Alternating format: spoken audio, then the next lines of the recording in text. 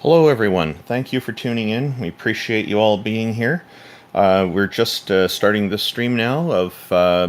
We have a panel of people on. Members from the audience will be presenting some arguments in an attempt to convince us that a god or a goddess exists.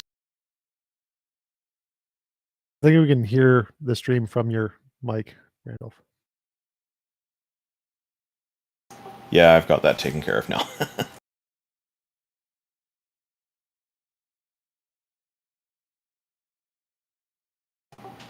So we have, first of all, I'll introduce the people who are in this panel. TJump, Tom Jump, is an atheist philosopher who hosts conversations with professors, philosophers, and other academics about topics ranging from biology and physics to religion and morality, etc. Tom Jump's YouTube channel is at www.youtube.com/tjump. Jefferson Spatchcock, who often shows up, is an atheist inquisitor and intellectual who has particular expertise in analyzing and reviewing debates. Jefferson Spatchcock has a YouTube channel as well, and the link will be posted shortly. It's also available in the YouTube description, all of these links. So, J.L. Warren is an atheist activist, educator, and entertainer. He runs the Bridge the Divide YouTube channel, where he addresses irrational beliefs, the irrational behaviours that often follow, the societal divides they create, and how those divides can be bridged with education, rationality, and reason. Bridge the Divide's YouTube channel is at www.youtube.com/JLWarren. I'm Randolph Richardson, and I'm an atheist from British Columbia, Canada. I'm the founding president of the Canadian Atheists, and I'm an advocate for freedom, fair justice, and critical thinking. I have concerns that oppression anywhere is a threat to freedom everywhere. You can find out more about the Canadian Atheists at www.canadianatheists.ca. IXX is a Tom Unboxes subscriber and former atheist community of Discord admin who enjoys long walks through evolutionary biology-inspired computer science, archaeological, academic biblical criticism, etc. Jack Burton is self-described as a middle-aged, college-educated nobody who drives the Pork Chop Express truck in his spare time, deist and mostly non-committal to philosophical stances. Peter de Tucker is an atheist from the Netherlands who handles the production of various YouTube channels, including Aaron Roz, and generously contributes his professional artistic skills for free to atheists all around the world. Peter de Tucker has a YouTube channel as well at www.youtube.com/gonnagoforit. King Xerxes is an atheist activist and political commentator who has extensive knowledge of the Holy Bible and the history surrounding it. He also has a YouTube channel.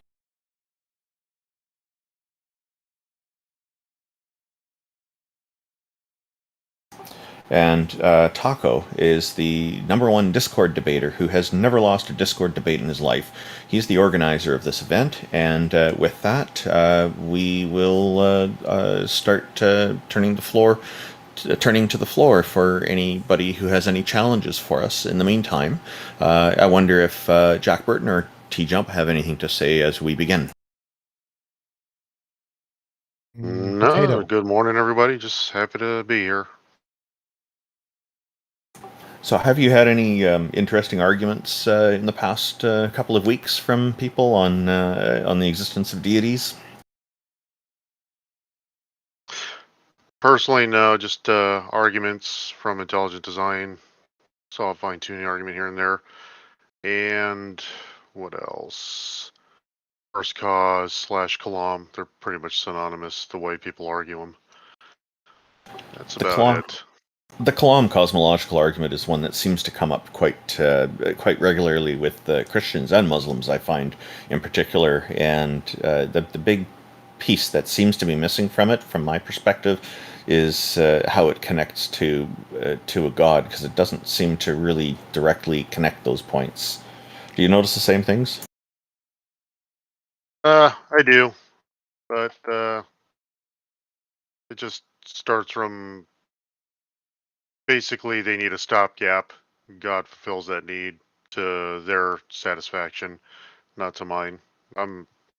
in the same boat with them. I think there's a God, but I wouldn't use the Kalam to justify that. I'd just blatantly be telling you, yeah, I need a stopgap, and God was convenient enough to convince most people. Yeah. The other one that comes up is Pascal's Gambit, or Pascal's Wager. It's better known as. I don't find these arguments convincing at all, but they do tend to come up, and somehow they do convince some people. And that the Pascal's Gambit one, I think TJump might have some great perspectives to share on it as well.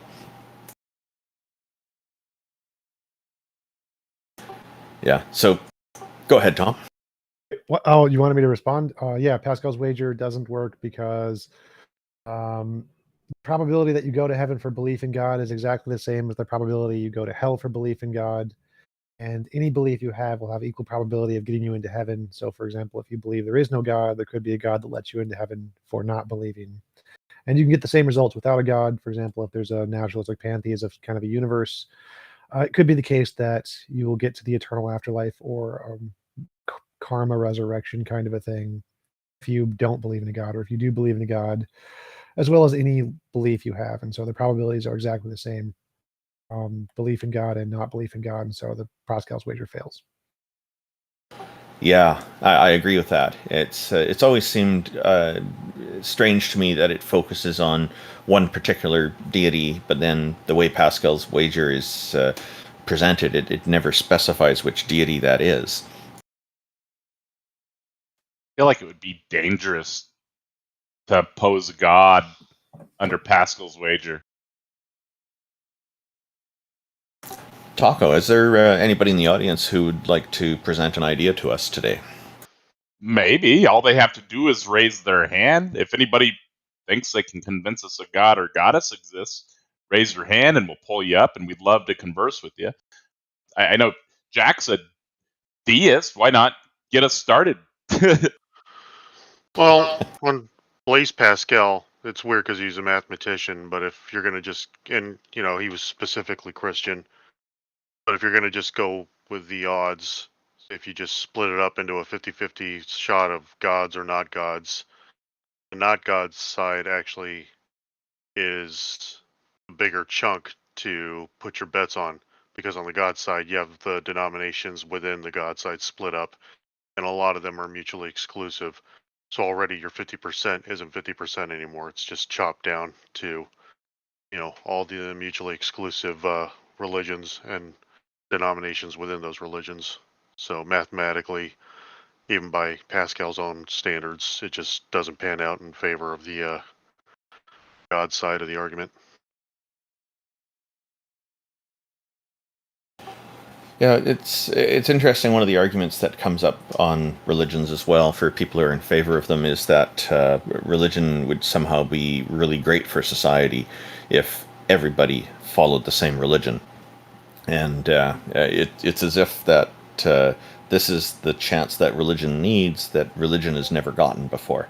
And I think it is an unfair assumption to make, because it really, reality shouldn't be dependent on what every single person believes, because it all seems to be based on facts. So I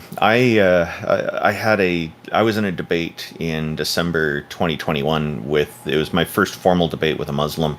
The fellow's name is Nadir Ahmed, and it was on modern day debate. He was arguing that Islam is better for society than atheism, and I was on the other side of this, of course. We ended up getting into the Holy Quran, chapter 4, verse 89, which, to summarize it is an edict to kill anybody who doesn't believe in Allah. And so if somebody refuses to believe, I guess under threat or something, then you can spare their life. So to me, I think that this is a very bad idea. And so, of course, I objected to it. So he wanted to go through the next two verses with me. So we did. And those verses were they listed about 3 what I call annoyances to justify killing somebody. And so we went into all of this, and I was saying, look, this is not on equal footing. Like, if somebody is trying to kill you, then self-defense, certainly it's reasonable to justify defending yourself against that with an equal amount of force. If they're trying to kill you, then it may be okay to kill them if that's your only option. But if all they're doing is doing things that are kind of mildly annoying and not actually trying to kill you, like one of the criteria was if they're not bringing you peace, which is, or if they're not, another one is if they're not restraining their own hands, and another one is if they're not staying away from you. So these 3 things are not equivalent to somebody trying to kill you. These are what I call the 3 annoyances. And so we were kind of at loggerheads. We couldn't find agreement on this. He interpreted it differently than I did. Taco, it looks like somebody is joining us. Noted, welcome. How are you today? Hey, Noted, I saw you in the audience there, and I've seen you debate religion quite a few times. I've actually gone back and forth with you via text chat, so I figured you'd be an interesting guest to pull up here. How's it going today? You're muted, Noted. Thank you for the super chat, Renee. Appreciate it. I am doing pretty good for the most part. Oh, Noted might be having some audio challenges. I hope Noted will be back shortly. There, I'll pull him back up. Here we go. Hello again, Noted. Welcome back. Hi, I'm trying to put this on loudspeaker. Just a Well, we're off to a good start. We can hear his voice this time. So Noted, yeah, I guess I have to put the phone to my ears. It sucks, but Well, your voice is coming yeah. clearly, so we can hear you loud and clear, so that's really good. From my conversations with you, you seem very theistic, and we'd love for you to attempt to convince us a God exists. Well, it's funny because I joined honestly very quietly, like I didn't expect to talk, but I don't know, I just joined. Yeah, well, I mean, I'm not in the best state to really prolong this conversation, but I guess I could just kind of talk a little bit about my belief. Sure, go ahead. What? Tell us about that. What have you got for us? Well, I guess for me, I guess a lot of people think that as a Christian or as someone who is a theist, that you're basically indoctrinated, or like you were raised in a family where this is your belief system that you must uphold to, and so on, right? But I think a lot of people don't realize that a lot of Christians like me believe in science, believe in logic that directs to God, right? And it causes a very conflated or confusing standpoint, when I talk to atheists, because like for me, that's how I see life, right? But yeah, I mean, I don't know where to start. Like, if you guys wanna like try to give me an initiation, because like my mind is all over the place when it comes to God and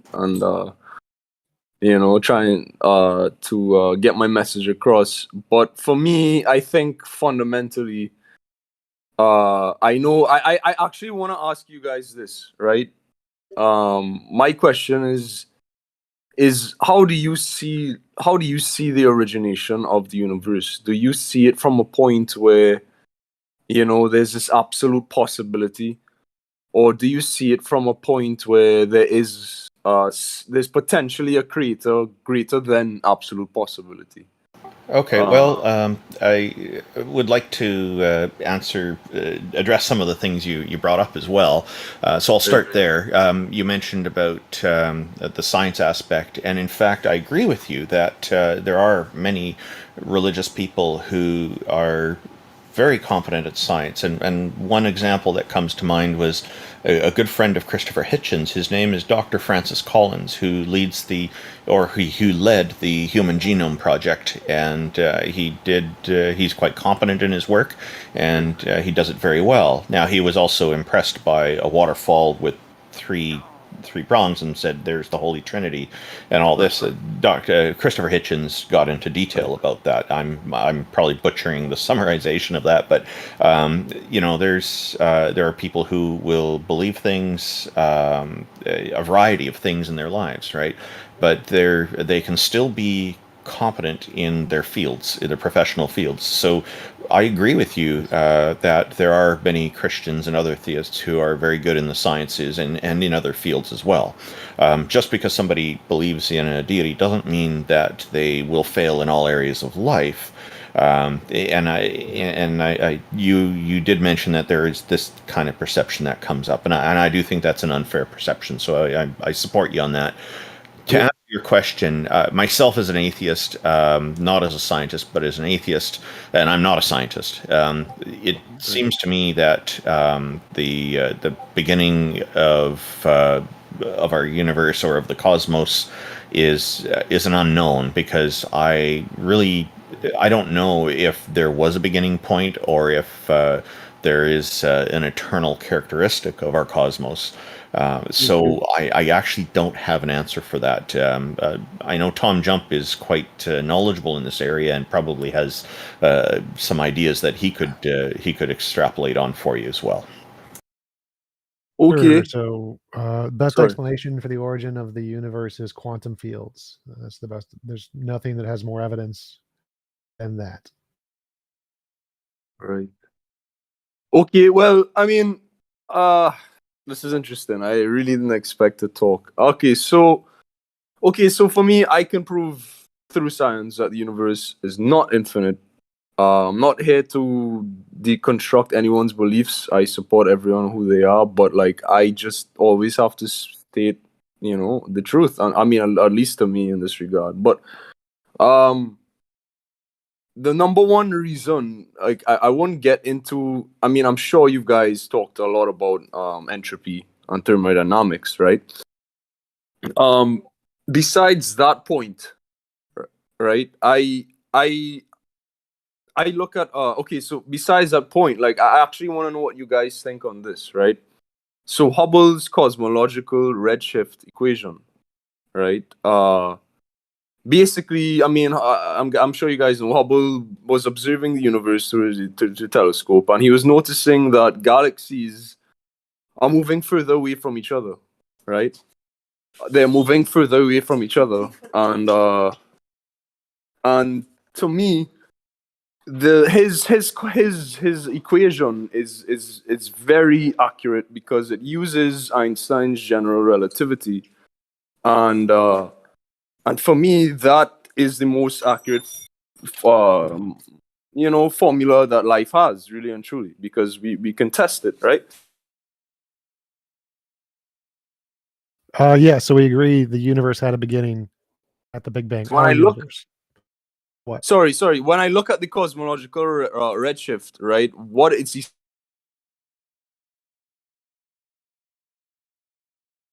You just cut out, noted. It sounded like you're asking about the redshift, and then you stopped there.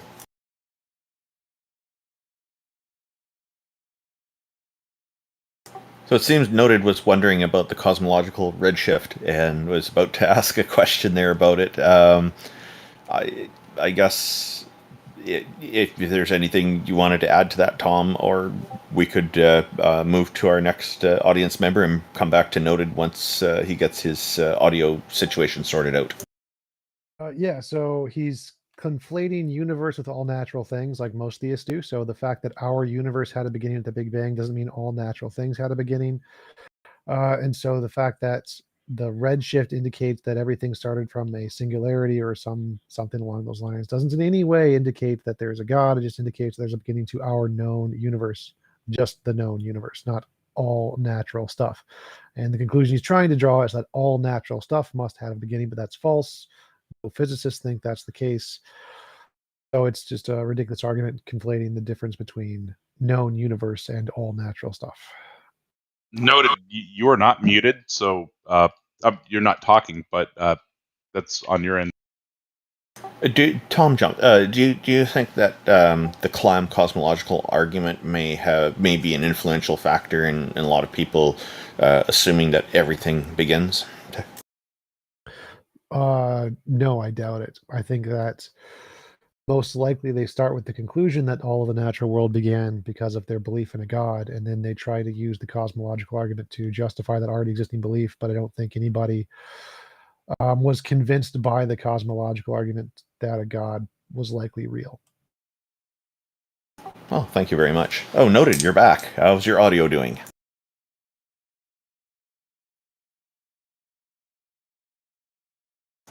Okay, so why don't we thank you very much for coming on, Noted. Maybe if you want to try again in a little while, we'll move on to somebody else for now, and we'd be happy to bring you back in to continue with your question if you like. We'd be delighted. Yeah, just stick your hand up when you figure out the mic thing. It's not a big deal. It happens sometimes. It's kind of hard on your phone to use the stages. Otangelo is in queue right now. We love talking to Otangelo, so I'm going to go ahead and pull him up. Hey, Otangelo. Hi guys, can you guys hear me? My microphone. Otangelo. Oh, that is like the worst audio ever. Yeah, Otangelo, there's a buzz in the back room. There's a buzz in the background. It sounds like you're in the back rooms, and we can barely hear your voice. Unplug your mic and plug it back in. I will get out and You need to unplug your mic and plug it back in. Otangelo, it's real bad. All right, Otangelo, there was a buzz in the background, and we can barely hear your voice. TJump is suggesting that you completely unplug your microphone and plug it back in. Hopefully that will help. Taco, who's next? I see Pax, whatever, in queue. I'm pulling him up right now. Hey, Pax, how's it going? It's going pretty well, man. So the goal here today is for somebody to convince us a god or goddess or multiple gods or whatever exists, right? So I guess that's a good jumping off point for you. Oh yeah, there's like plenty of arguments, man. Like like some of the ones that Otangelo uses, like the micro factories and cells and living organisms, the order in the universe, the fine tuning of the universe. The Kalam, the contingency argument. There's a bunch of arguments for God. Which one would you guys like me to start with? Whichever one you think actually counts as evidence of a god. I'm familiar with all How those arguments. does any of this count as evidence for a God? Is that your question? I'm familiar with all of those arguments, but just using basic logic, you can realize that none of those indicate a god to any degree. So I don't understand why you think they're evidence. Like you don't think the order in the universe and like the fine tuning raise the probability that was designed, and thus raise the probability of a god existing? Nope, definitely not. In fact, it's quite easy to show it doesn't in any way.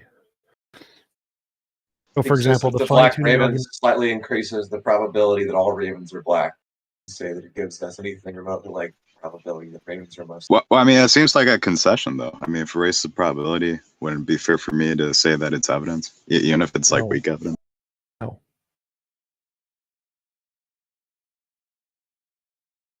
I didn't quite hear your question. Would you mind repeating that, Pax? That last part, it kind of cut out for me. Like, if some observation or proposition or whatever raises the probability of a hypothesis, like, doesn't that mean it's evidence for said hypothesis? No. Oh, it does not. Okay, TJump. So what definition of evidence are you working with then? Something that increases the probability that the proposition is true. So based on your definition, apologists use this super ambiguous definition because it's dumb and it makes it seem like there's evidence when there's not. Based on that definition, if I say I can imagine a leprechaun farted which caused my cup to fall over and I see the cup falling over, that would be evidence that the leprechaun farted. Clearly, no rational person would think that's the case because the prior for leprechauns is so low. But if you pick the priors before considering the actual evidence, then it makes it seem like there's evidence when there's not. So no, you cannot consider it to be the case simply on the fact that you can make up an ad hoc explanation that can explain the data. You actually need to make it accommodate the priors as well. So if you don't have any priors on that, then no, it doesn't count as evidence. I mean that's all fair, but wouldn't the cup falling be evidence for the farting leprechaun or whatever? Oh, I mean, if the cup hadn't fallen, wouldn't the probability of the hypothesis being true be less? I've already said no like 10 times here. You have to include the priors, or else it doesn't even count. All right, you have to include the priors. So what does that mean? So the definition of evidence you're using is a Bayesian definition of evidence, and in the Bayesian definition of evidence, if you have any possible thing that is logically possible to explain the data, that's evidence in the very stupid definition that theists use. But the reason that works is because the priors for the data are not included. They put them, it's called the problem of priors, where in Bayesian epistemology, you put the priors before you make any consideration of the evidence that anything counts as evidence. If you include the priors, but what do you mean by priors then? All the other evidence. Like, is there evidence of leprechauns existing? No. Leprechauns, all of the evidence indicates leprechauns are things humans made up. So if we ask, is the falling over evidence of leprechauns? No, it's evidence of not leprechauns, because there's so many other things that show up leprechauns are completely made up. Well, I mean, yeah, that would be the evidence against the leprechauns, right? But that doesn't mean that the cup falling isn't evidence for it. No, right? you have to include that. There is no evidence of leprechauns simply by the cup falling. I mean, literally, this argument is so stupid, and theists are so stupid for making it. The definition of evidence you're using is so vague that literally anything applies to literally anything that's not logically contradictory. That is not an intelligent use of the definition of evidence. But I mean, Steve said, when I asked you for your definition of evidence, I mean, you gave the same one I was using, right? No, I didn't. Like, didn't you say that? I said something that increases the probability the proposition is true. That means in conjunction with the priors. You have to include the priors. If you don't include the priors, it doesn't. Does the cup falling over increase the probability leprechauns are true? No, it doesn't.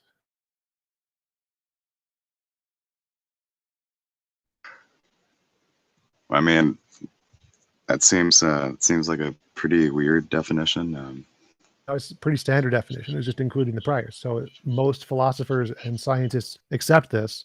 It's only the theists who use this very stupid definition and use it in an ambiguous way that doesn't. But everyone who uses the Bayesian definition seems to well, they agree with me here that they seem to accept that. Well, okay, you might have evidence over here that raises the probability of a proposition being true, but you might have other facts that decrease the probability of it being true. Yeah, and that doesn't in any way address what I said. So the problem here is that if you use the very hyper-specific definitions in philosophy, it makes it seem like something is evidence when it's not. No rational person, any philosopher of any kind, will say that the cup falling over actually increases the probability leprechauns exist, because it has all the other contradictory evidence, which then makes it not evidence. It's just not. So the problem here is that theists use a very stupid definition of evidence to try and make it seem like there's evidence of a god, when really all they're saying is they have as much evidence as a farting leprechaun. So if you want to admit that you have equal evidence to a farting leprechaun, then yeah, that's your god, a farting leprechaun. It's equivalent to a farting leprechaun. So do you have anything that increases the god's existence more than a farting leprechaun? Yeah, sure. All the arguments I listed. Those all indicate a farting leprechaun as well as a god. So I don't know why you think that's better. Yeah, okay, that's a claim. What's your argument for it? Because it works equally as well for a farting leprechaun as it does for a god. Like, what would be? There's no difference there. Okay, so you're gonna beg the question next. No, I didn't beg the question. There is no premise in the conclusion on that one. Well, you said that the evidence that I brought forth, the arguments that I listed are, equivalent to, your hypothetical of a farting leprechaun. And like the evidence for it is on that level of quality, right? That's your claim. Yeah. That's your claim, and to support it, you reiterated your claim. No, I already did that. You already admitted that when you said that the cup falling over is evidence of leprechauns. So if you think it is evidence of leprechauns in the Bayesian sense, man. There might be other evidence. Right, so it's equivalent. You've admitted it's equivalent. Do you have anything better than a? No, I didn't admit it's equivalent. I didn't admit that the evidence for God is on the same level. Give me an argument that is. Why are you over talking me, TJump? I'm sorry that I'm wiping the floor with you. Give me an argument. I've already crushed your dumbass. Give me an argument. It indicates a god more than a farting leprechaun, because everything you've done is equivalent to farting leprechaun. So give me. Okay, that's fine. Let's start with the fine-tuning argument. Okay, fine-tuning argument does not in any way indicate the existence of a God.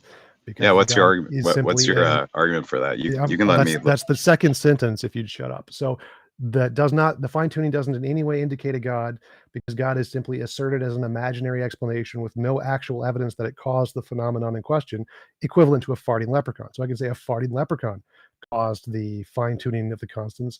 Therefore, it's evidence of a farting leprechaun equivalent as much as so for God. What the fuck are you even talking about now? It's like on top of begging the question, you're bringing Hey. up farting leprechauns again. Yes, Don't be because civil, that was man. the claim, is that your argument is equivalent to God, equivalent evidence for God as it is for a farting leprechaun, and I'm providing evidence for this. Your evidence for God caused the fine tuning is simply you made it the fuck up, and my evidence that a farting leprechaun caused the fine tuning is that I made it the fuck up. So those are equivalent Yeah. claims. So do you have anything that's actually indicates a God more than a farting leprechaun? You're saying that the fine-tuning evidence for God is as good or as bad as the evidence for a farting leprechaun in the hypothetical you listed. No, the What's your the fine tuning works equally as well for a God as it does for a farting leprechaun. okay?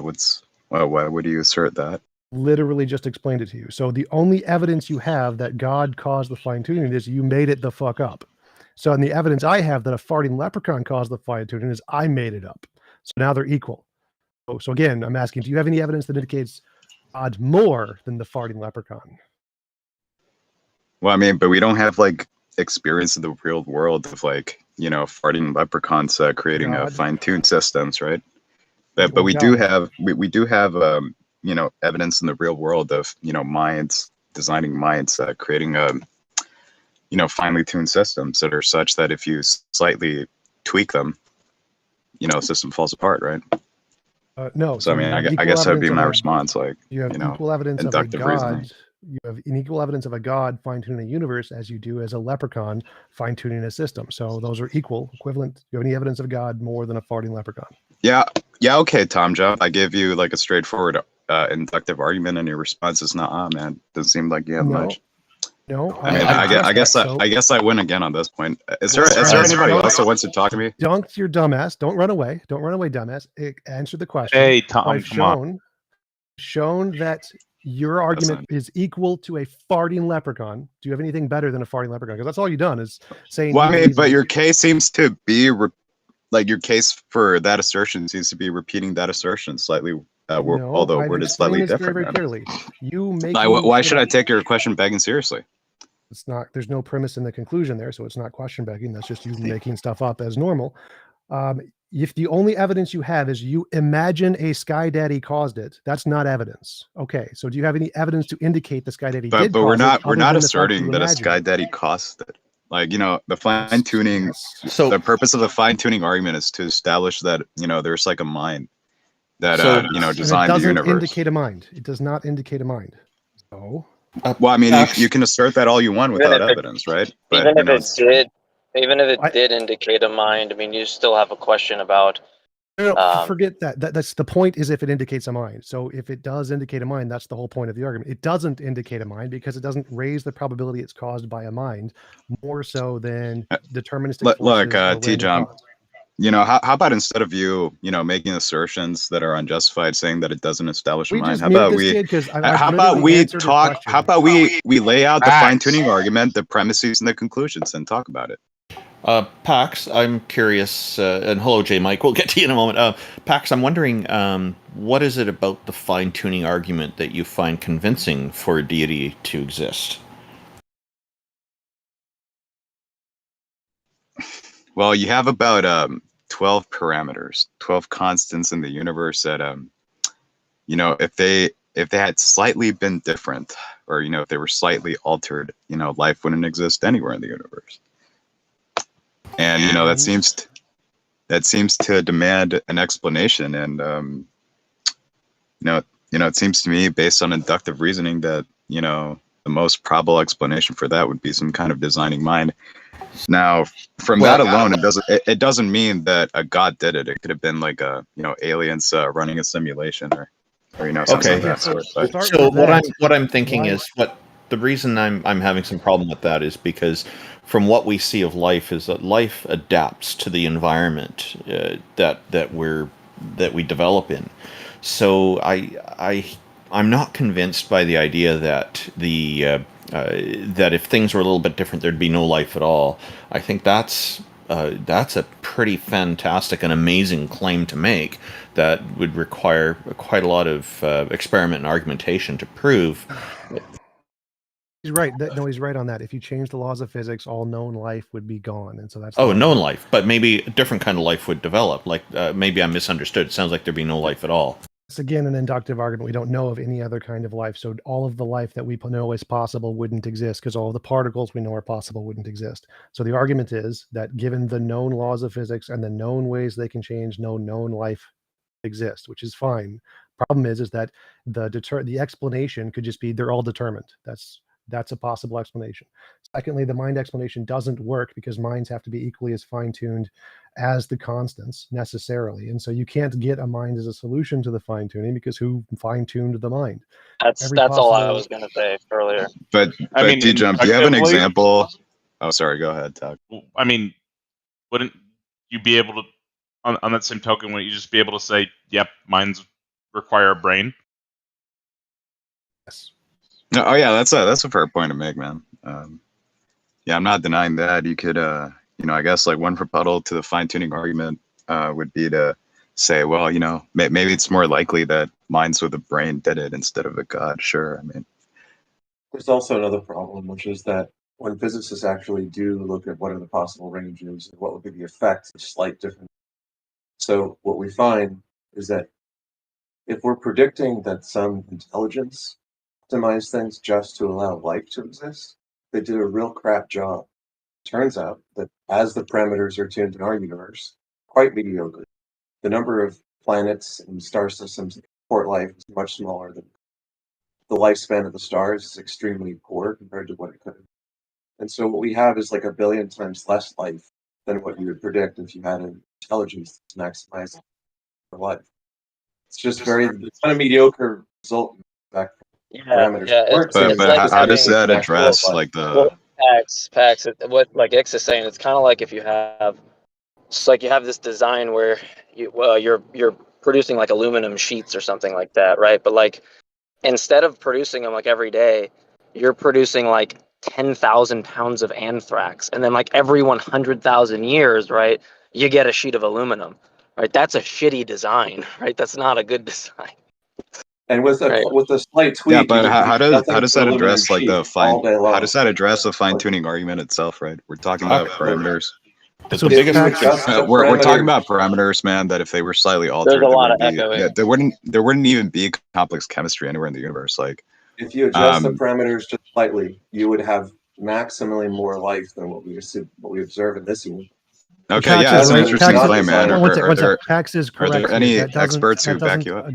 Yeah, there's a whole panel of physicists that do studies on this. Hold up. PAX is correct. That doesn't actually address the fine-tuning argument because the fine-tuning argument doesn't say it can't be more fine-tuned.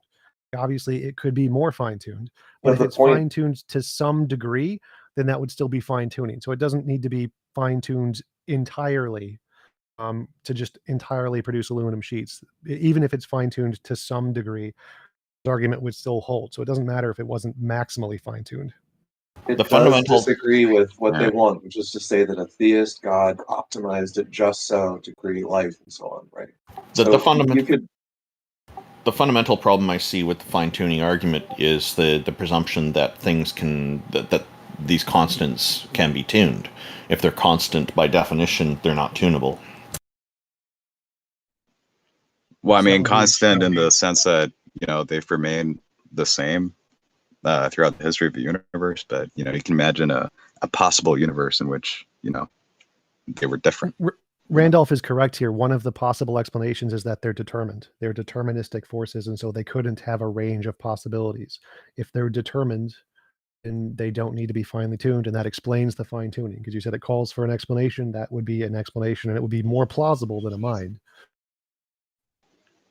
Yeah, okay, cool. I mean, on what grounds would you say it's more plausible than mine? Do you have like an example of a fine-tuned system being the product of a mindless process? Well, we Yes, only got pretty much one every planet in part of the nature. universe. Why wouldn't that work also on the every other? part Wait, of why nature, wouldn't like what? why wouldn't that objection not work on the other side of the coin? Right? Like if you're asking for an example of that, like why would that by parity of reasoning not affect what you're saying, right?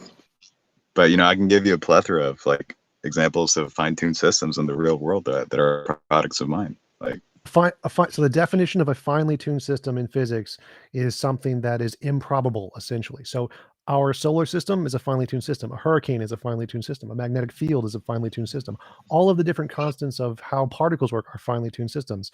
Hurricanes, finely tuned systems. All of those things are finely tuned systems based off of the definition in physics. None of them are produced by a mind. You're conflating the in what finely sense are tuned, they fine-tuned? because the definition of fine-tuned in physics is simply the fact that it's improbable. It's an improbable combination of a certain things that has some outcome that is not likely. That's it. So Well, I mean, that maybe you're right that the word fine-tuned can be used in that sense. physics. But That is the but I word mean, we're that's using in not physics. tracking the way the term fine-tuned is used in the argument, right?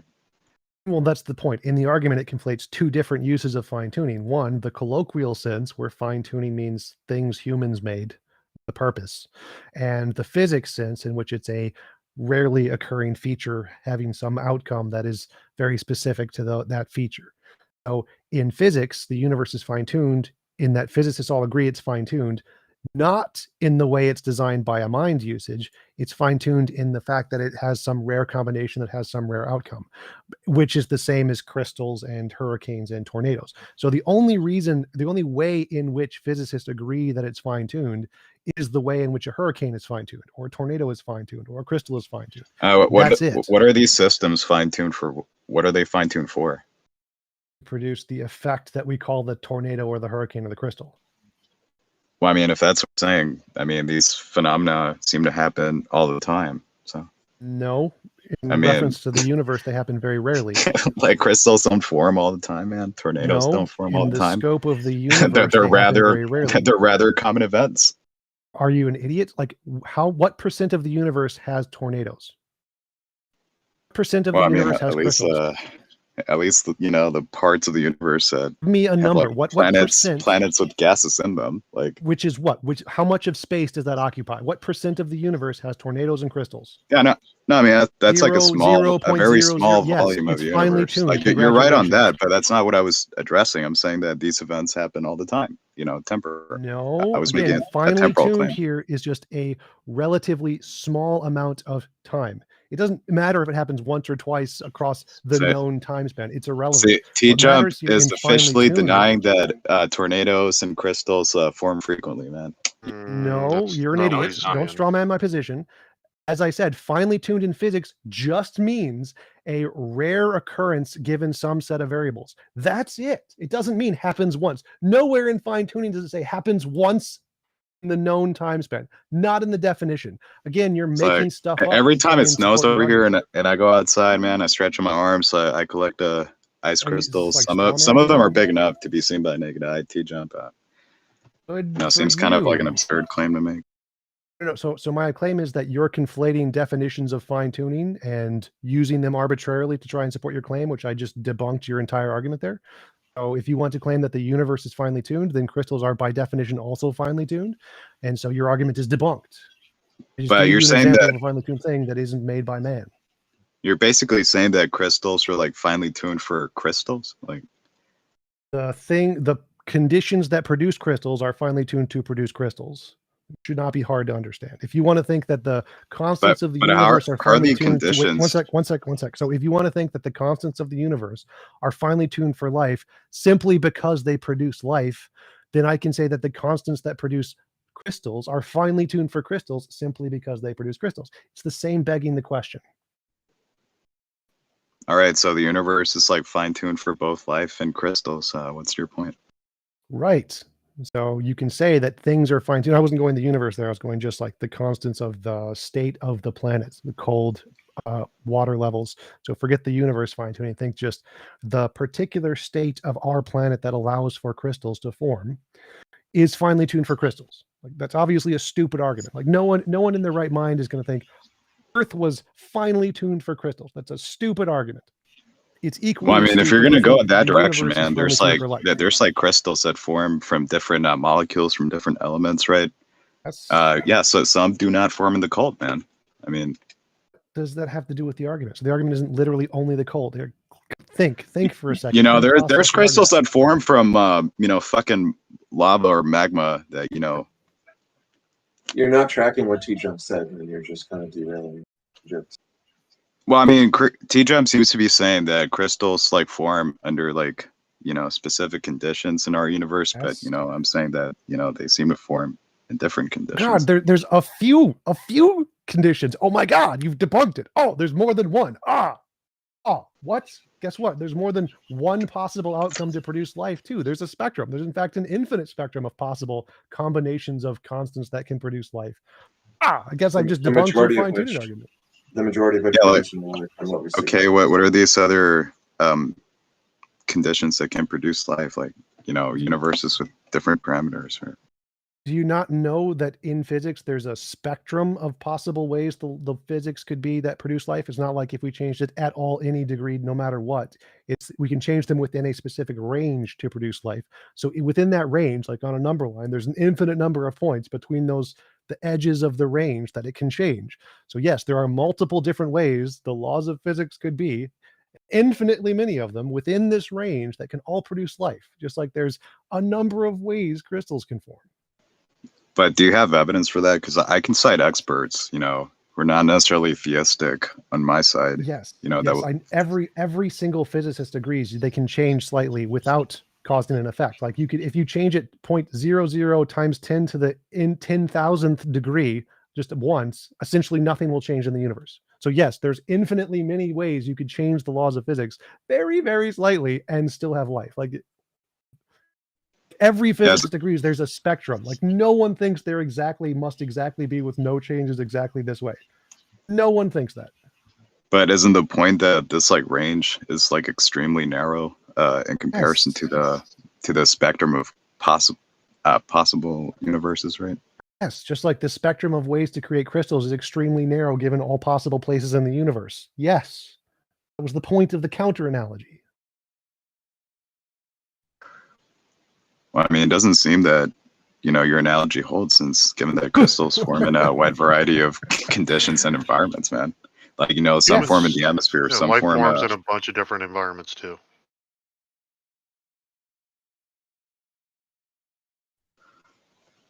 Well, all right. Yeah, you got a point there.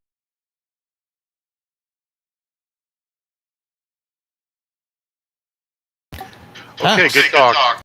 Hey, Pax. Pax, thanks for bringing us all these wonderful topics. Were there maybe a last statement you wanted to make without falling for the temptation of declaring yourself the winner, or anybody? Maybe just kind of summarize what your thoughts were in 30 seconds. Well, you know, TJump basically stated that, you know, tornadoes and crystals are rare events. You know, they don't happen often. And no, that's correct. That's correct. I said they were rare events in reference of the universe, which is man, correct. he concedes to it. I didn't straw man him. Right? Of the universe. I was right. If you disagree with that, you're an idiot. Yes, I'm correct. I agree with this point too. All right. Well, you guys have a good time. I gotta go work now. It was fun. Thanks very much. Who's next, Taco? I see Otangelo's back in queue. It looks like he got his mic working. This will be exciting.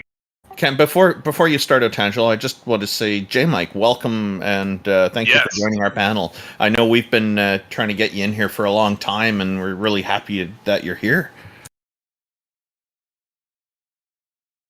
He's driving. He might be in a bad area, but he does host Talk Heathen quite often. J-Mike is awesome. Do you have anything you want to say, J-Mike, before we pull up before you start, he's driving. He judging by his icon, he must be driving one of those Mario Karts. Yeah. Seen his car, that is 100% legit. Otangelo, thank you for your patience, and glad that your audio is coming through without the buzz now. Welcome. What have you got for us today, sir? Yes, hello guys. So the question today in the room is convince us that the God or goddesses or gods exist. So first thing when I read this is my aim as a theist and engaging atheists is not to try to convince them on anything, because that is something that an atheist must want to do by himself. So if I want to be convinced of something, I have to do my homework and then convince myself. So all I can do is provide you reasons why I think that theism is the better explanation and worldview compared to naturalism or strong atheism, and then you can do with the information whatever you want. Now that doesn't mean that I'm not desiring that you come to believe in the truth. Of course I do. I want, in as much as God wants, that people are saved, and I see myself and others which engage atheists as an instrument, as God said we should be instruments and proclaim the gospel to the world. So that's the first point. Now, I was hearing TJump saying, well, you can, rather than God putting farting pixies. I think the contrast and what we are disputing here was intelligence, someone with intent, foresight, and goals involved in fine-tuning the universe or not. Now, that can be farting pixies, TJump. It can be whatever you want to put there and name that intelligence. It doesn't matter. But the crux is, was intelligence involved or not? And I would say clearly yes. The point of the farting pixies was, I was asking, do you have anything that indicates a god more than farting pixies? So the point of the farting pixies was, yes, that could also be the designer. But I was asking, if all you have is evidence equivalent to evidence for farting pixies, you have a pretty stupid argument. So do you have anything more than farting pixies, was what I was asking the previous guy. And I don't see why you think fine-tuning would indicate intelligence. It could be a result of, again, deterministic forces, as Randolph mentioned. There's no evidence that intelligence would be a preferred explanation here. Well, the thing is, TJump, that I can that there are specific numbers in an infinite range of numbers that you need to put in the equations, and only if you put that specific number, you have a life-permitting universe. And if you put another number in a range of different constants, then you don't have a life-permitting universe. So that is really... Untangelo, if those numbers are determined to be that way, would that produce a life-permitting universe without a designer? Well, what would determine it that it has to be a specific number? There is no physical constraint in that. Yes, we are there talking could be. here about mathematical equations. Could be lots of different possible physical constraints that could determine it. But the question was, if they're determined by something else, and there's infinitely many other non-God things that could determine them, would that produce a life-permitting universe? Well, first, in order to have actually physics, you need that right equation. So you cannot you cannot resort to physical things in order to explain the physical. Untangelo, equations don't cause things, they describe the way things are. So there is a physical constant, and we describe it with an equation. We don't need the equation first, the constant is first. So we have constants, and those constants could be kinds that determine all of the other constants, and then we would have the constants which would determine all of the things to be exactly as they are now. And my question, which you still haven't answered, if the constants are determined by some fundamental physical force exactly the way they are, would that produce a life-permitting universe without a god? Again, you are resorting to a physical force. That's precisely what we try to explain. No, what we're trying to explain is the fine-tuning. We're trying to explain why the constants that we measure have a particular combination to them, and those could be explained by a physical force or a god.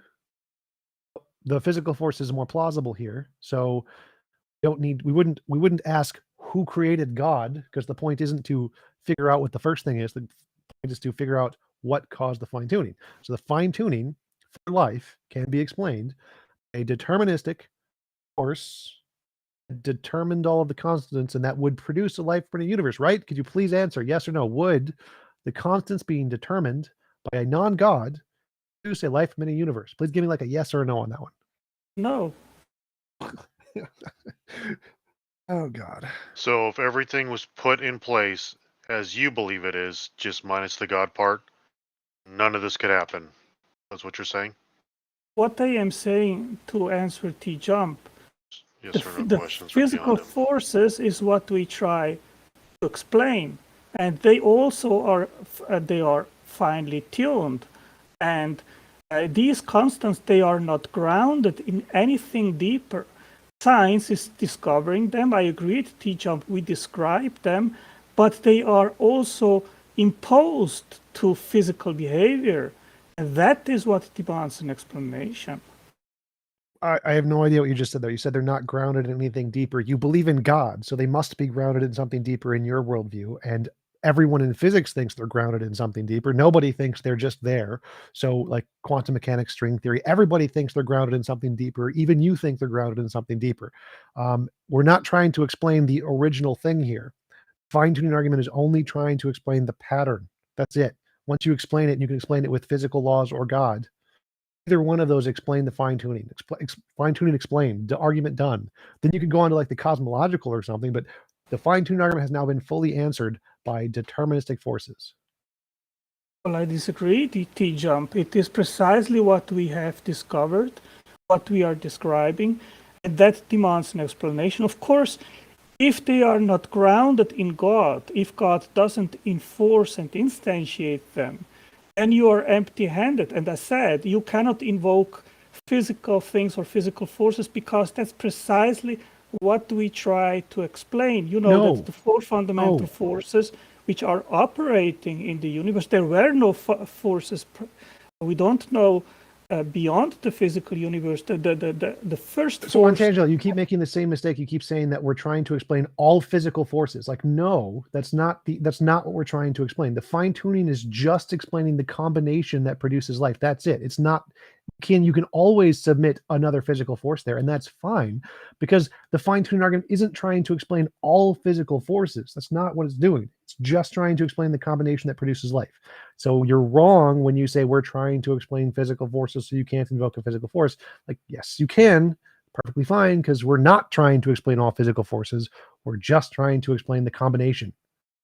Well, that is just an ad hoc assertion, TJump, because yeah, I can say that original force which you try to invoke was stochastic and was just unregular, and would be unable to do anything. So you are just making up an argument for which you have absolutely no evidence.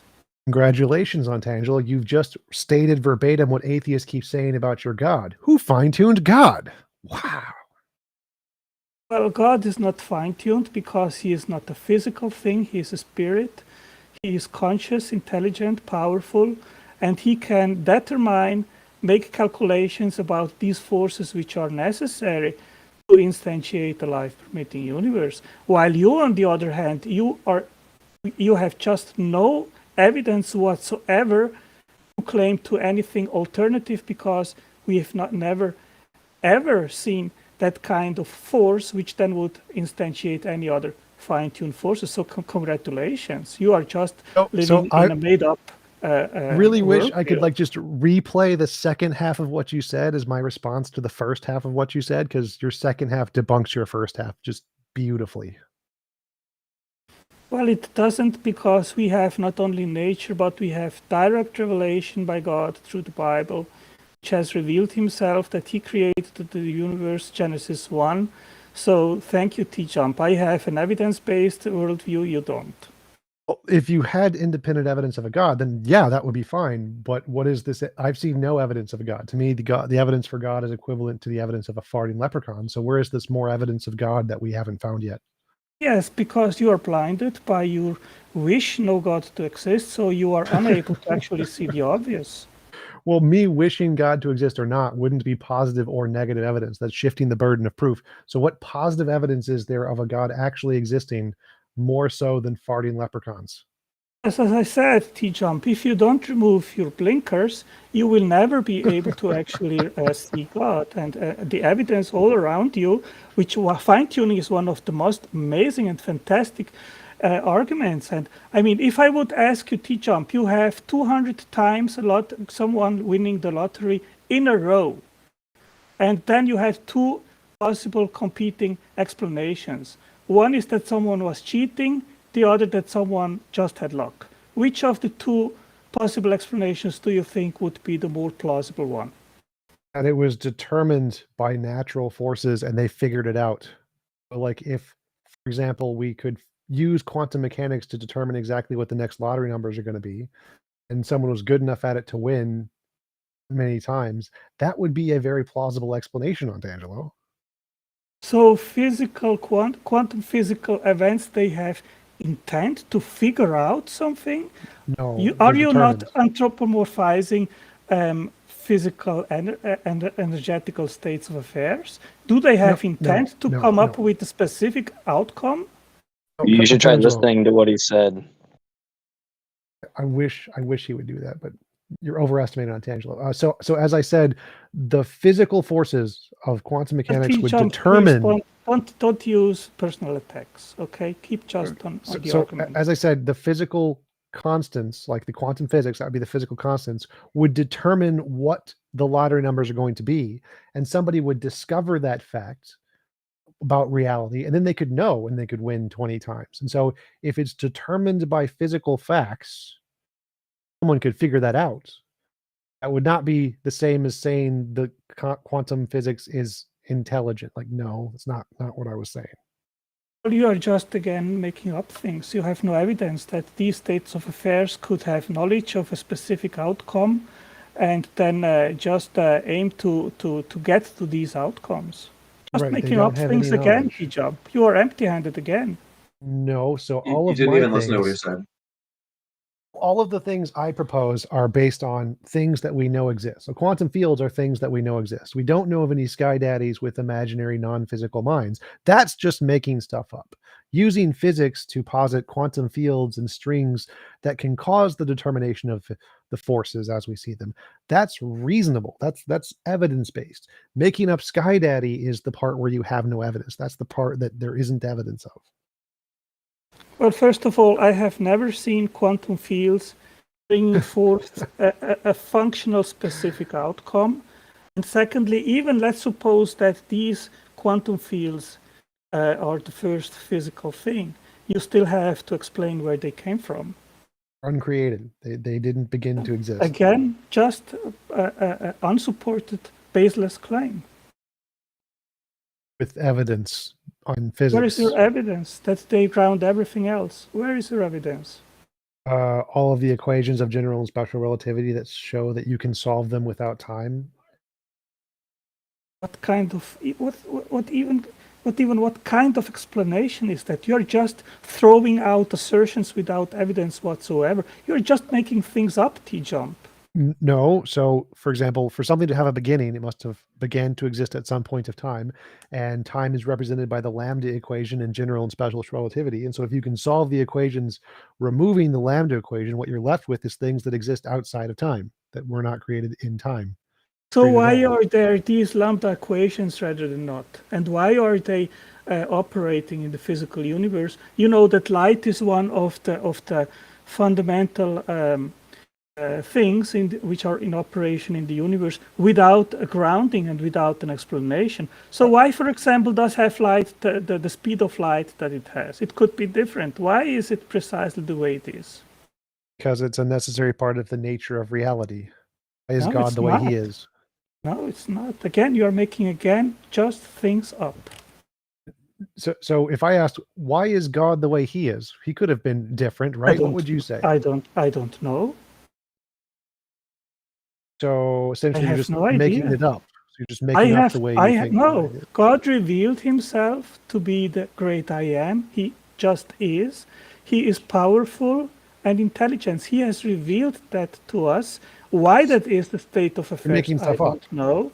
But what I know is what he revealed. It's funny too, TJump, because I talked to him too, and he'll make these arguments about like grounding logic, right? And then he's already saying he couldn't account for like why God's nature is X instead of Y, or why it won't change to Z tomorrow, right? He can't know that, yet he makes these arguments where something like logic is reflective of God's nature, but it's weird that he can't account for the thing that's supposedly reflective of that thing, right? So it's like you don't really have an account for any of the things that you say because you can't even determine why God is X over Y. And to TJump's point, you're just gonna make shit up, right? You don't actually have a basis. Whereas what TJump is saying is actually grounded in something, right? Like there's Yeah, something I can- there. Like there's some one more optical. thing. Mike, One I thing I want to say agree really quick. with you. I Untangelo, cannot one second. I explain wanted to God's say one thing really quick. existence. I want to say one thing really quick, then I'll give up the mic. I can say that the quantum fields revealed themselves to me, and so I know that they're ultimate perfection of nature because they revealed themselves to me, and now I have equal evidence as on Tangelo. Do you think that's evidence on Tangelo if the quantum fields revealed themselves to me? Hey, TJump, if they revealed, I mean, we have discovered them. Science has discovered them. Now the question is, why are they the way they are?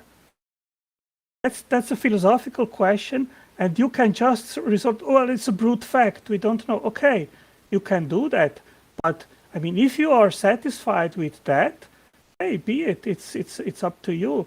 I am not. I want to know why that state of affairs is the way it is. Now I know it's not good to quote things in a debate, in a conversation, but I think it is. It would be okay right now. So I would like to quote here: time, length, mass, electric current, temperature, amount of substance, and luminous intensity are fundamental properties and the most basic ones of the cosmos and our world. They are themselves ungrounded, and they ground all of the other things. They are not calculable from even deeper principles currently known. The constants of physics are fundamental numbers that, when plugged into the laws of physics, determine the basic structure of the universe. An example of a fundamental constant is Newton's gravitational constant g, which determines the strength of gravity via Newton's law.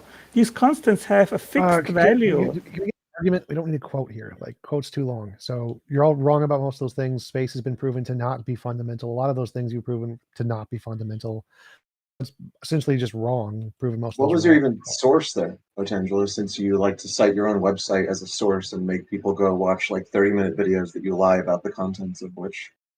Oh, I can give you the link here in the. What's the name of the source? Just tell us the name of your source. Sounds like a real physics source. I'm just curious because I've had Otangelo send me to videos that he insists address the topic at hand. They're literally just a complete waste of time that he lied. Well, Yeah, my history is being cited as blog all the time. Like I don't care Yeah, about he your blog. sends citations to his own website. Well, just who are you quoting, Otangelo?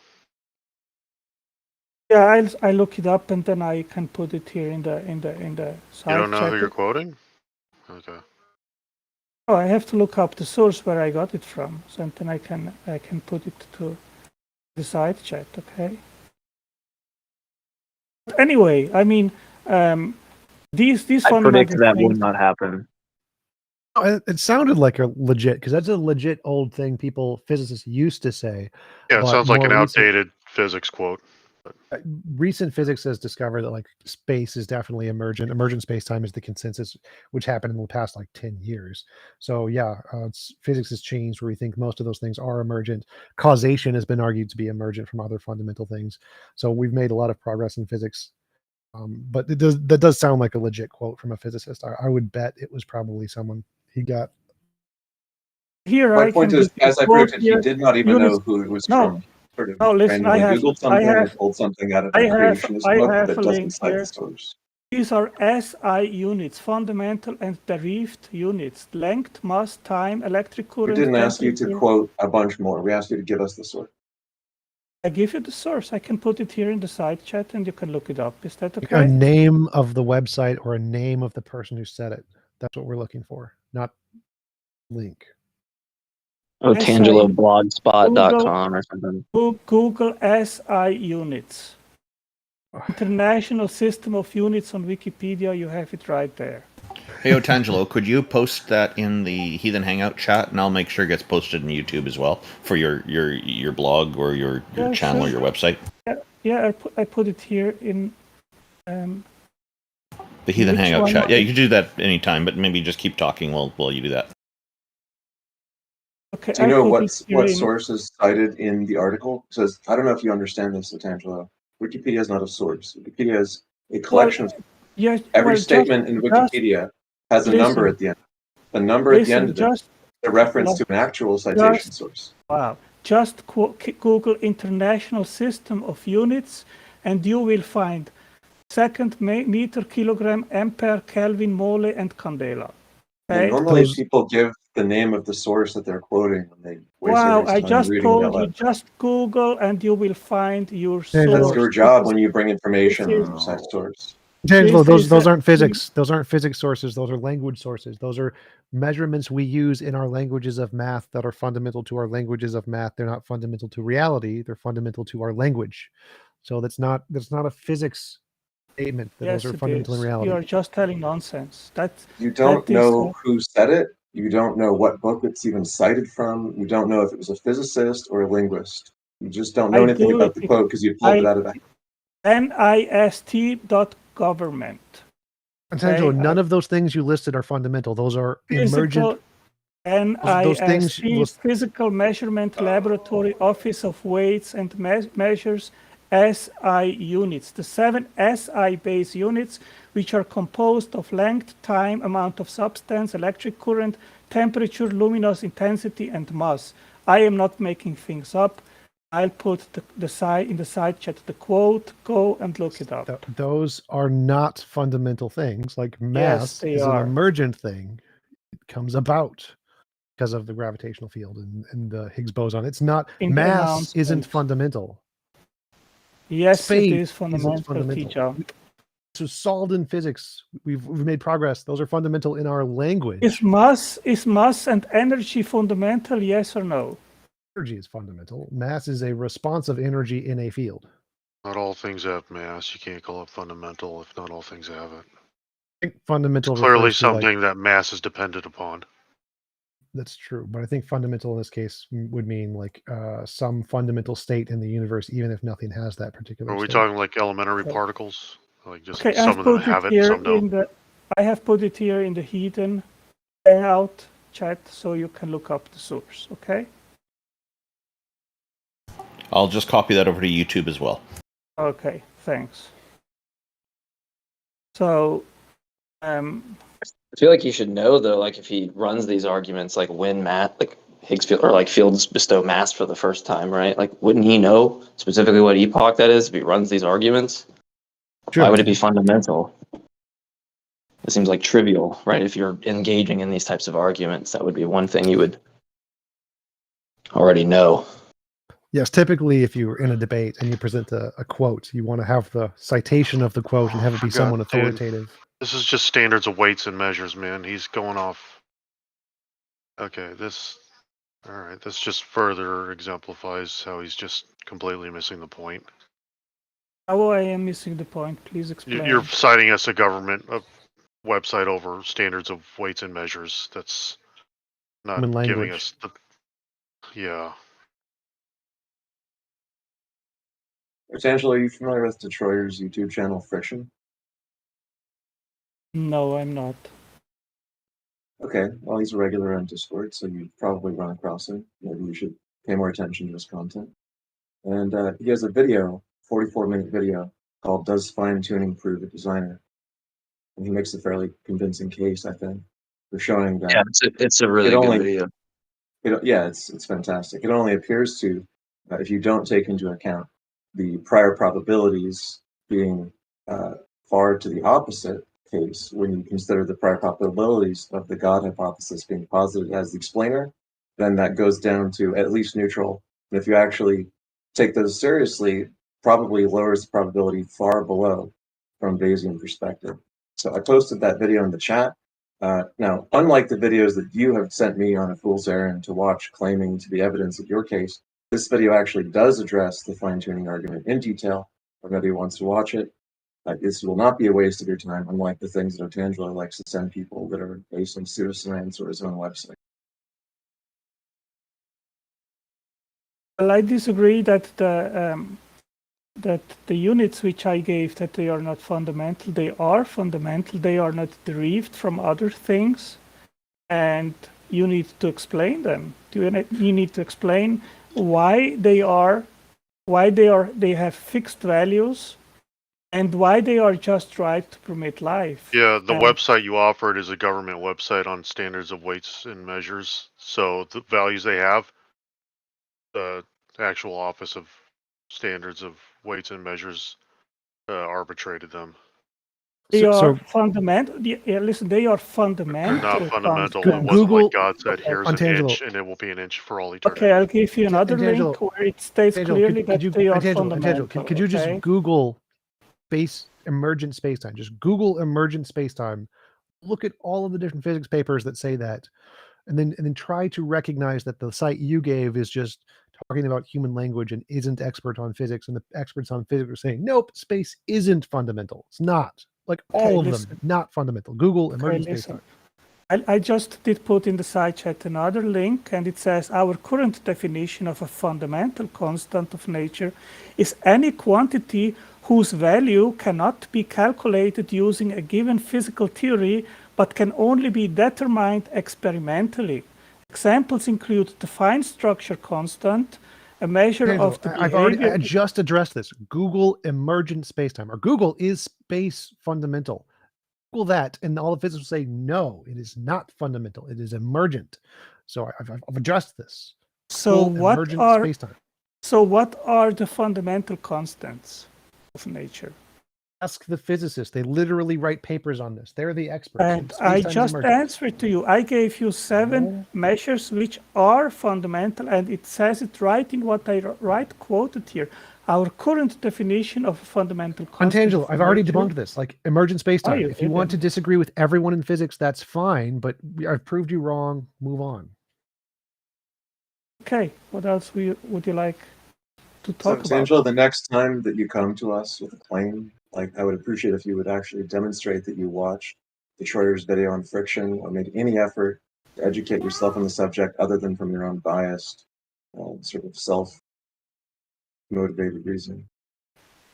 Well, you know, what I do is I study science, and the premise is always science-based, and that what I presented is science-based, despite you guys denying it. The quantities which I just mentioned, they are fundamental. I gave 2 links, you can look it up. So just denial doesn't cut the cake, but hey, whatever. Yeah. If you want Last to live week you in told us. yeah. Last week you told us that you didn't think it was possible for abiogenesis to occur on clay substrates generating chains. And you claimed the evidence of that was that an experiment was debunked because it was only getting a certain kind of clay, and that's too unlikely to have occurred in Earth's primordial environment. You were completely ignorant of the fact that was one of the earliest experiments of its kind, and that there are other experiments that showed orders of magnitude more possibility to create longer chains with totally different circumstances for the starting clay. You didn't know anything about the subject which you claim to study scientifically. You just throw out canards and hope people don't Google the thing that you're claiming. With 5 minutes of time, they can find that you've completely no knowledge of the subject. Okay, let's even suppose that what you're just saying is right, and that some experiments have been able to concatenate or polymerize RNA chains of over 50 nucleotides of length. Fine. Thousands. Thousands. Okay, thousands. Okay, fine, thousands. Even if that is true, giving you read it? that. Oh, let me answer now. Even giving you that would be true, and there would be a possibility to concatenate thousands of RNAs. First of all, let's even suppose you would have through that a functional RNA ribozyme. Okay, let's even suppose that it could self-replicate. That is a huge distance to get a self-replicating, adapting, evolving, living system. So this is something which you are claiming because you don't even understand what it actually takes to have a first replicating cell, which is a huge distance from just having a string of even thousands of RNA molecules stringed together. So did you even read the paper that I posted last time to debunk your false claim?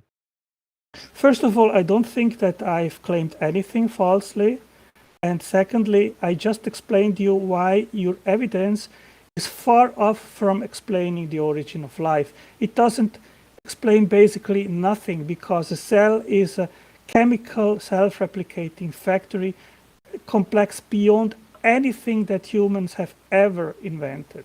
My point is that rather than changing the subject, I want you to address the fact that when you made this claim the last time you're on this show, you said that you could debunk the claim that clays could polymerase the necessary chains to start RNA because of this one experiment that you claimed had overly unusual parameters that wouldn't exist in the primordial environment. I showed with literally one Google search that there were other experiments that produced thousands with totally different parameters. I sent them to you in the chat. You didn't read them. And I predict that you will go on making the same bogus claims and citing that one bogus claim that you made to us over and over again because you're a dishonest interlocutor. Sorry, you've lied to me. You've lied to my face. You sent me videos that you said address this. That were literally an entire video that didn't even mention it, and said, "Oh yeah, you should watch this video on my website. It'll totally address your claim." You're a liar. You are a liar because you are claiming that just this explains the origin of life, which by far doesn't. So you are making pseudoscientific, nonsensical claims and accuse me of being a liar. No, you are a liar because you want to make believe that an inconcatenation of thousands of RNAs can produce life. That's just pseudo-scientific gobbledygook and nonsense. So hey, be at your place, learn the basics, and then come talk to me. Otangelo, make an effort to actually read the information that's presented to you when people respond to your bogus claims. And when you come back, actually demonstrate that you have any awareness of the subject that you claim to be a scientific expert in. Yeah, you can make big words. You can accuse me of lying. This is the I didn't use any big You're words. going to pull like you use big words to obfuscate. Come on, that's kind of an empty this is a criticism tactic at this point. of someone which is in the corner, which is desperate to make its case. No, you haven't. I think it's a good time to end this conversation thanks here. For coming up. Yeah, thanks. Thank you for coming up, Otangelo. I did share his links in the YouTube text chat as well in case people are interested. So. Yeah, standards of weights and measures, because evidently God invented the meter. It wasn't some French guy in the 1790s. That's what I was going to ask. I also shared IX's link. There's a very good one. So thank you for that. So we've got an interesting one next. So Barthologist, he's a friend of mine. He wants to come up and talk with us. So I'm inviting him up right now. It sounded like he wanted to have his buddy Objects Are Real come up. And I was like, we'll try that out. Sure. So I don't see him in the audience. So do you want to have him put his hand up, or what's the game plan here, Bart?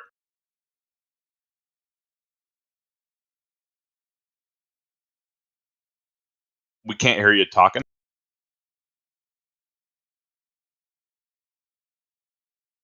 You might want to drop out.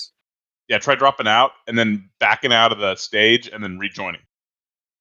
Anybody want to take odds on the probability that Otangelo will actually watch the 44-minute friction tutorial video? Well, he's not here to defend himself. But the problem is, like, he doesn't even buy into any of this. He'll be back next week. He'll just be but he doesn't buy into any of the stuff. science. He's actually a young Earth creationist. He only uses science to rope atheists into like natural pantheism or deism. Once he's got you roped in there, then he argues against all that for young Earth creationism.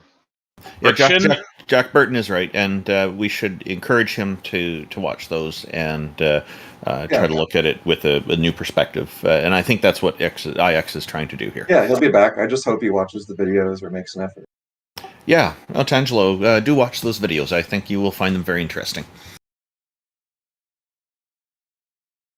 So it looks like Bart might be having issues. Well, why don't we bring up Laura for a moment? Yeah, she was wanting to talk about what we were talking about with Otangelo there. Hey, Laura. Hello, Laura. Welcome. Hi there. Can you hear me okay? Yeah, I saw you in the YouTube live text chat, too. Thank you for joining in. Yeah, and one of the things that always makes me chuckle when I hear this, Otangelo and people have a similar kind of thing, they automatically assume that God was behind this. God is the tuner. And I created an argument which, is basically an atheist presuppositional apologetic, and it really is just a reductio ad absurdum one. So I'll give you it, and the irony of it is that the argument I'm going to give now is exactly the same argument as Artangelo's, except for no God required. So here it comes, and again, if it comes to anything, it's more of a a deist God, but even then, it's not an actual God. It's a it's the old. Was it Hitchens who said? No, it wasn't Hitchens. I can't remember who it was now. Any sufficient technology, would Distinguishable from magic. exactly. So it's basically that. Okay, so here it comes. That's Sagan. Yeah. So here it comes. Okay, so a long time ago in another universe, a being called Bob decided to create a universe just because he wanted to see what would transpire. In Bob's universe, the laws of physics work differently, so something can come from nothing, and that's how Bob's species came about. Over time, that species advanced to the point that they had the technological advancement to be able to create planets and universes. So Bob created this universe, life and everything, including the laws of logic. That Yahweh thing, yeah, that's just a myth created by an ancient tribe who couldn't answer the big questions. Where do we come from? What caused the universe? What's the purpose in life? So no God required.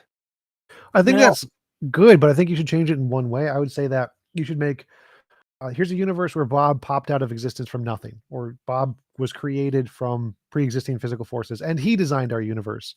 Therefore, our fine-tuning is evidence of Bob, which is evidence of non-God. Yeah, but again, it's not God that it did the fine tuning here. It's just someone in another species that created this universe, and the fact we're here to make any claims or anything, the fact that we're here at all and our universe exists just means that the universe exists, that the knobs were in the right places.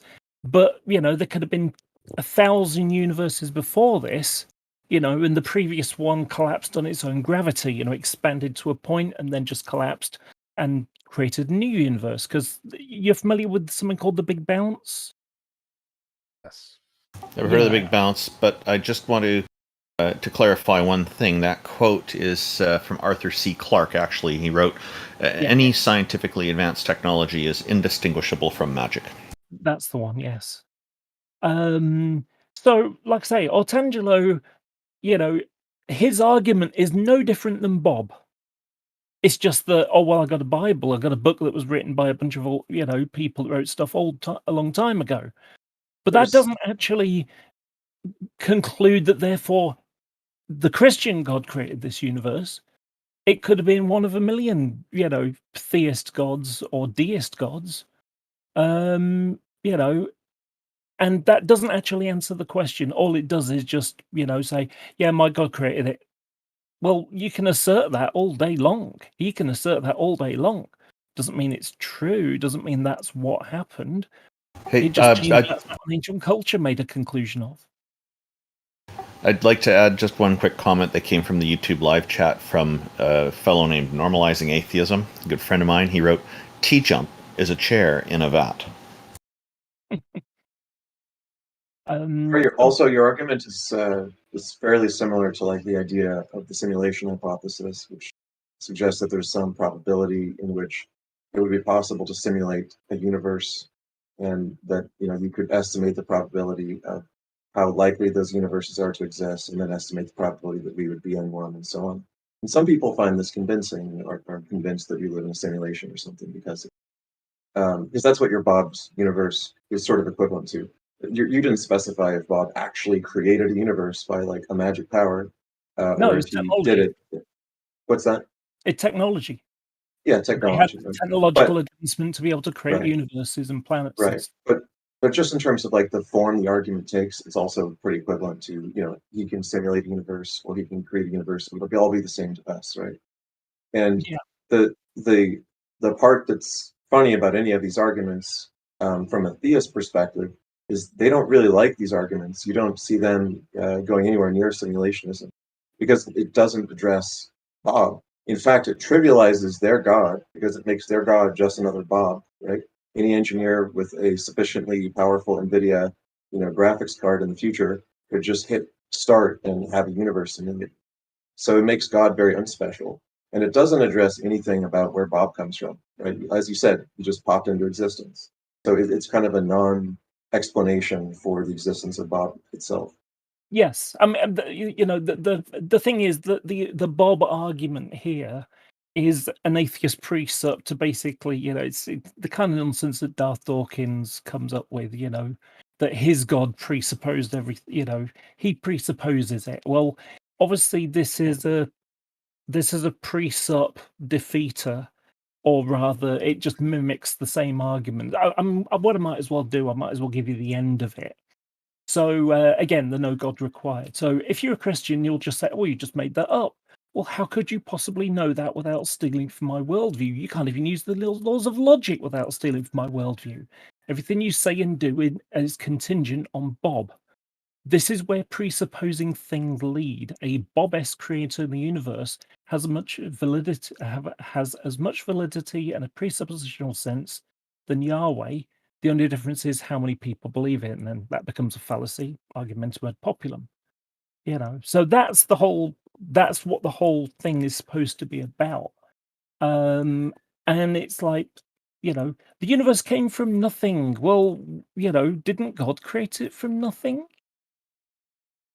These conclusions that someone like Artangelo likes to claim came from his God.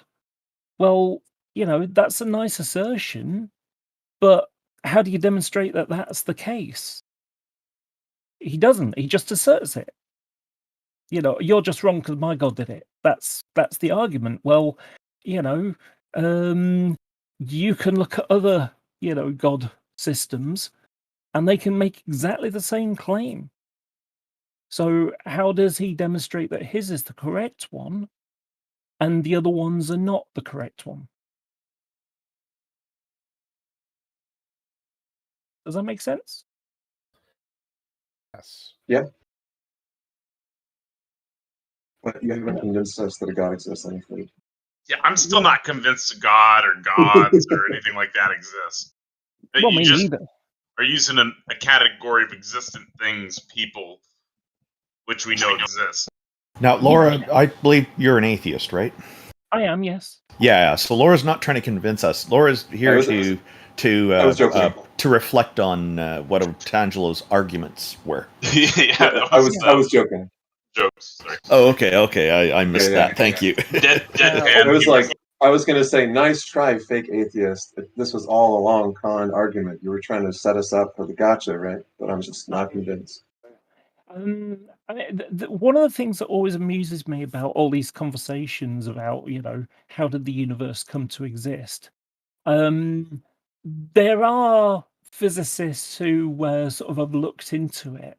The difficulty is that we can't know because we can only measure from the Planck time, like fractions of a second after the universe began to exist, and these arguments kind of what came before the universe is a logical question in itself, because of course time didn't begin to exist until there was the Big Bang. And so, and it also comes into, how can something come from nothing, which is one of the questions that gets asked. The problem is, what do we think of as nothing? Because nothing encapsulates lots of things. If I've got I've got a glass in front of me and it's empty, what's in there? Well, colloquial will say nothing, but it has volume, it has gravity in there. It is a nothing with substance. Well, actually, that's contentious for me, because that's not. It wouldn't qualify as absolutely nothing. You could say there's nothing in that area, but absolutely nothing wouldn't even have things like gravity necessarily, or any laws of physics or natural laws necessarily. Absolutely nothing would be kind of like null in a database. You'd be not able to define it. So that's the thing. But as soon as you put any one characteristic on it, it ceases to be absolutely nothing anymore. Yeah, and Any other theists? We have no idea whether an absolutely nothing can exist, let alone has existed ever at any point. Well, Well, that's the other, another- but Yeah. another fundamental factor is that if that's the case, we cannot rule out that something could erupt from absolutely nothing. Because if there's no laws governing it, it's hard to say whether or not that could happen, right? Yeah. I'm gonna say real quick because my phone is dying as it's charging. So I wanted to say thank you for letting me come up. And before I head out, I wanted to say subscribe to me in TJump's OnlyFans at JJump. It's onlyfans.com/JJump. So you can go do that there. And I think X is getting on the. I think X is getting on the mix. So we'll see though. J. Mike, we look forward to having you again in future episodes as well as a regular. I hope you'll be back. Yeah, I'll try next. I was helping my brother move. Hopefully next time I can. I should be able to do it next because I'll probably be at my family's house for Mother's Day if you guys are doing it next week. So I should be able to do it. And we don't. We give do my this. full We do this once every fortnight, every 2 weeks. Oh, okay, cool. Yeah, and thanks for coming up last minute. I know I've been messaging you for a while, but we do appreciate you coming on board. If you want to link Talk Heathen or anything like that, send me the link. I'll pin it up. That should sit in there for a few hours after the show. And Laura, I'm going to go ahead and put you back into the audience. We do appreciate you coming up. You were awesome, but the goal here is for us to be convinced that a god or goddess exists, and you're just reaffirming what we already think. So, and I just wanted to comment quickly on something that was said. Like it sounded like there was this idea that the metric system that metric measurements are fundamental to life, the universe, and everything. And it's my understanding that the metric system is based on fundamentals observed scientifically, but the measurement system itself is still arbitrary in larger picture, universe and cosmos, etc. To be fair, Antangelo was saying that the metric system and the other units of measurement are a result of these 6 things, and the 6 things he listed are the things he thinks are the fundamental things, not literally the metric system. Okay, thanks for clarifying that for me. Laura, thank you for being on with us. Really appreciate you sharing your perspective today. No problem. Take care. Barthologist Plus, here we are again. How are you doing? What's up, guys? Welcome back. So I just wanted to, because this question is always going to come up, whether if someone proves it or disproves it, does it mean that that God actually exists because of this question? Just because of the question in and of itself, does God exist? If you could prove it or disprove it, then yeah. Well, the fact that you even asked the question. Well, I can accept all the God beliefs, right? And the fact that you even want proof, does that give it validity? Does it give it some sort of does it make it something important to talk about or to know, right? No, the answer is very simple. No, these are all kind of arbitrary questions that people have come up with because there are questions asked all the time about how things work in reality that have no bearing on reality at all. So just asking the question doesn't make something suddenly more valid as a concept. So we question all kinds of things all the time. We write stories, science fiction stories, and other kinds of fiction all the time, and it causes people to ask all kinds of things. Hey, Randolph, New Age. You can also, Barth, real quick. You also have I spend a lot of time there's a lot of people on TikTok that do the whole New Age spiritual crystal clutching stuff, and so I spend a lot of time on that. But I think that stuff's extremely absurd. It doesn't give it validity because I want to show people that what they're doing is just not engaging in critical thinking at all, right? That's just the goal is to hopefully have a world around me that applies a little bit more critical thinking because we have to share space with these people. Yeah, but J. Mike, you're not disproving God. You're just bringing up that people don't really have proof for his existence, right? That's all you're really doing here. No, we're disproving the arguments. So if people think there's evidence and we can disprove those evidence, we're disproving their arguments. That's the point. Well, you're disproving people on Discord. This is a very sexual. It also matters. You're what also matters is somebody presents. Come on, man. Somebody presents attributes on some god, right? And we could derive some contradiction from what they accept already, then yeah, you could show them. Especially if they're like, yeah, I don't think contradictions can exist, and we say, well, here, what's entailed here is a proposition and then the conjunction of its negation, right? Like P and not P. And if you agree that like squared circles can't exist and things like that, then we can show that thing, right? It's a squared circle, it doesn't exist. So in some cases you can, but it's going to matter in terms of like, what's constitutive of the God or what somebody thinks, All right, J. Mike, you just told me you know things. That's all that said. That you know certain things and you know how to use the words. That's all that meant. But the fact that you're on Discord on this server, this isn't open to all of Discord. You're just disproving the people in this call, in this sort of like server. You're not disproving I take incoming calls every Sunday. So, you can call, anyone can call. I don't know what that had to do with what I said. Barthologist Plus. This is the audience that's available to us, and we're very happy that so many people are interested in this, and we're finding some of the conversations here have been really, really wonderful. If you have an idea on how we can be open up to a larger audience, please let us know offline. Contact Taco; he's the organizer, and we'd love to expand it. Yeah, we'd love to hear from some more educated theists for sure. Well, hopefully Discord will open it up like it did before, and we could stay in this server and do it how we're doing it now. But that'll eventually break. But anyway, bring them here. Right now, this is fine. I think Ix, TJump, myself, Taco, Jack, Randolph, right? I think everyone here would take, given the chance of a platform or an opportunity to take incoming calls from theists. Like that's what that's what we do. So there's not like no one limits that, right? We would take any person. So I don't really know the relevance. So the real question is his implication that we're like taking strawman theists and only addressing the weak theists. Like my show is all about inviting on professors of the highest experts in the field on every single argument on YouTube. That's what I do. So I've invited on the biggest experts in the field in fine tuning and the moral argument and every single version of apologetics I have. Wasting our time complaining that we're on Discord. Like, yes, we're here and not there. Okay, do you have an argument?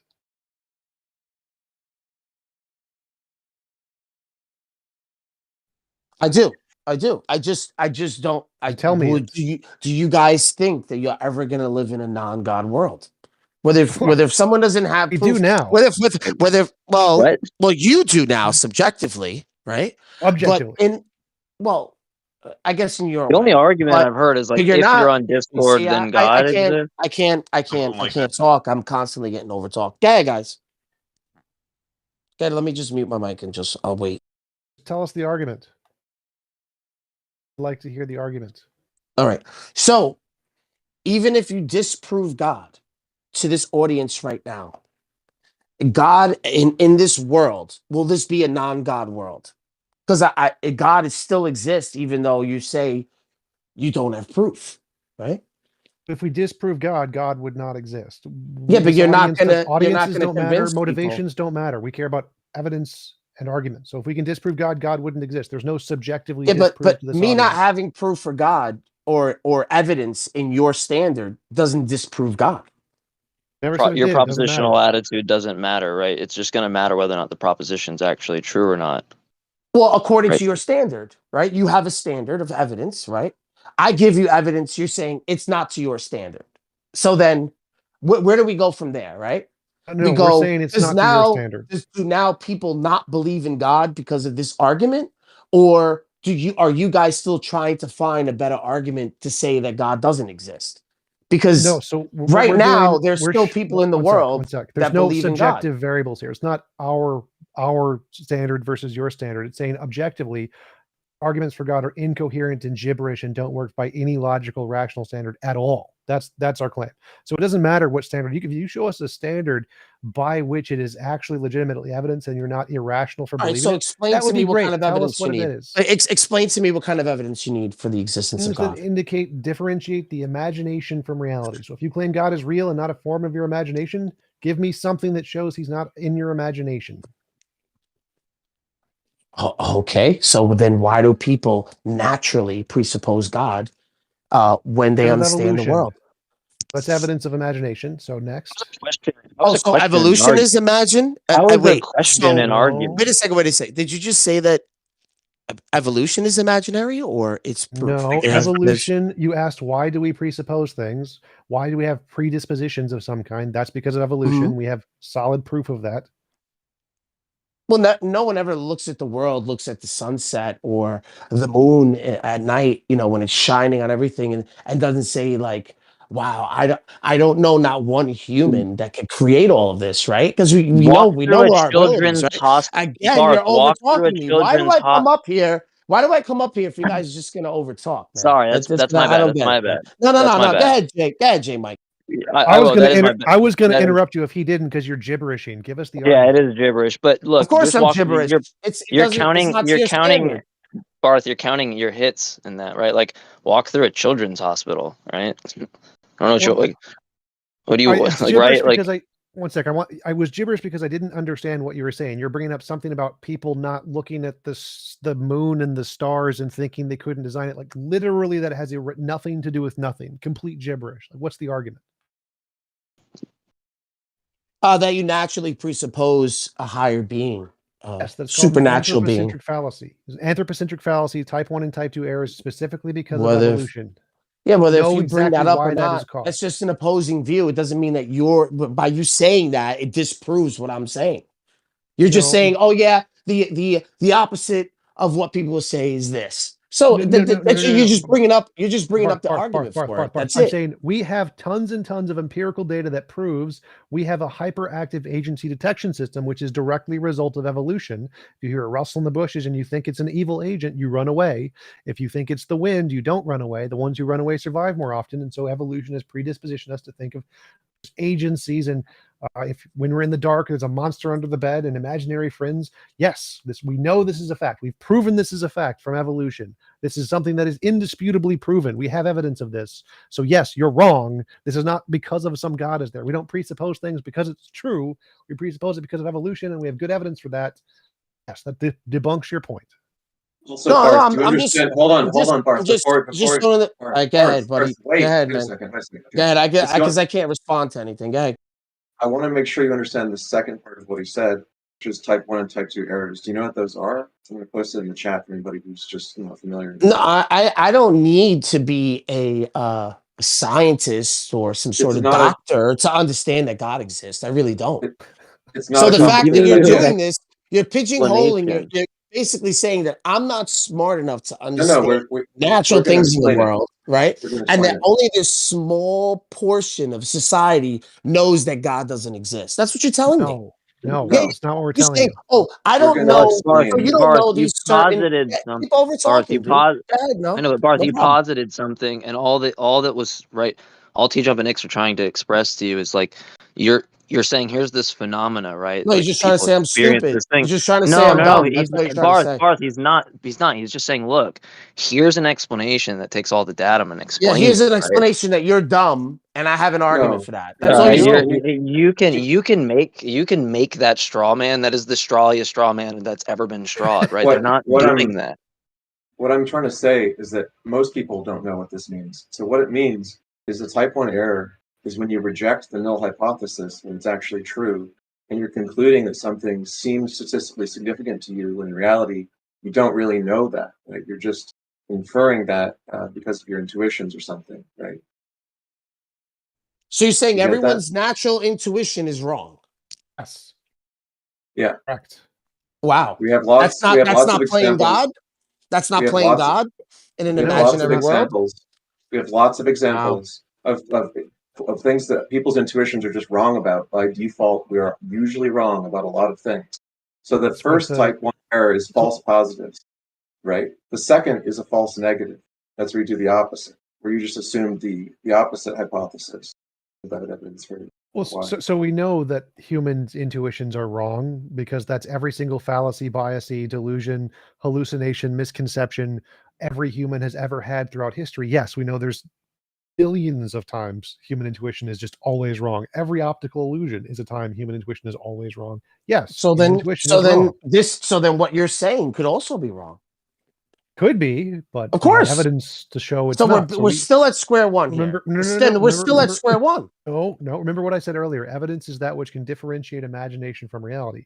We can show what I said is reality and not imagination. So we have evidence for that. We've gone beyond the part where it could also be wrong. We have good reason to believe it's right.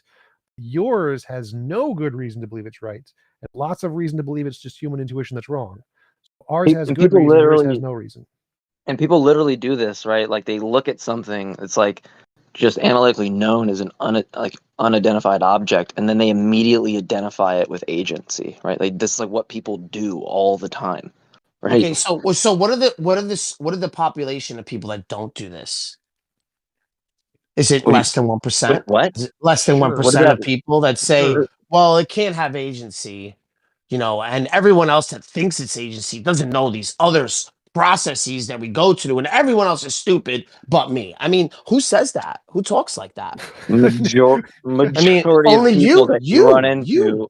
You speak like that because I'm not telling you that you're dumb because you don't believe in God. No one said you're telling me because I don't know some sort of default position of your, because of how you think, and you say, oh, I've heard this argument before, and we've looked it up in this, Stanford Encyclopedia, and there's an opposing view on this. So he's automatic. So that makes it automatically wrong because we have a response for his argument. Because that's all you're doing. By your reasoning, like anytime someone Bart, real quick. I never get to finish what I'm saying because anytime someone gives you an explanation, you wouldn't overtalk me if this was a win for you. If this was a slam dunk for you, you would know. No, it's not. It's not a slam dunk. I'm just trying to explain something. Yeah, pretty exactly. trivial, right? It's not a slam dunk when you that's say why something, you need to be disrespectful and overtalk me.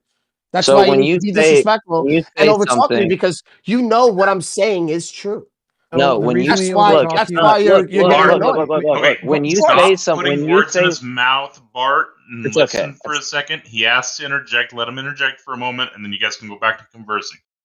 Yeah, because we're in a really weird territory, right? You're in this territory, like when someone provides you like an alternative explanation, like your thought is to be like, oh, so you're calling me fucking stupid, right? Like no one's saying that. You just sound really dishonest and like, I don't know if you're even trolling, right? Because that just doesn't seem like a reasonable response that someone would say like, hey, we differ in opinion. I have an explanation of some phenomena. You have one. Let me give you mine. And then your immediate response is like, oh, so I'm fucking dumb, right? That's not like what anybody is saying. But you're automatically telling me that the masses of people that see something and think that there is agency within it, right, don't know this opposing argument that you're giving to me. So because you're saying, you asked me before, do you know what he's talking about? And I'm like, no, I've never looked this up. Why would I know what this is? Yeah, well, then, then matter. how do you know? But you're basically explaining to me because I don't know this opposing argument that you have for me that I'm automatically wrong because I don't know this opposing argument. No, it's not about what you know. If you think, for example, that Zeus causes lightning, and I'm like, no, it's not Zeus. It's friction caused by the particles that produces lightning.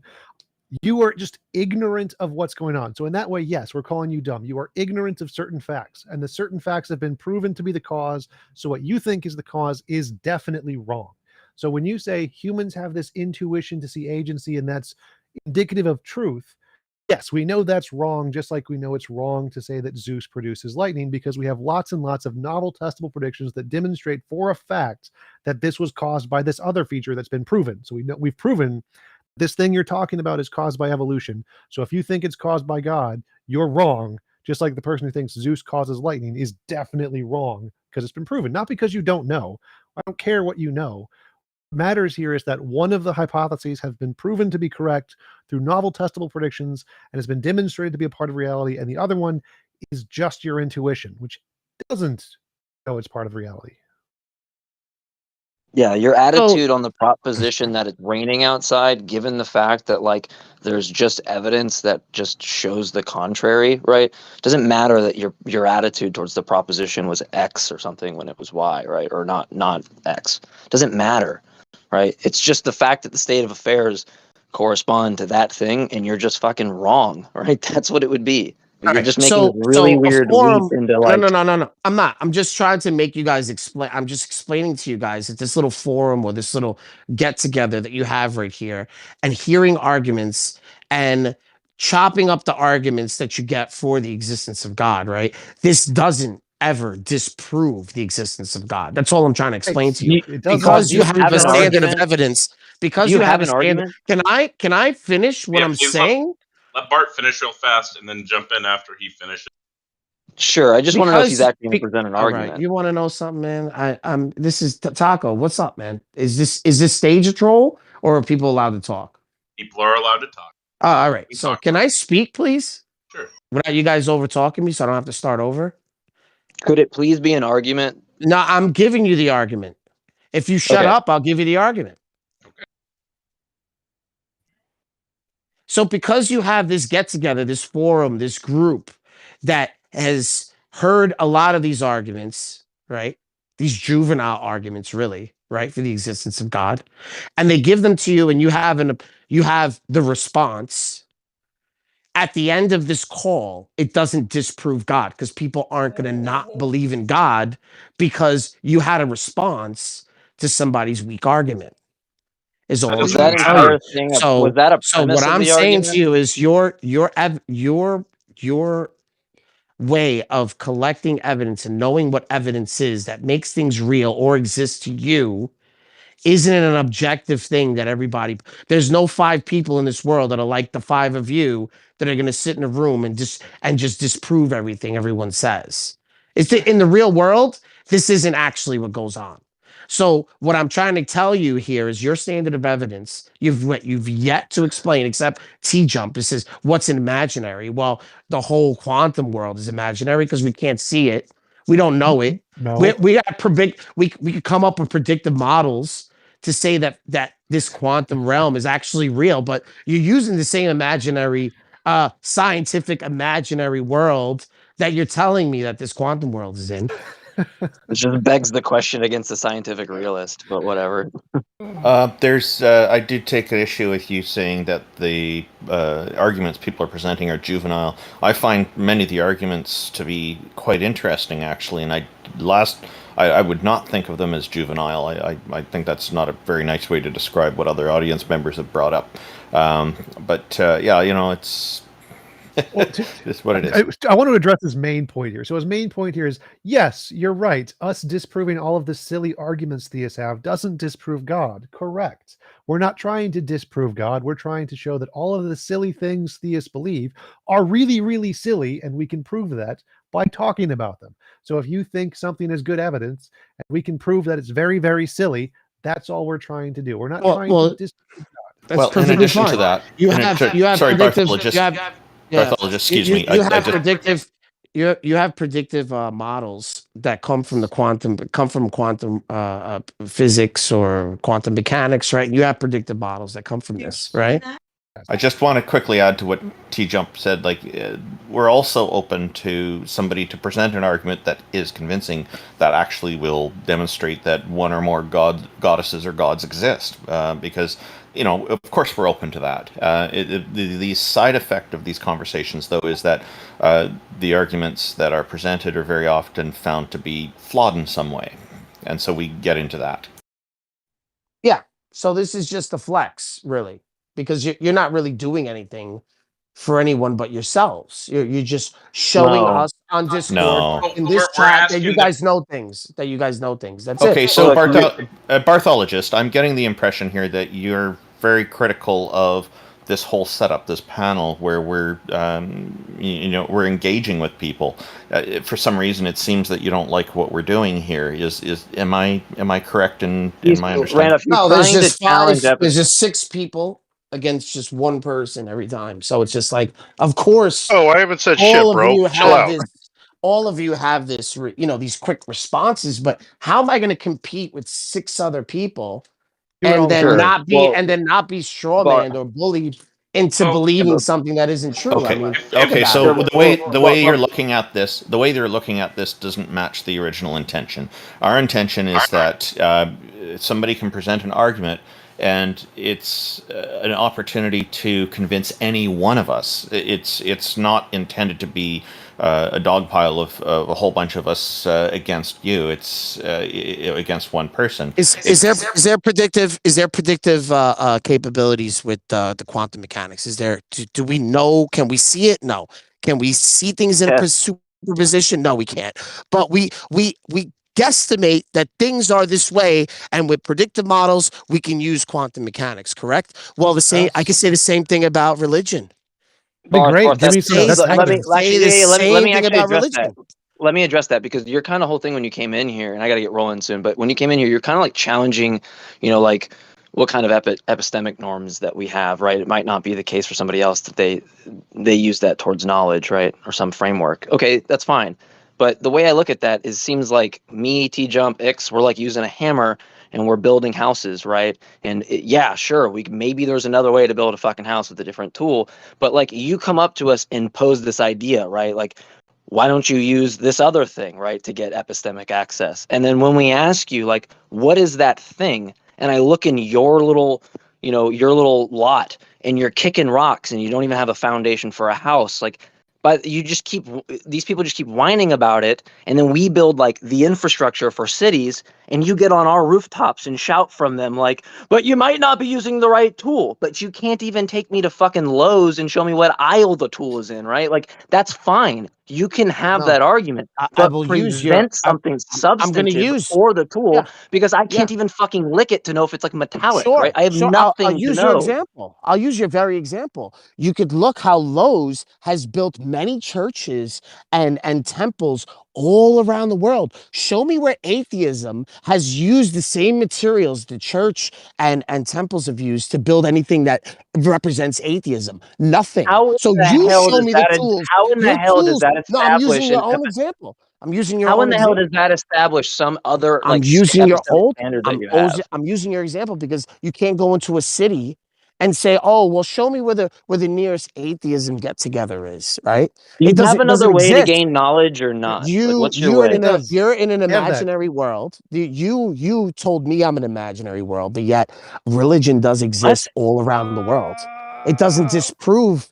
It doesn't disprove anything. Does anybody know what he's even trying to express right now? Basically, I'm explaining to you that you're not really proving or saying anything. You're just telling me the things that you know. So Bart, here's the deal. The title of the stage is "Convince Us Gods Exist." I thought you were going to come up here. I thought you were going to come up here and convince us that gods exist or God exists. I did.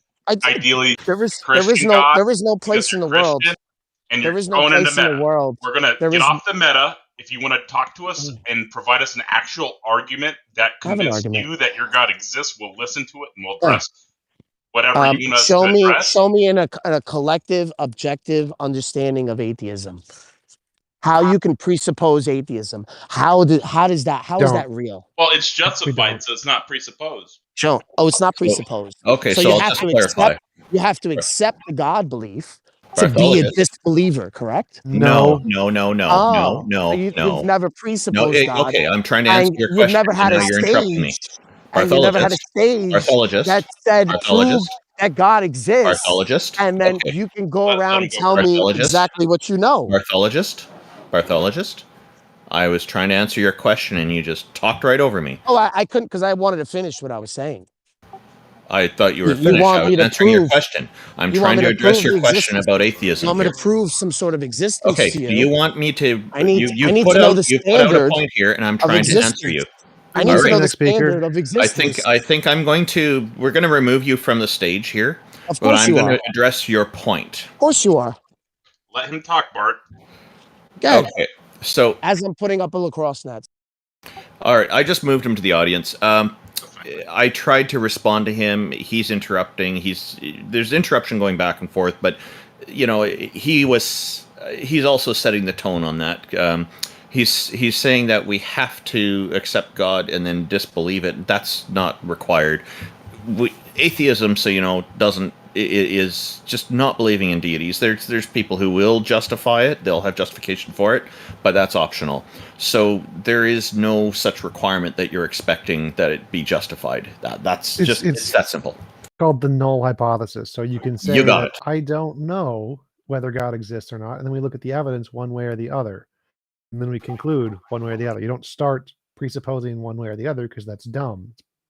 Yeah, and just to clarify, I'm sorry if it sounds nitpicky. I don't know would be the agnostic stand. I don't believe is the atheist side. They're pretty well parallel with each other, but there's different combinations that can work. So he's asking about atheism, and so yeah, there's nothing to presuppose with atheism. It is the null hypothesis default. Thank you for bringing that word up. I couldn't quite remember it. I'm glad you did, TJump. So Barthologist, what we're trying to do here is have people present their arguments, and you've noticed at the beginning of everybody's presentation, they always kind of lay out their whole argument, and we normally don't interrupt. We let that complete, unless we need to interject to get some clarification on a term or something, which I think is reasonable. But I guess we should probably, if anybody else wanted to comment on what Barthologist's points were before we move on, I think that this is a good time for that. Yeah, I was definitely interrupting him but I was doing it because he repeats his last sentence twice before he actually stops talking. And so I was trying to interrupt him to move the point along. But he kind of brought up a good point that he probably didn't realize, was that he said he could make testable predictions like we do for religion. Like, if he could do that, then yes, that would count as evidence for religion if he could do that, but he can't. Yeah, I noticed that he was kind of starting to repeat that was taking up quite a lot of time. So it's good that and sometimes it is necessary to kind of cut things a little bit short. We do need to do that sometimes, and we try not to, but unfortunately it has to be done sometimes. So I invited up Cool Guy Jeff. He's one of the moderators here. He's had his hand up for a while. What's going on, Cool Guy Jeff? I cannot hear you. Oh, he's not on the stage. There he is. Hello. I hear you. Oh, I'm sorry, I forgot to have my hand up. I just wanted to engage with Otangelo when he was up here, but he's gone. So I just wanted to talk to him about ERVs. I tried to engage with him on here and other platforms, but he kind of just ignores me. So I guess I'll just go back down now. Can you just say what ERVs are? You went there. Endogenous retroviruses. Okay. Yeah, it completely precludes denial of common ancestry. There's really no argument for it against it. I wouldn't say that. I say it definitely shows the evidence is bad, but you could always say God did it. Yeah, God hid the dinosaur fossils to make it look like they were in the exact correct strata of the rocks that matched the millions of years that they old. It's right. all Well, he would have to be a deceiver God, which won't sit well with. Or you guys are going to invoke Nephilim Prey if you keep this up. I think he could be a shy pooper. The shy pooper hypothesis is that God can't give evidence that's convincing, so he has to hide it amongst contrary evidence to make it really hard to believe. Because if he does any miracles when people watch or record it, it would ruin the fun. It would ruin the fun. Pooper, that's awesome. Okay, thanks. Like Rick and Morty.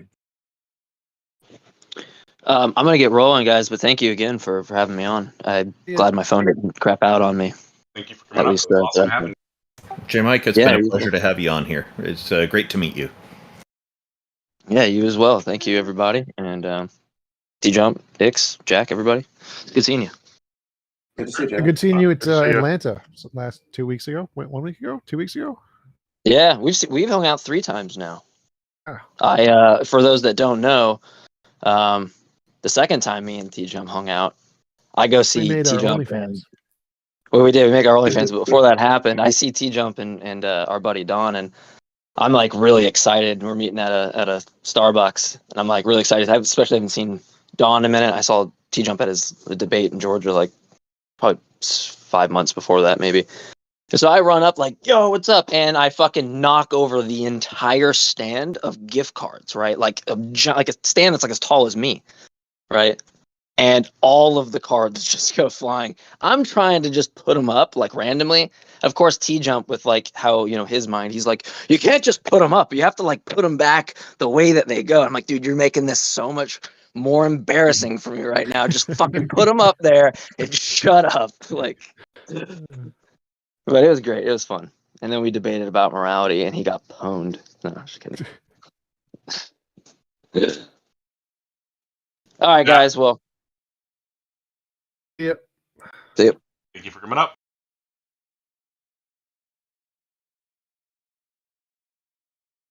I just invited up Philippo Fish. Supposedly he has a fire argument, or spicy argument. That was what he said. I wanted to hear the fire argument. What is the fire argument for God?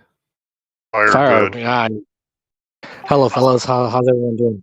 Hey, thank you for joining us. Yeah, first of all, I want to just do a shout out to my good friend, pathologist. He reminds us all that the U.S. has more to do with getting lead out of our drinking water. Thank you. Now, to my argument. I've said it once before, a couple weeks back, maybe a month ago, and this is a continuation of my belief that there is a God that cannot be explained with chemistry, that you guys sometimes talk about biology or philosophy. It's explained through the wild world of cryptozoology. Are you guys interested? Absolutely. So, this God here, I have to define God first. God is not just a guy who created the whole universe. He's actually gods are actually, things are just somehow greater than us in some capacity. Okay, that's my definition of God, and I guess you can't. Definition is stupid. No, you're stupid. A weird one. So okay, there are superorganisms called gods on this planet, and they're affecting all of us to this day. I'll rehash my last discussion last time. These religions or these beliefs actually are a protocol that links humans together to become the substrate of these superorganisms. So bacteria are not gods. That's stupid. No, it's not bacteria, my friend. It is your mind. Your mind acts as a neuron of this giant god. And I'll try to prove it somehow, some way. Last time you guys said it wasn't very interesting, but I beg to differ. Well, look at Christianity's rise, right? It grew from a little idea. Some guy got beat up by the Romans and killed horribly. Didn't put up much of a fight. But then the idea of this fella starts to spread, right? And it becomes a group of people who meet up from time to time and talk about their religion. And then later on, it grows and grows and grows. And through whatever means, it becomes a religion of the Roman Empire. And then people really start to believe in it. And it starts to spread like an amoeba across this planet, infecting more people. And then it comes up against another god, Allah, right? The Muslims, which is kind of like an offshoot. And they compete with each other like two fungal molds over a piece of bread. So what is the God that you think is a God? The God is the superorganism that believers create. So like how your brain has so neurons, did any right? of these gods create the universe? Well, that's not my definition of God. I mean, everyone knows that no God created the universe. That even pathologist knows that in his heart. Are there any gods that are uncreated? No, they're all they're the next type of life after humanity. Okay, so all minds die, gods are still going to exist? No, because while all minds individually die, we believe that life goes on. You said the next thing after humanity. So if all humans die, how are these things gonna? Well, I think that even a guy who believes in evolution can think about that. I mean, even though humans may descend from certain apes, those apes may still exist, right? So if we have ancestors, they're still going to be human, just like we're still apes because our ancestors are apes. So if after humanity would mean no ancestors of our race. Oh, well, I mean after. I mean, I don't mean after as in after we die. I mean after. I mean the next thing that comes out. Well, bacteria became, plants, and plants became animals. That's our idea, right? They still all exist, but it's the next logical evolution of life. Life that is made your up of definition us. of God is ideas that people come up with that inspire people to do stuff. It's when you say it like that, it sounds unimpressive. But when you say it the way I'm saying it sounds way more impressive. Way more impressive. So is Harry Potter a god? No, because Harry Potter does not compel most of its adherents. I wouldn't call them adherents; it's just fans, right? Religion compels his adherents. Have you never been to a anything. Harry Potter convention? Like, Harry Potter legitimately compels people to dress up as witches and wizards and carry wands and shit all over the world every day. Unfortunately, I'm a grown man. I wouldn't want to be seen in any place like that. So the point is here, Harry Potter does inspire people to dress up as witches and wizards and go to a big castle that was built in the honor of Harry Potter in Disneyland, and all over the world. There's many buildings that have been constructed in the worship of Harry Potter. Totems to the glory of Hermione Granger. You know, you're being facetious when you're saying this, but you know that is actually a possibility. You know, over time, by your definition, Harry Potter can become the spark that creates a new god of Harry Potter. You know, I'll tell you what. Here's how I'm judging this idea it qualifies for life. I mean, what are the criteria of life? Right? It responds to its environment. It grows and changes. Metabolism. Of course, it metabolizes. It's made up of the people who are part of it, right? So we metabolize it, right? So it doesn't metabolize? It does. We do. Because your brain cells all metabolize, and your brain cells are all aware of, not particularly aware of the entirety of your being, but they are part of your being nonetheless. Yeah. So what do you think metabolism is? Well, breathing and like the definition of the word. What is the definition of the word? You take energy, use energy, and you the process by which your body converts what you eat and drink into energy. So what does idea of Harry Potter eat and drink? Well, you as part of its being needs to eat and drink. Yeah. So the idea is not God. It's the idea downloaded into you interacting with all the other people who are infected, so to speak, with this protocol. That is what the God is. The idea itself is just the code. I mean, the RNA of this being, if I could use that term incorrectly. Well, I'm bored. I think I've shown that your definition of God is very silly, and there's not much more required. Well, that's because you're an unbeliever. So, Philip Fish, it is fun to have you on, but what I would hope is that your idea would evolve along with the claim that God is an idea that evolves. Have you read the Richard Dawkins' Selfish Gene book that originated this memeplex? You know, God is a sort of mental superorganism idea in the first place. No, I haven't. Tell me about it. You'll love it. So there's a book called The Selfish Gene by Richard Dawkins, and it inspired a whole field of sort of reimagining the field of what we otherwise would just call cultural evolution or cultural development, which is to say, the ideas spread between people and change form in a manner that's somewhat analogous to organisms. And what memetics, as it came to be called, generated was a couple of analogies to other biological terms and processes, which can sort of predictively model certain populations of ideas and how they're likely to spread and change in the future. So it sounds like you're already thinking along these lines, sort of came to these conclusions yourself, as lots of people have. And you should check out The Selfish Gene by Dawkins. Keep in mind, though, this is at the end of the book, which is first going to give you really good grounding in the gene eye view of evolution itself, which is a really, really good warm-up for the last chapter, which is like an after, basically, where he tacks on, well, what if we apply these ideas about how ideas are selfish and evolve to produce kin-selective altruism between their members that hold them, and that would explain a lot of religious affiliations and things where people will die for their religion. Yeah, I mean I'm glad to have someone who is as high up as Richard Dawkins believe in what I'm saying. So thank you very much for. Yeah, you've proved Richard Dawkins is a theist by your standards. That's fine. He totally is. So one thing I also want to say is, in case anyone heard about the Harry Potter castle at Disneyland from TJump just now, and then immediately starts making plans to go to Disneyland, and then gets there and is really pissed off at us, it's at Universal Studios, not Disneyland. So just a warning. If you want to go to Harry Potter Land, well, not Disney. Good point.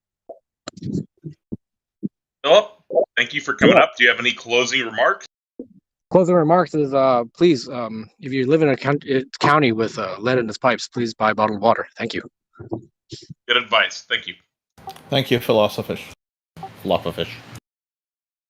We have EEF up next. Hello. How's it going? It's going great. One person pointed out, like, basically, let's just imagine it this way.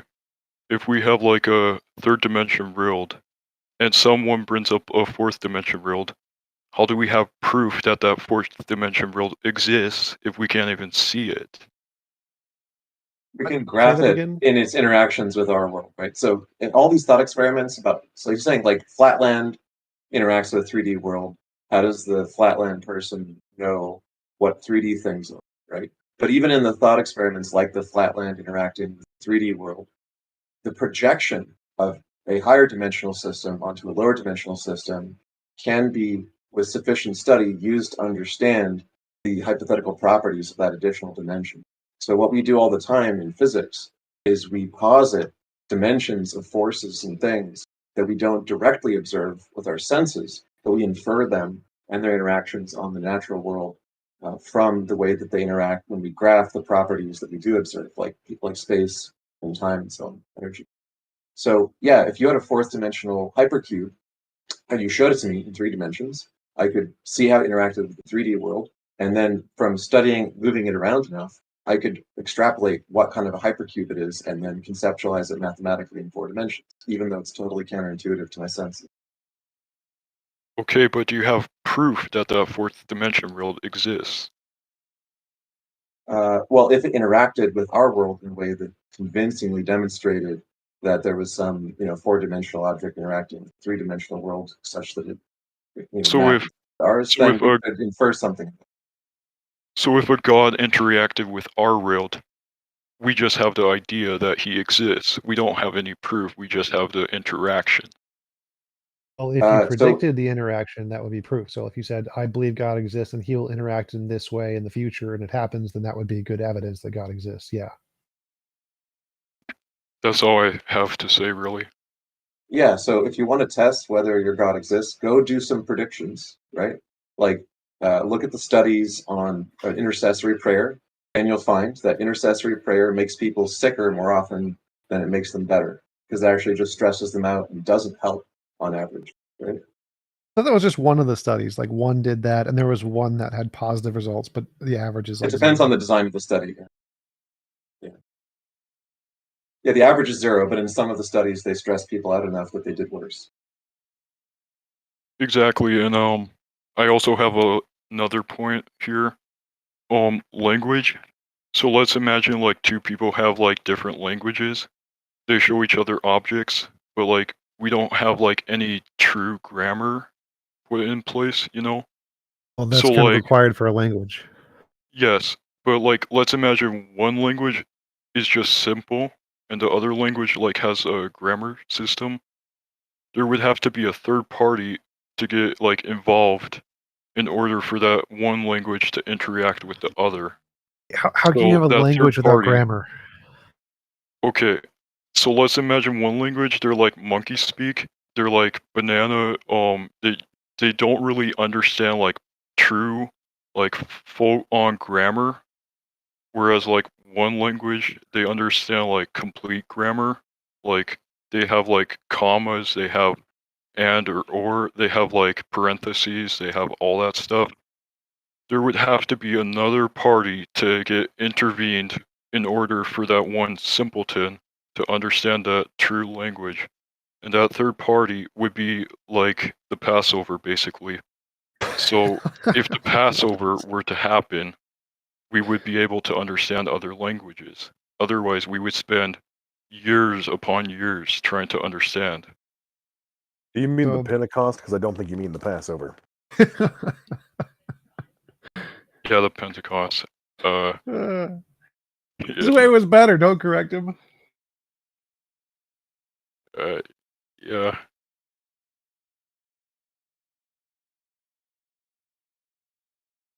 But what I'm saying here is if you have one belief, you would have to have like something to get in the way in order to correct that other belief, basically. So like, let's just put it here. One person believes in religion, the other person doesn't. There would have to be like something in the way in order for that person to understand the other belief. Sure. So in So this if you case, believe God exists and like created the universe, and we discovered that it was actually created by a quantum field and wasn't God, would be good yeah. So evidence to. in that case, let's go back 2,000 years and give everyone the belief of evolution. Eventually, there's going to be like some belief in evolution, and then there's going to be like someone to get in the way that like basically connects evolution to religion, and all of a sudden everyone believes in religion.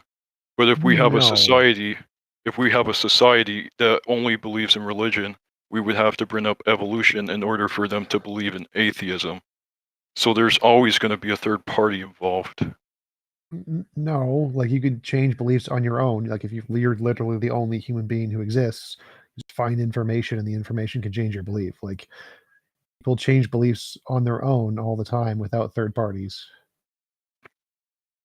The reason why politics exists is because there's something that happens in the environment that causes these politics to even exist. So what does it have to do with the like conversation? if like no one believed in God, there would have to be some sort of God to exist in order for the people to have that basic belief. You know? No, people make shit up all the time. People believe in leprechauns. You don't need leprechauns to actually exist for people to believe in leprechauns. Because someone created the belief of leprechauns, and all of a sudden some people believe in them. Yes. Some people created the belief in gods, which was a natural human tendency called an anthropocentric fallacy. Yes, so like if someone created the belief of a god, they would have to at least like have some basic knowledge about what they're creating, you know? No. Okay, let's imagine Harry Potter, right? Well, just So to if just you have answer a that Harry really quick. Potter, So Robert Sapolsky, Stanford professor of biology, he made a presentation about how the origin of religion was schizophrenics who had like epileptic seizures, and the idea of God popped in their head due to these schizophrenic seizures, and that was the origin of religions. yes, and I can believe that because like in religion, they mentioned that like some people had gods come up to them in their dreams, and so like that would have to have some sort of schizophrenic interaction happening, which is the third party. The third party here is their like interaction with their environment, which caused them to believe in the god. And so I'm saying here, there's always going to be some sort of environment interaction that causes people to believe in stuff. Yes, that's how the brain works. And so like if we had a completely like empty society and then put in like 1,000 atheists and one theist, that theists would change their like entire mindset instantly because they're surrounded by atheists. So No. like if we have 1,000 theists with one atheist, would that atheist remain atheist or would he remain a theist? It depend on the brain of the person, so it's contingent on the individual. It could go either direction. There's wouldn't Plenty of be necessary evidence. either way. Like we have plenty of contrary evidence, right? 'Cause, like some of the earlier like published atheists that we know about were surrounded by a society of theists that literally put them to death for the crime of atheism. They didn't change their mind just because a lot of people around them disagreed. I don't quite get what you're getting at. Exactly. So yeah, that's my point here. There's a third party happening there, which is people like putting other people to death because of their religion. But if we go way back and we have like no religion, there would have to be some sort of god in order to have that religion happen. No, it can just be made up in a human being's brain, like a schizophrenic. And so they make it up and tell other people, and the other people could then be like, oh, that sounds really interesting. I'm going to believe that. Just like how most religions started.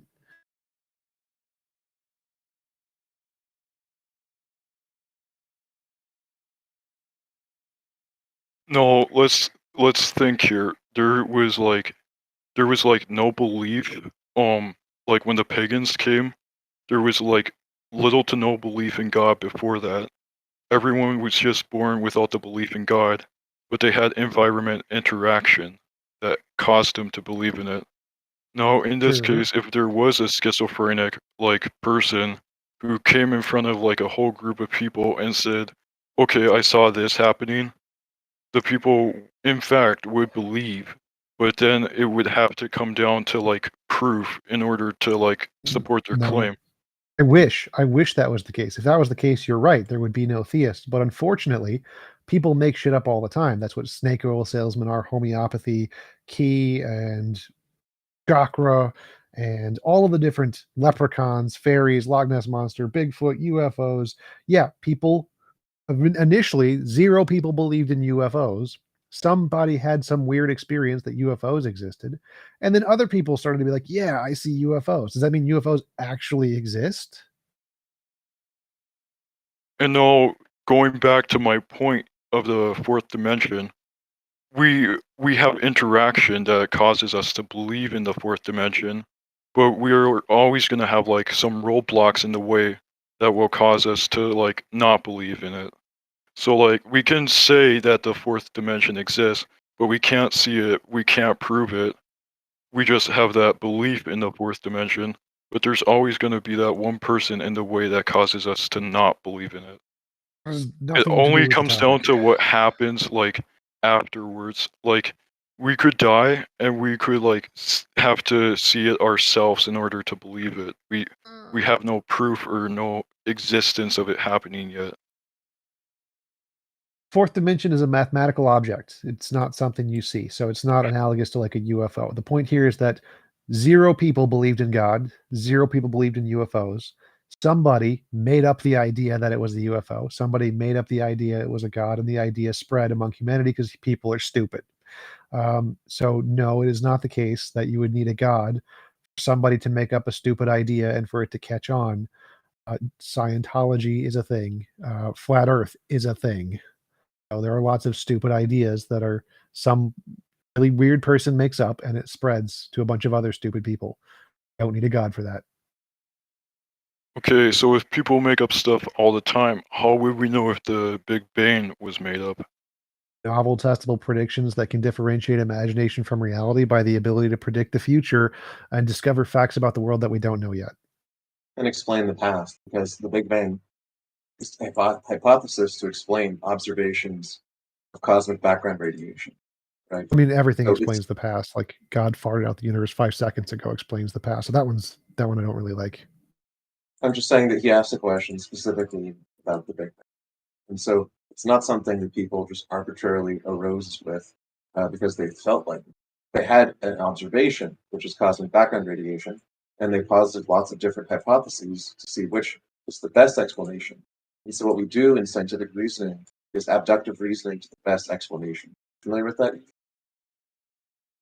So if we think of like religious research, Can you there's answer my going to question? be scientific research to disprove it, but if we think of scientific research, there's going to be religious research to disprove it as well. I asked you if you're familiar. Hold on Such a second. as religious texts Wait, that have happened Eve, 2,000 you're years changing ago. the subject. Eve, please answer my question. Do you understand how scientific abductive reasoning to the best explanation is done? Yes, they have a problem, and then they have to like have actual proof and test it out like thousands of times in order to prove it. So you have some evidence. And so the question is, what hypothesis would best explain the evidence, right? And there can be many competing explanations for a long time under determined, where we don't know which is correct. But it's to find out how to falsify and eliminate all of the failed explanations that do not correctly explain the evidence or make predictions until we're left with one. And that's what we call our current theory, or the prevailing hypothesis that's approaching the status of becoming a theory. So when you say a thing like, oh, well, the Big Bang could just be made up, right? That doesn't really mean anything. How do we know anything? It suggests that you're not that familiar with the philosophy of science, like the way that we do theory selection and why we believe the theories that we do, because they're very well supported and are the strongest explanations of all the available. That brings up a good point, actually. So like if we have like something made up, we would, in order to like prove it, we'd have to like have background knowledge, we have to have environment interaction, and we'd have to test it out thousands of times. So the point here is, if like a god did exist, we wouldn't be able to see it or prove it, but we'd have background knowledge that supports it. But What we can background have knowledge like supports it? yeah, we can have like thousands of tests actually, and then What step does by what does step. it mean? I asked you a question. Can you answer my question when I ask you a question? I said, So the what background knowledge knowledge here are you referring is to? all the text we already have about it, and so we can Those are do just like claims, we can do assertion, like not historical background knowledge. research and all that stuff to prove that a god did exist. Look, But I can prove that Harry Potter exists by saying that all these books mention Harry Potter. It's the same exact problem all over again, right? What evidence is there? What background knowledge do you have other than that it's mentioned in a book, which could be classified as fiction? So the background knowledge here is the book, right? And now what we have to do is we have to look in the book and see all these things that went on, and we'd have to prove that they actually happened here. So, well, if we're talking about the Bible, I can prove that they didn't. Well, so if we have background knowledge that Spider-Man is real because New York City actually has the Twin Towers there? Is that background knowledge that we have of Spider-Man? No, the background knowledge here is we have the belief that Spider-Man exists, but the proof here is there's no possible way we can web slint throughout New York City. It's physically possible to do that, but you said the reason it's rational to believe in God is because there's background knowledge, and the background knowledge is that we can confirm certain things in the Bible happened. We can confirm certain things in Spider-Man actually happened, like the train station exists, the Twin Towers exist, the Eiffel Tower exists. Like all of those things in Spider-Man are real events that actually happened. So is that background knowledge that Spider-Man is real? No, the setting and place of Spider-Man is actually true, but Spider-Man himself could never exist. Right, kind of like God and Jesus. I suppose I don't think it would be fair to say that he could never exist. I mean, given our current understanding of physics and biology, it doesn't seem plausible. But there's no logical contradiction with the existence of a Spider-Man, so I wouldn't rule it completely out. As far as like the God of the Bible, there are a multitude of logical contradictions in the characteristics of that deity, so we can rule out the possibility of such a thing existing. See, the thing here is it all comes down to what we believe in. We can have No, lots it of doesn't come logic down to what we believe in. It comes down to what we can demonstrate. And if what you we can can't show it, you demonstrate, don't know it. yes. But we can demonstrate it by like proving our belief. So until we have like enough proof, we have to like confirm that it's false. Shifting the burden of proof fallacy, you don't have to wait till it's false. You need positive evidence it's true. Guilty until proven innocent is the thing here. So like we have a hypothesis. We don't use that method. That's a flawed method for a reason. Exactly. You can't start from a conclusion and then work backwards to support the conclusion, because then you're just going to ignore any evidence that doesn't correspond to the conclusion that you've already decided is the truth. Right? Like I said, if we're talking about the Bible, there are plenty of events in the Bible which we know did not happen. Events that God directly participated in, according to the story. Not to mention the Bible internally contradicts itself and contradicts what we know to be true about the natural world and the earth in relation to the rest of the cosmos. So, I mean, you've got, if you're appealing to the Bible, which it sounds like that's what you're doing in a roundabout way, then yeah, we can know without a shadow of a doubt that book contains many fictional events, and then there are some events that we don't know whether or not they're true. That's your options. We know whether they're not true, or we don't know whether they are true. There's no event in the Bible that we know definitely happened the way that it describes. There might be similar events in history. Then maybe the Jews were putting a historical spin on it, right? Like the incursion of Babylon. For instance, we know that the Babylonian Empire existed and that they adopted quite a few different tribes in the Near East. We don't know if they ever took Jewish slaves specifically. We don't know if Shadrach, Meshach, and Abednego were actually tossed into an iron. We don't know if Daniel was tossed into the lion's den under King Darius, right? These are all historical fiction flares that are added into a narrative of things that actually happened as far as we're aware of. But then there you have other events like the Exodus from Egypt, which we know did not happen, or the global flood, which is not even possible, physically speaking. And you were talking about, like, we have, like, a conclusion, and we just backtrack from it. Now let's imagine the conclusion here is that there's no God. The God existing would have to backtrack that belief. Now let's imagine that there's we no don't God. conclude from the outset that there is no God. We just don't accept the proposition that there is. Right? Nobody here is saying that there definitely is no God. unless you're talking about a specific deity with specific characteristics that make it logically impossible, in which case we can say that that God in particular doesn't exist. But if what you're talking about is just a generic deity that has sufficient power to create the universe, well, we would have no way of testing that. It's an unfalsifiable claim, and because it's unfalsifiable, it's also unverifiable, and therefore not worth any serious consideration. So if we can't prove it, then basically, if we can't even, how do we know if it even exists? Is the thing. We don't, and it's not worth serious consideration at that point. Exactly. The moment so you start to what's tack on what's the certain point attributes here? to this What's the deity, point here? Everything starts as imaginary until you provide positive evidence that it's more than just imaginary. You've provided no positive evidence, therefore it's probably just something you've imagined. And so we have no proof yet, but we also have like roadblocks in the way that prevent us from creating the proof. No. In why would history, you don't manufacture proof, you discover it. You discover we the evidence for discover a it. particular phenomenon. In history, people have been trying to prove stuff for like centuries, but there has always been something in the way limiting that research. Yeah, it's called reality. So like reality disproves your fanciful ideas, and that's the roadblock. So the roadblock is you have to actually show it exists in reality. If you can't do that, reality is your roadblock. Yes, and so like as we mature, we start like stop believing in stuff.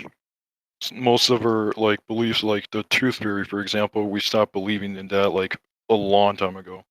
And so, if Some God people. were to exist, why would people still believe in him? Because they think he exists. If Bigfoot really didn't exist, why do people still believe in him? It all comes down to proof here. No. The people are dumb. That is the correct answer.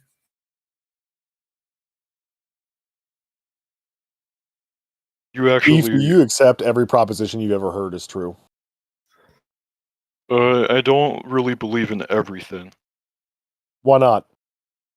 Because there's like no proof behind some stuff. Like for example, we can't even prove that Spider-Man's real. But there's well, we know Spider-Man's not real. He's a fictional there's character that was historical invented by events Stan that Lee. happen in Spider-Man, but Spider-Man himself isn't true because But Spider-Man yeah, could and never we have first-hand knowledge that Spider-Man doesn't exist because he was contrived by literary authors for the purposes of a fictional story. Thank you for the superset. Fact. So, like, that's not what I'm talking about. I'm talking about like general propositions about reality. Like, do you believe the Earth is flat, for instance?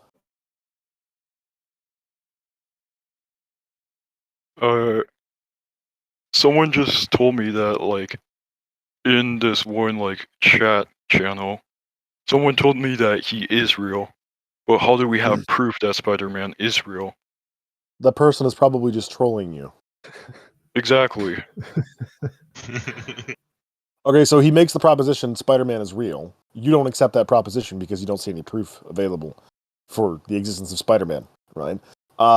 Similarly, we don't see any proof of the existence of a god of any kind. And there's ample reason not to believe that certain gods exist, such as the Christian God. In the most, the way that most contemporaries define that God, his characteristics create logical contradictions. It would be like believing in such a thing as a married bachelor or a square circle. You actually disproved me here, so I respect your argument and I'll take it into effect, but I believe that I've been in here for way too long, and Okay, I kind of fair want enough. some more people to bring up an argument, so thank you. We can move on to somebody else. I mean, that's fine. Yeah. Thank you for coming up. Beef, really appreciate your thoughtfulness and enjoy the conversation. Feel free to join us again in the future for more topics. I will. Have a great one. Thank you. Then we've got Chad King in queue. Randolph, he sent you some interesting messages, it sounds like. What a day to be alive. I get to join this night and just, Hello, Chad King. Your volume's a little bit low. If you can raise it up a bit, that would help. Let me see if I can. Bear with me a moment. So in the live text chat, Chad King says he's going to shake my lack of belief, my absence of belief in deities. So, well, I'm interested to hear what he has to say. I believe But let's start, and I think that the end of that last conversation was a perfect segue into the next conversation. And the start should be, I mean, drawing an analogy between Spider-Man and the existence of a deity. Pointing out the ridiculousness in one is that Spider-Man offers no explanatory power, right? There's no reason to believe a Spider-Man exists because Spider-Man doesn't explain any natural phenomena. There's no explanatory power. And going back to the earlier example, Sure. Yes, he does. So we can assert. Bear with me. TJump. I know. I thought I'm talking with Randall. Well, what you just said was just objectively wrong. So you simply saying that you Spider-Man make up offers explanatory power. Yes. So you can make up and assert What does Spider-Man explain? Wait, stop. So you can make up anything you want and say Spider-Man explains it. Saying it explains something is never evidence. It's never evidence to say it explains something because you imagined it explains something. So that is not actually an added benefit that differentiates between the two. They're still both very silly. They're equally. Well, if I just define Spider-Man as an omnipotent panacea, then he explains everything by definition. Right. And I'll just clarify for you. If you want to redefine Spider-Man and redefine his characteristics, redefine what Spider-Man does, redefine everything about Spider-Man, such that it is no longer Spider-Man as we know it. Sure, Spider-Man can be anything. If you want to say wait, I want to address the nonsense you just said. If I want to say Spider-Man explains that cup fell over, that doesn't make it more reasonable to believe in Spider-Man because I've added in some extra category that explains some objective fact that we've seen, unless you can actually demonstrate how it explains that fact. Just saying he explains some fact is not evidence. So saying he has no explanatory power doesn't add or take away anything. Hang on. Because explanatory power isn't evidence it exists. Let's go back earlier. Some of us have a memory that's longer than a goldfish. We're talking about hypotheses, like in terms of within science, right? They explain an observation. So we observe something. We say this requires some explanation, right? It's repeatable. We have this observed phenomena, and what do? To the best of our ability, we try to offer an explanation, right? And we hope that explanation can give us some predictions. In some cases, it just doesn't. But the idea is that as long as it's consistent, then we have a working hypothesis. I'll give you one example of where this has gone that's horribly correct. wrong. Hypotheses. I can give you an example of where this has gone horribly wrong. One second. So hypotheses aren't things we accept. Hypotheses are a model we've made up in our heads that we need to further test before we accept it. So yes, we can make up hypotheses to explain things, but that doesn't matter. And then, but once we have the hypothesis, and it works within the model, right, and that it appears to explain an observed phenomena, we have the basis of the theory, right, like a scientific theory. But sometimes this can go horribly wrong, and I'll give you an example of one such case where it goes horribly wrong, and that is in the case of spontaneous generation. I think it's a classic example, and this is where I'm saying that we're going to segue into this in this discussion. Let's take, for instance, in the sort of late 18th century, early 18th century, or late 18th century, you had, early scientists that said, hey, look, it appears to be the case that when we have like this refuse or material, all of a sudden you get, bugs and rats, and they just appear spontaneously to come whenever you leave, decaying material, refuse. They appear spontaneously. And that is the origin point for this material. The material comes through spontaneous generation. And at the time, you had theists such as myself that said, hang on a second, spontaneous generation, we don't believe it. And though, your scientific theory is in line with the observed phenomena, there's a few problems here. Number one, the problem of emergence, the problem of spontaneous creation, the problem of discontinuity, etc. They had these contentions against spontaneous generation. We now know that that's not the case. Spontaneous generation doesn't occur. Rather, that why are you pretending as though spontaneous generation was something that was thought of by atheists? It was. It was not. That's a blatant lie. Opposition to spontaneous That's generation. A blatant lie, Chad King. The main opponents to I implore you to do some history. Everyone was a theist back then, so the main proponents and the main opponents were both theists, but that's irrelevant because back then people were bad and they didn't understand science. Now we understand science, and so that wouldn't be accepted. But it wasn't the case that everyone was a theist. I mean, let's please. Are you dumb? Here. Literally, the majority of the population were theists. So yes, I was correct there, but that's irrelevant. So your point, I'm debunking your argument here. Address the actual debunking of your argument. It literally doesn't matter. Because people were bad at science and did stupid things back then. Okay, so why don't we address modern science? Well, that's the first claim, that they were bad at science. But why, in that case, did they fail? It wasn't that they were bad at science. This is because they were bad at science. They didn't use novel testable predictions. It wasn't that they were bad at science. You get to ask the question. I get to answer it. The reason you're they bad failed, at science. Wait, was because they were bad at science and they didn't use novel testable predictions to confirm their hypotheses. They just believed stupid things like theists do. So if they were good at science, like modern scientists, they wouldn't accept that, and they would wait for novel testable predictions. You're just making claims here. It's not that they were bad. Really quickly, I just searched it up, and spontaneous generation was first speculated by Aristotle, who was not an atheist. I saw the same thing. Yeah, Okay. and We're it carried through. We're not talking It about the origin. was carried through and primarily adopted by. Is it possible to church. have a discussion? It was adopted by the church. The main opposition to the spontaneous generation was the church. I implore you to do deeper research than a 30-second summary Google search.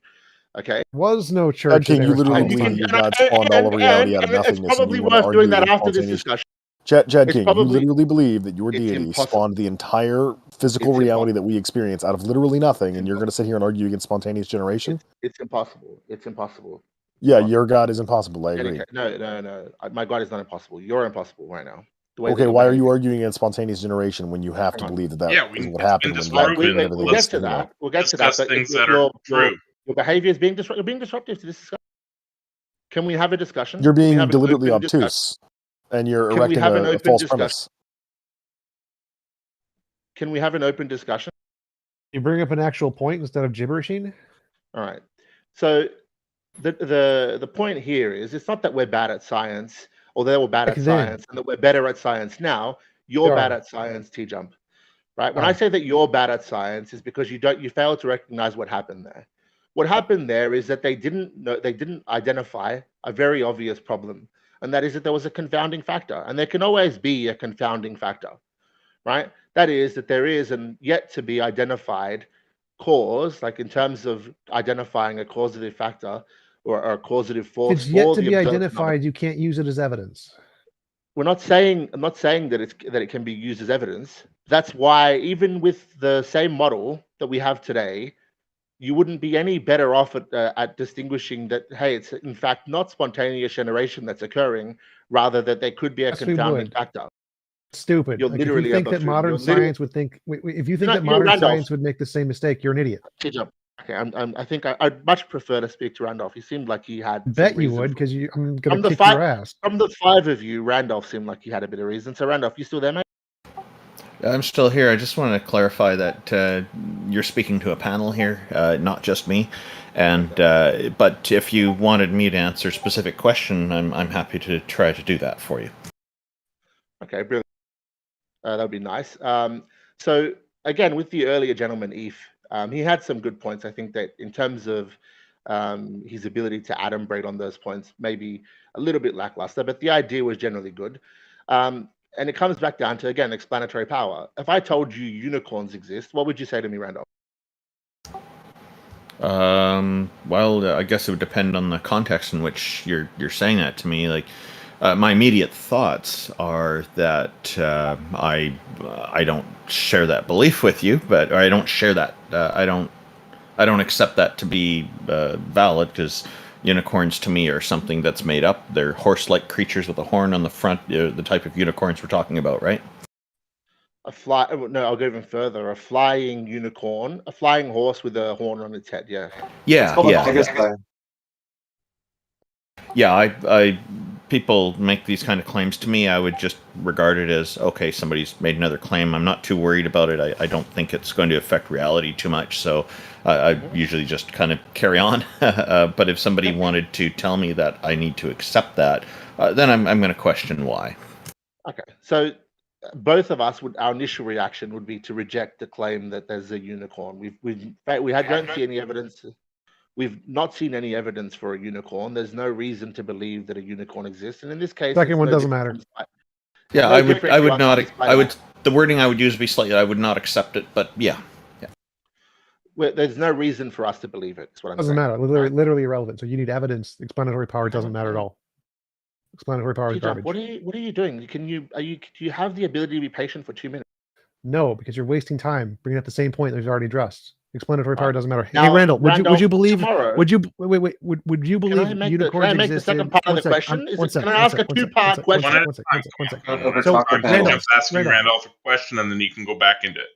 Would you be more likely to believe in unicorns if somebody said they pooped out the gold brick in front of you? Would that make it more likely because they have explanatory power to explain the thing you see in front of you? Would that make it more reasonable to believe in a unicorn? Given my knowledge of gold bricks, it would even make it less likely for me. Yeah, I agree. Explanatory power is good garbage. answer, Randolph. T-jump again. Is the panel going to debate itself? That wasn't the debate. We're just showing that your Is the explanatory panel power debating is itself? garbage. I just want to make something another point clear. A god of any kind doesn't have actual explanatory power because effectively all you're going to be arguing is just God did it. You're being very You're not going to be assumptive. providing any You're kind of being very mechanism for assumptive, that. You're just going to You're be being asserting that assumptive. it's the Don't case interrupt. without actually providing the explanation. We'll get there if you have patience that's greater than that of a toddler. Okay? So Randolph, now let's say tomorrow we observe a hoof print on the moon. Now we know that biologically speaking, horses should not or could not or ought not be able to exist on the moon or travel to the moon any less. But if you saw a hoof print on the moon, you wouldn't immediately jump to the belief that a unicorn exists. But at least now the proposition unicorns exist would offer some explanatory power. That is to say, well, could explain why there's a hoof print on the moon. Do you agree or do you disagree? There's lots of different animals have hooves. And no, unicorns have never been defined in such a way that allows them to travel to space. A horse-shaped hoof print, okay? It wouldn't make There's no anything any difference more. between a horse-shaped hoof print and a non-horse-shaped hoof print. Hooves are hooves. It wouldn't make it any more Unless convincing. they're wearing a horseshoe, you wouldn't know the difference. It wouldn't make it any more convincing for me. I hope my mic's working here. I wouldn't find that any more convincing, particularly because I know that people have been to the moon, and that also that kind of a shape could occur naturally, and we could be fooled in thinking that's what it is when there could be other causes for it. I would like to point out, Chad, I would like to point out something real fast. So if a flying unicorn, magical as it is, went out of our atmosphere, it would be in outer space. Can a horse live in outer space? Maybe a unicorn can. Let's not get into the biology of the So unicorn. Fair enough. Now, I just checking. I'll just add one thing. Now, if there was a set of 4 prints in a formation similar to that of a horse, then that would be more interesting. But I still would not be convinced because I need to be able to rule out other things like a practical joke or something. Sure. I'm with you on this, that we would have to rule out other things. And even then, my initial reaction would not be that it's a unicorn. It would be, hey, it's a human. There's some error. There's some naturally forming pattern that resulted in this, this apparent order, this break in entropy that we now see these hoof-shaped prints on the moon.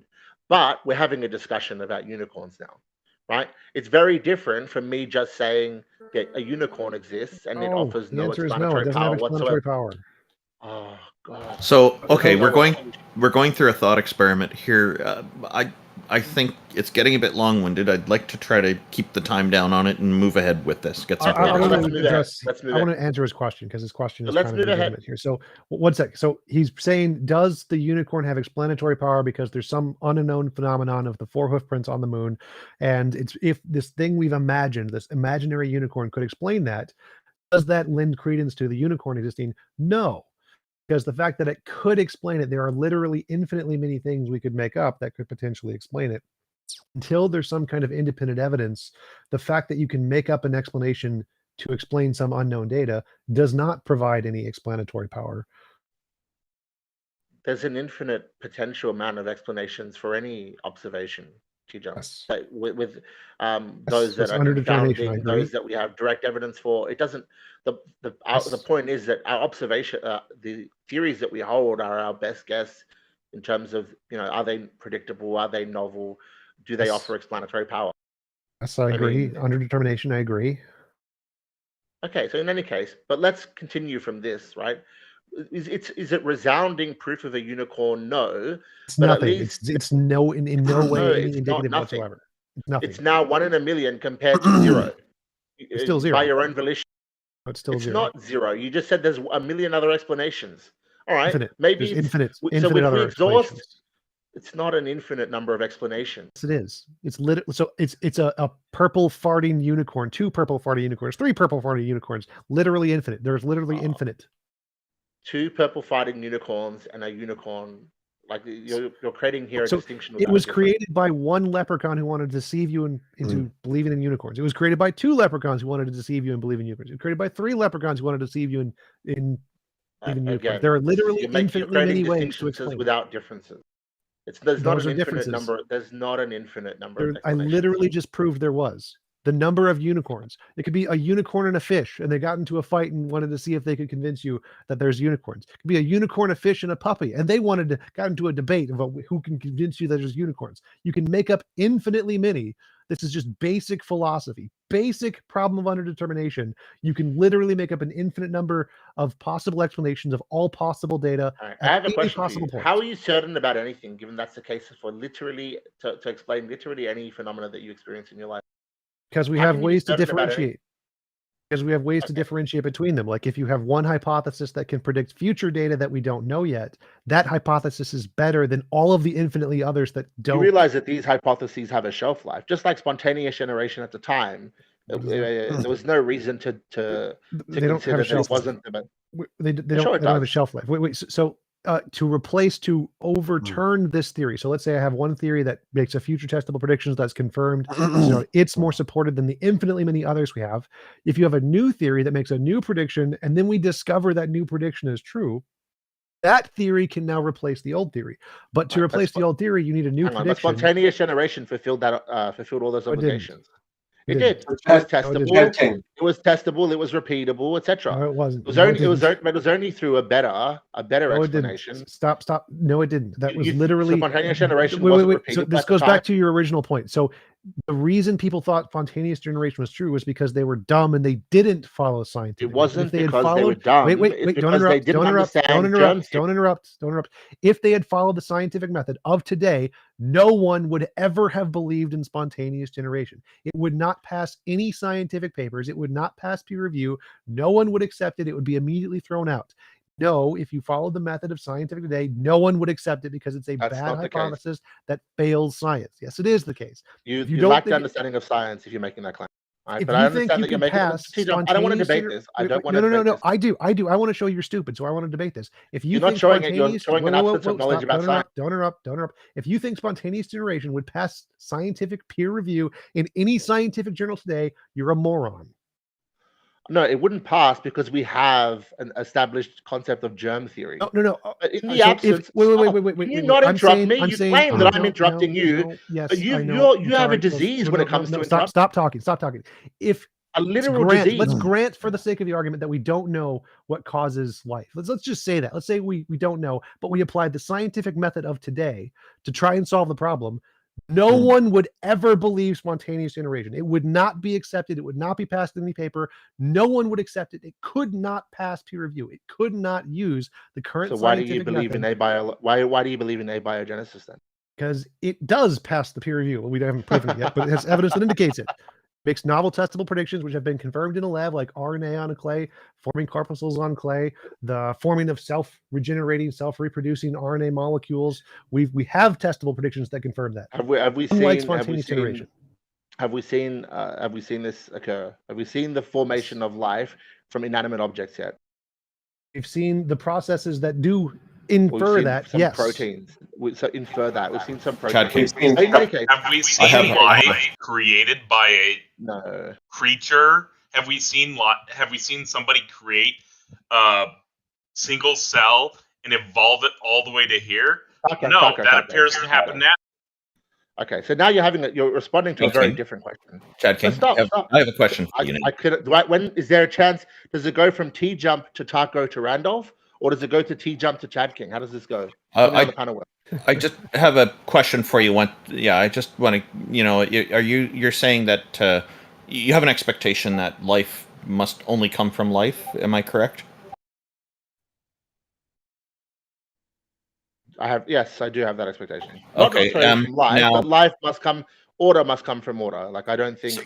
Okay. I was hoping we would get into the question of emergence, etc. Yeah. But I don't think we get that far. One more thing. Okay, so this God is alive. Where did this God come from? Does God come from another life?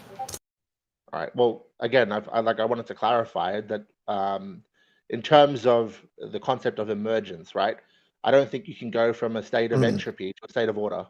Doesn't appear to be the case. That rather the entropic principle seems to hold, and that is the case that from disorder comes more disorder. That is to say, that even from the nexus point, the origin of our universe, the fact that we see order is demonstrable of some guiding principle that is ordered, and that opens the question. That opens a couple of questions that require answers. Number one, where does this? Is there a universe generating apparatus? Firstly, that explains why our universe is in such a way, right? That explains the cosmological. So to deal with firstly the weak anthropic principle, is there some universe generating apparatus that explains why our universe is ordered? And is this universe generating apparatus biased? Is it biased to creating an ordered universe, or is it unbiased? And if it's unbiased, then is it just merely chance that our universe has these characteristics that lead to the formation of life that have order from this entropic state? And that's a question. That's a question that's worthy of discussion.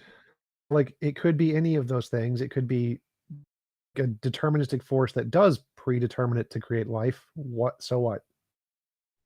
Well, if you say that, then we have a problem. The problem that we have, if that's the case, is that is it some infinitesimally small chance that of all of the potential variables that this universe-generating apparatus could have resulted in, we have one that makes life possible? I said deterministic. If it's deterministic, what is this universe-generating apparatus? And can we define it? Quantum is the. Do we have evidence for it? Yes. You have a chance to convince me here, Chad King. So the singularity, is that more order, or is that more disorder than what we see today?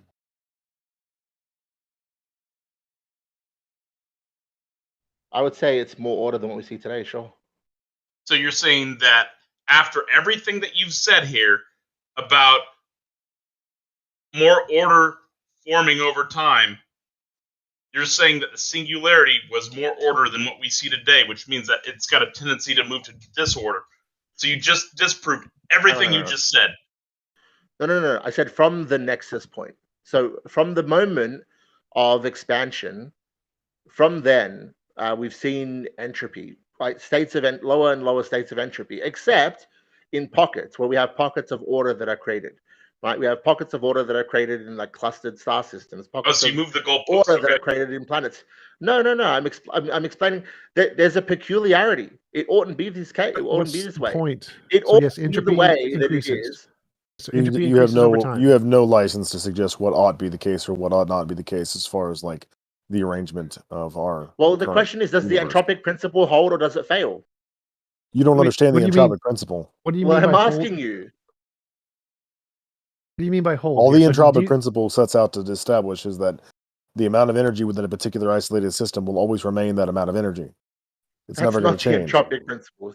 You don't talk anymore from the rest of this discussion. So he's talking about the second law of thermodynamics, not the first law. So the usable. Wait a minute, I'm going to jump in. I'm sorry to interrupt, but you do not tell people to not talk here. We're having a conversation. Don't do that. That's not okay.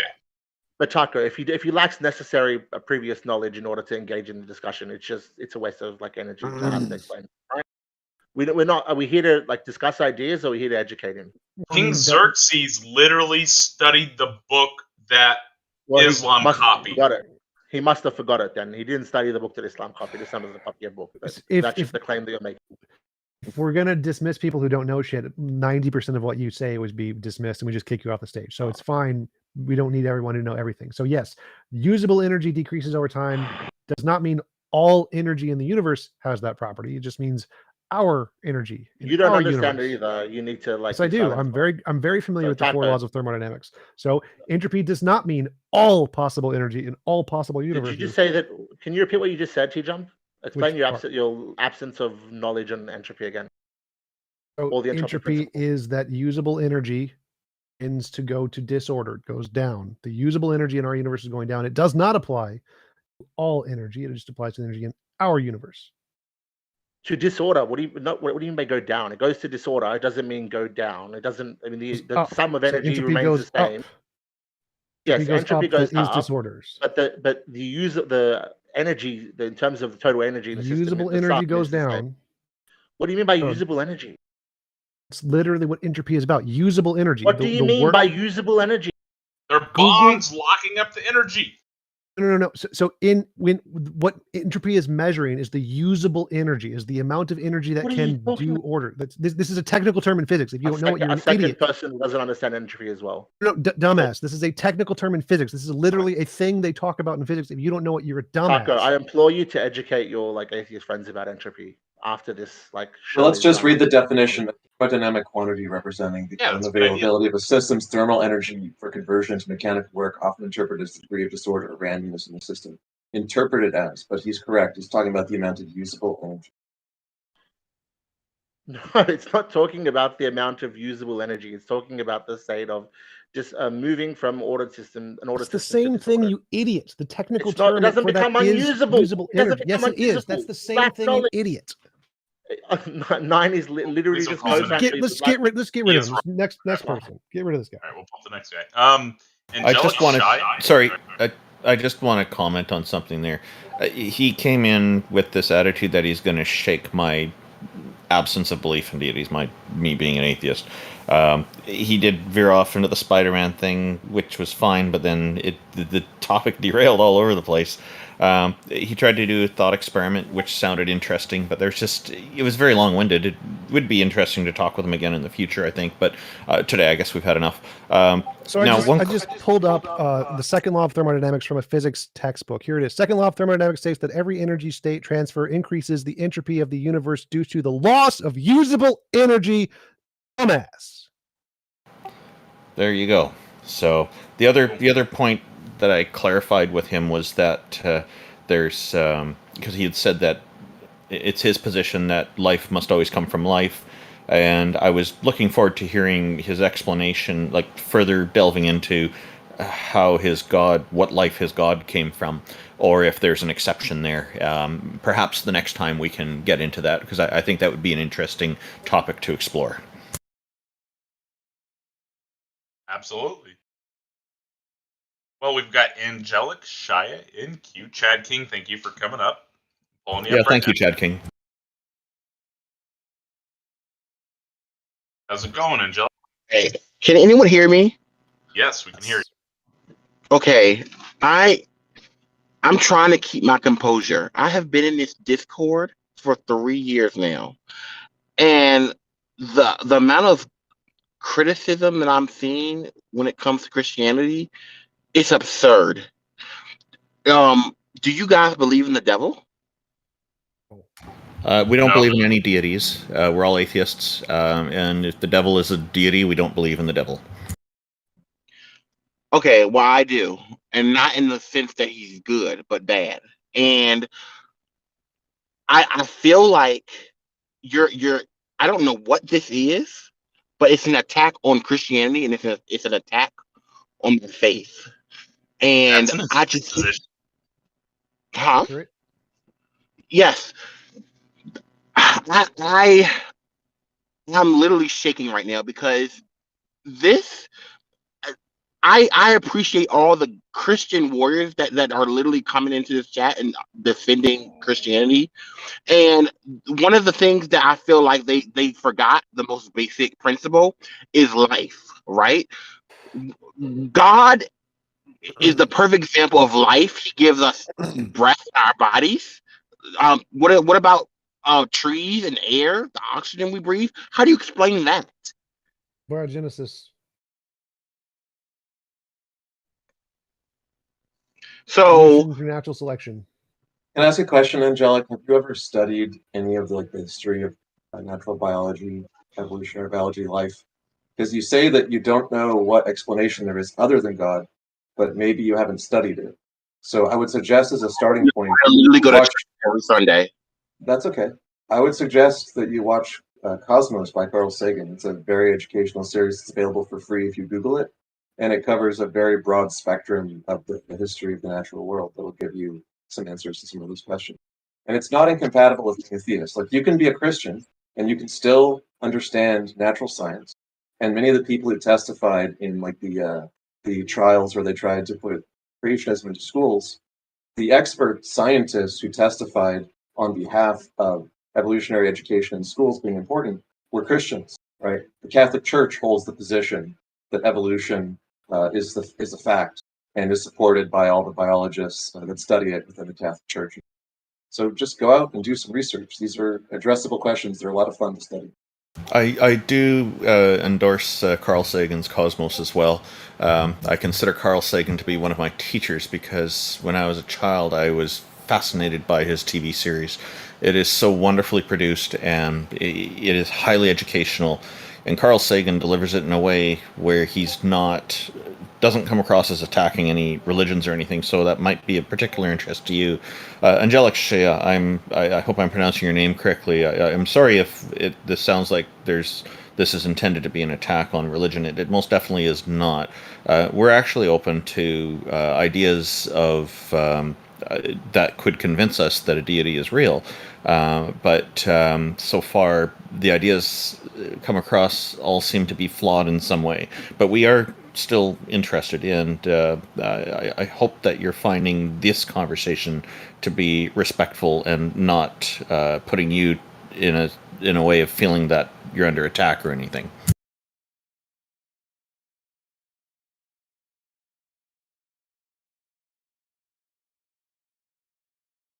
And kudos for calling in, even if you felt nervous about this. Maybe when it's hard to have these types of conversations. So can you convince us any gods exist? Or goddesses? A devil could be a deity as well. Did that too? Supernatural? Immaterial? I'm not hearing any sound from Angelic Shea, so I think maybe there might be that there could be some audio challenges there. If you want to come back with your audio working, we'll gladly take you again.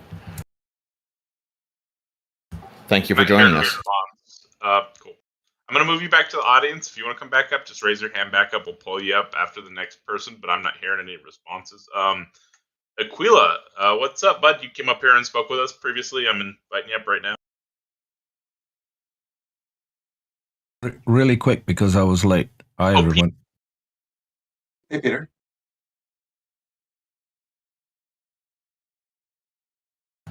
Hi, Peter. What were you wanting to say real quick? Did I miss anyone getting convinced? We had a caller who actually thanked, I think it was TJump or somebody, who gave a really good argument that they were convinced by, and they left very appreciative. Ooh. I'll have to go back and watch. Yeah, doesn't always happen. Sometimes people do actually recognize each other. I think Aquila's AFK. We'll pull up the next person, and if you want Indolic, I'm inviting you up right now.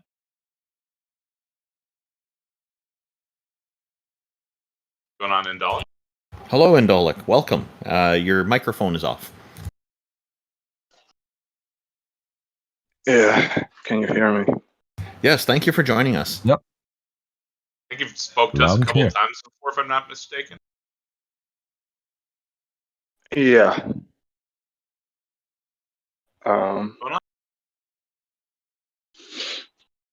Yeah.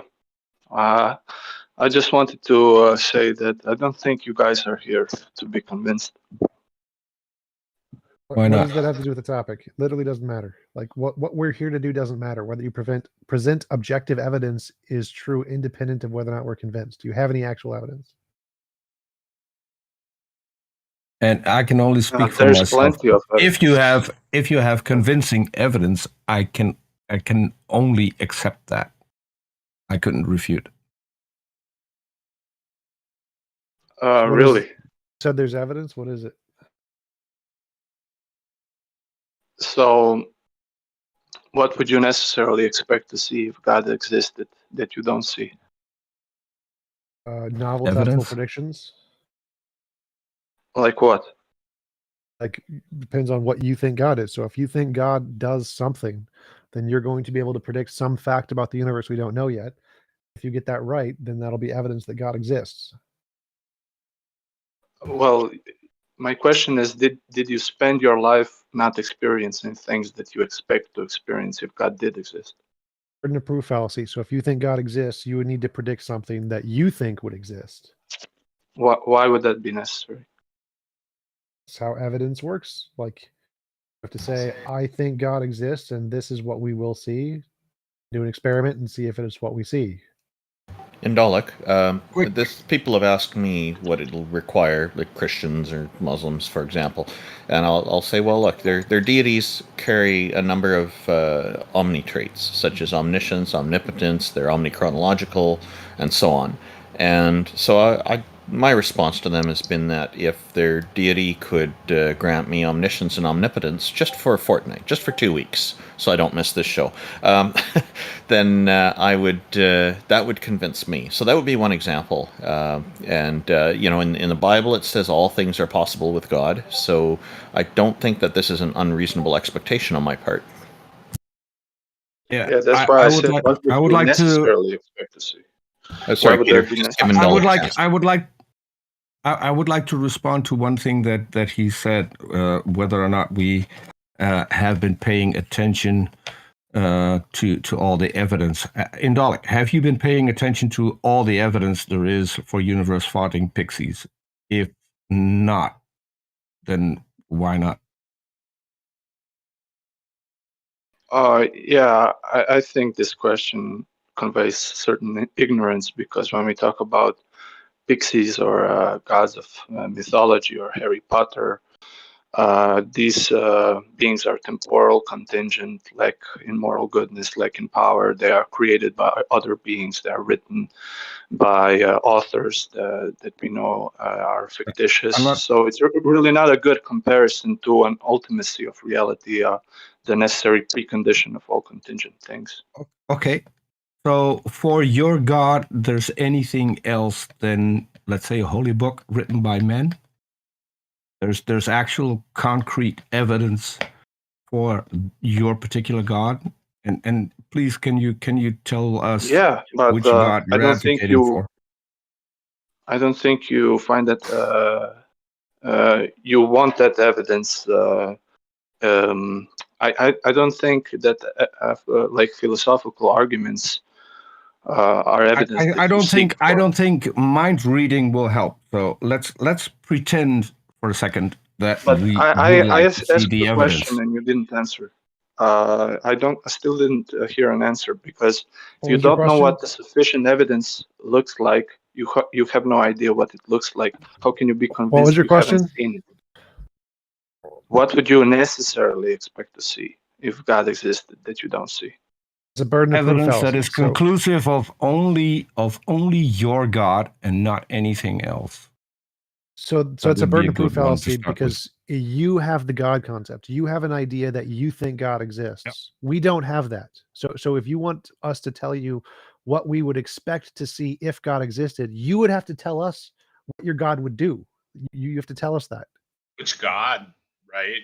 Like, how can you be convinced you haven't seen this evidence if you don't know what even it is, right? If you before we continue, can you explain us which God we're talking about? Because for now we could be talking about the great juju up the mountain. We still don't have a clue which God we're supposed to be looking for. If it was like a Hindu God, we'd expect something totally different than the Christian God. Yes. Yeah, that's an I actually would invoke Darth Dawkins when he says this is a cliche, and I would agree with them. This is an atheist cliche. Yeah, Dude, we talk about it's a cliche to ask you. It's a cliche to ask you which God you're advocating for. That's a cliche. Just answer the question. Do you want us to just presuppose that you're Hindu and just operate off of the assumption that you're a Hindu? His question was I'm like, sticking with the great Juju up the mountain. That's my favorite God. That's slightly for now. off his question. So his question was, if you don't know what kind of God it is, how would you know that you didn't already see the evidence? And the way I could know that is because if I don't know what I'm looking for, anything I see is just an unknown. So if you said, I suppose I saw lightning and I didn't know what caused lightning. Now, maybe that could be evidence of a God if you had predicted, like, I think Thor exists and Thor creates lightning.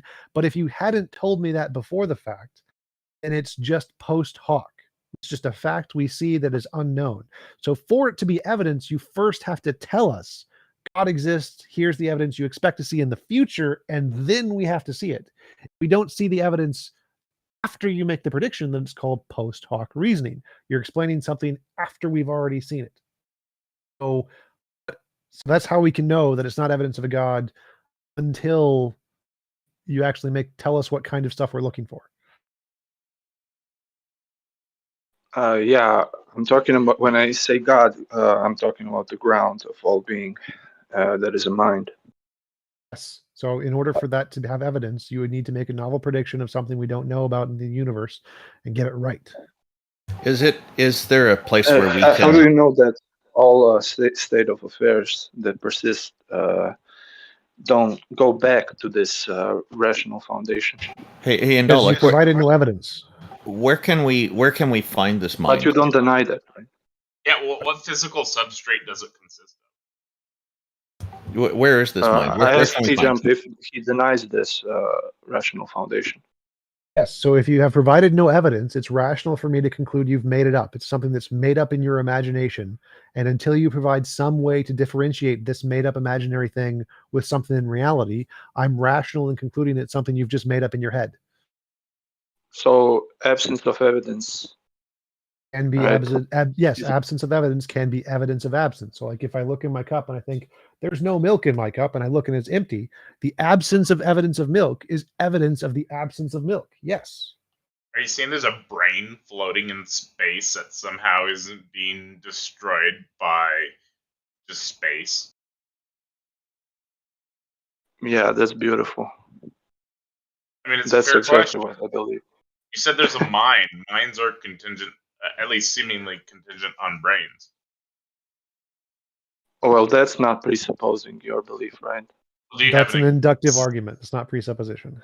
Like, do you have an example of a brain that doesn't, or a mind that doesn't require a brain? Because I mean, I'm open to accepting that if that's a thing that can happen. Yeah, there is evidence for this. Just check Sam Parnia's work. He's a medical doctor. I've talked with Sam Parnia. The near-death experiences don't work. They're rejected in every academic field of neurology, psychology, cognitive science, and everything else. They aren't evidence of a non-physical mind. Yeah, but he conducted experience. He conducted studies on this where people's heart stopped, right? I'm familiar. So there's no way for their brain to process information. Yes, there and is. They nevertheless are able to come back when they're revived from clinical death. They're able to come back with information. That So that second statement you said is provably false. It's why Sam Parnia's work has been debunked, because there is still ways for the brain to process information, even if the heart isn't working, because the heart isn't the brain. So your brain is still processing information even when your heart stops, because the electrical signals in your brain aren't contingent on the blood flow. They continue to work for like an hour after the blood flow just fine. And there's parts of your brain that are continue to function long after that, because the things in your brain are electrical. They're not contingent on the blood. So if your heart stops, your brain and your electrical signals continue to function, continue to process information. And so you can continue to hear, see, taste, touch, and all those things are saved as conscious memories. I can vouch for that. Blood That happened to me. information. That happened to me. I had a cardiac arrest, and my brain didn't stop functioning. So your brain can continue to function after your heart stops. Yes. Yeah. Okay. I'm saying that when blood is not pumping through the brain, Yes, when the brain is blood not able stops to process it pumping, further. your brain still works. There's energy called ATP in each of the cells, and even when your blood stops pumping, the ATP in the cells continues to fire. So yes, your cells continue to work in the brain long after your heart stops. Well, that's because we have a mind, right? No, it's because there's ATP in the cells, which is what causes the cells to have energy and to function. So the ATP in the cells doesn't magically disappear when your heart stops. Yeah, and you can also say that the mind is a product of the brain. So as long as the brain is working, you have a mind. If the brain stops working, you don't have a mind anymore. Well, I would agree with Aquinas when he said that there was a very tight union between the mind and the body, such that the mind didn't require the brain or the body for its existence, but in this life and under natural circumstances, it would require them for its function. So in Aquinas' view, once you die, your mind continues to exist and can still reason, but it no longer has the physical structure of the body and the senses to feed it new data. So it needs God to infuse the data. And stating a view, interesting, right? Do you have to think state reasons Aquinas that justify the likelihood that it's true, right? So what reason did Aquinas cite? Theology, right? He had no reason to believe that.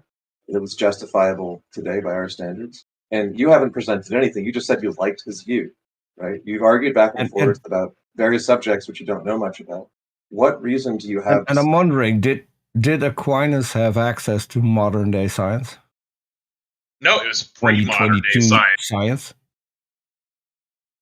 What's There's the point? a lot about the universe they didn't know back then. There's a lot we don't know. So what? Yeah. So why is Aquinas relevant if there are centuries have passed and we've learned more and more? It's just the genetics. I'm looking at the merits of his information, not from when he talked or who talks. I'm looking at the information he's presenting. Can I ask you a question? So you defined your God. So how did you learn about this God? It was revealed to me because I repented. Revealed how? And when you repent, the Holy Spirit reveals truths and reveals that is the stating truth. that is stating the claim again. I asked revealed how. Not that it was revealed, how, but how? How? Through certain occurrences, through certain people, to reading of the Bible, through evidence, objective evidence, to subjective experience. This is important. This is important because now we've got a different God. Now we've got the God of the Bible, not the vague one you started out with. Which of the two do you believe in? Same one. The vague one you defined at the start, or the God of the Bible? Because that one comes with a lot more than just the attributes that you mentioned. It's the same one. Yeah.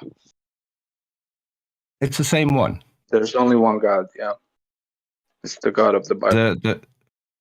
The God who described the earth as flat. That God. No, it didn't. No. Yes. Yes. You brought up the Bible. You don't know what the Bible says about the shape of the earth? Yeah, I know the verses you want to bring out. We can talk about that, but I thought you guys want there are trees and mountains. There are trees and mountains, and if you go at the top of either of those, you can see the entire earth. That means the earth is flat, right? Or is it transparent? What is the literal sense of the passage is not always as obvious in the speeches. If you can see the entire earth, if you can see the entire earth from a mountain or a treetop, so that means that you can see Australia if the tree is in the US. Am I correct? Yeah, I'm trying to tell you that when we interpret the Old Testament, we need to go wholly back in the spirit of those remote centuries, right? So we need to use your philology, God. ethnology, archaeology, other sciences, right, to determine so what your modes of writing God. they are using. Okay, so your God gave you a text that is up for interpretation, and it therefore is that's up the job of the church. for mutual exclusive interpretations, because I interpret it to be to say that You the don't earth is have the flat. authority of binding and loosing. That's something Jesus gave to apostles. You That's why just we have a said church. we have to interpret it. Yeah, we all have we are all rational beings, so we cannot read scholars on this, right? We can use sciences, we can study these texts and see what they are doing. But the ultimate authority of the scriptures is. But isn't the Bible Yeah, meant to be when I'm understood speaking, by every believer, and shouldn't every believer read the exact same thing, or is God creating confusion? Because I'm pretty sure there's a verse in the Bible that God isn't the author of confusion. yeah, exactly. That's why when, for example, Moses wrote the Pentateuch, one of the hallmark things he did is he not only to redeem Moses, Israel, who we is know to, never existed. Please, I need to Moses, who finish we this know.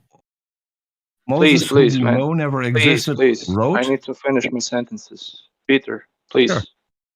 So Yeah, go ahead. My apologies. he was not only a prophet and a shepherd, he received the law of the word, but he instituted an interpretive body to protect and put a fence around the Torah.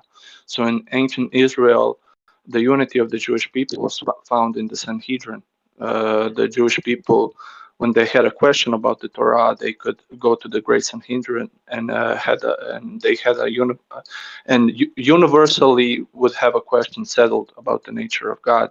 So when Jesus came, he also spoke to the 70, right? And he sent the 70. That's the apostolic college. So he said to them, they have the authority to bind and loose. He gave the keys to Peter.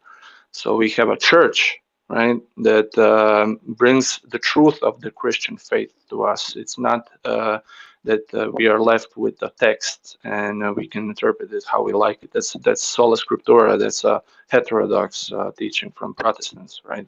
I don't believe that. That makes no sense historically or scripturally even, or traditional. It's not traditional as well. So I laughed when you said Mosaic authorship was the case, because I don't know if you're aware of this, but like, when do you take it that people decided that Moses was the author of the Pentateuch? When do you think that tradition started? You want to ask when did Moses wrote the? No, I'm asking you, when you think, since you know about the history of the Bible, you claim, at what point did Jews start to think There's that a debate Moses on wrote this. the Pentateuch? Okay, there's a debate. Why is there a debate? Tell me about it. Tell me what you know. Since you said that he wrote the Pentateuch. Yeah, I mean, not fully. Israel as well was involved, because there are certain verses that talk about Moses' life. So it couldn't be that Moses wrote this, right? So yeah, he it's the dies same in the as the story. New Testament. When we look at the New Testament, it was always also preserved by the church and written by the church. The same with the Pentateuch; it was also written by Israel. But yeah, certain works, the Pentateuch would be ascribed to Moses. Okay, so it historically arose in the late Second Temple period, when Jews encountered the Hellenistic tradition where authors were attached to books. There were no authors attached to the Pentateuch.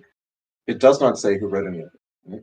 So what happened was they retroactively said, well, we better come to a decision on who we think wrote it. And they thought about it and they said, well, which character in the story likely wrote it? And they said, oh, Moses probably wrote most of it. And that's where this idea comes from. There is no evidence that Moses wrote it. It is a tradition that was invented to explain this as an embarrassing problem not to be able to explain who wrote it at the time of the Second Temple period, right? So this is just like problem number one of the ahistoricity of the Bible and the claims about it. We could get into all of them, but I take it you're a Catholic. Yeah, I also take the Do you think- position that we need to look at the tradition, right? So if a tradition is saying something, I will not just reject it or throw it out, right? Okay. I don't.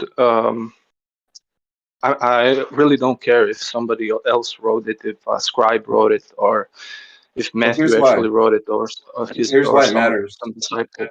Okay. I look at the content. You know, John, where Jesus says, he says to the rabbis, if you believed in Moses, you would believe in me, for he wrote of me. Okay.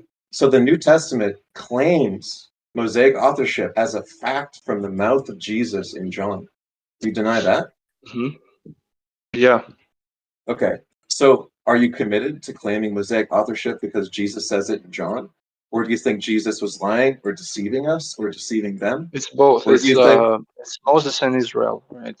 Sometimes a leader, right, a shepherd, a head can represent the body as well. So that it's polyvalent. It can have a layered. It can be layered. Right? I didn't understand the answer, because what I asked you is, if Jesus is claiming Mosaic authorship as the evidence to believe in him, right, saying Moses endorsed him by writing the Pentateuch, then if we know that Mosaic authorship is not supportable by evidence, do you take the position that it just must be true despite a lack of evidence? Or do you take the position that Jesus was deceiving the rabbis by trying to trick them because he thought that they believed it? What's your position on that? I already told you that Moses did write certain texts, but as a whole, Torah or the Pentateuch was also written by Israel. There are certain verses that were added by the community. Right. What's the evidence that Moses wrote part of the Pentateuch? You What's don't know. the evidence? You're just going to have to say because Jesus said so or something. So No, there is Jewish. Here's why it doesn't add up. So in addition to like Mosaic authorship being like a dubious tradition, even amongst the people who believed in the rest of the story, we now know from archaeology, as Xerxes alluded to earlier, we know that there are so many flaws in the archaeological evidence, not just not supporting claims that are in the Old Testament, like the Exodus and the conquests, but actually there's a preponderance of evidence, archaeological evidence, of the excavations of almost every inch of the Jewish highlands of Judea where those people live. That gives us a fairly detailed graph of the number and of estimated populations of these settlements. And during the times when people claim that the Exodus occurred, the population of Judea went down. There wasn't an influx of people. The actual population was migrating away from that place at that time. And it just fluctuated, up and down gradually over time. So the problem is that the conquest isn't evidenced because the best explanation for that is that the Exodus never happened. So there never was a large force capable of conquering people that moved in. What actually seems to have happened, since there's no evidence of the Exodus in Egypt either, is that a group of people created this mythology for themselves, to give themselves encouragement and strength to deal with the hardships that they were facing. Because almost every theological point in the Old Testament corresponds to some actual hardships they were facing that weren't the historical stories being described, but they were kind of similar in a way that this was a good story to tell to help people deal with what they were actually dealing. So that's why it's a problem that it's not just I would recommend flawed, it's the whole historicity of the Old Testament. I recommend. Do you know who K.A. Kitchen is? No, who's Kitchen? On the reliability of the Old Testament, he wrote a book. Okay. It's one of the most famous books on this. So if you really want a preponderance, like a myriad of things, yeah. So a guy born in 1932, you're saying is the authority that we should trust on this. Now, more recent archaeology. Yeah, the amount of evidence he provides in the book is interesting, right? The book itself, but there is a lot of new evidences as well. There are even I can send you some books, right, on this, but Sure. yeah, there is Let's of course exchange. a debate. Yeah, let's I exchange think books. you're. Maybe another time we can talk more further. You can call in again and we could discuss the exchanged evidence and stuff. But I would start you with something called The Bible Unearthed.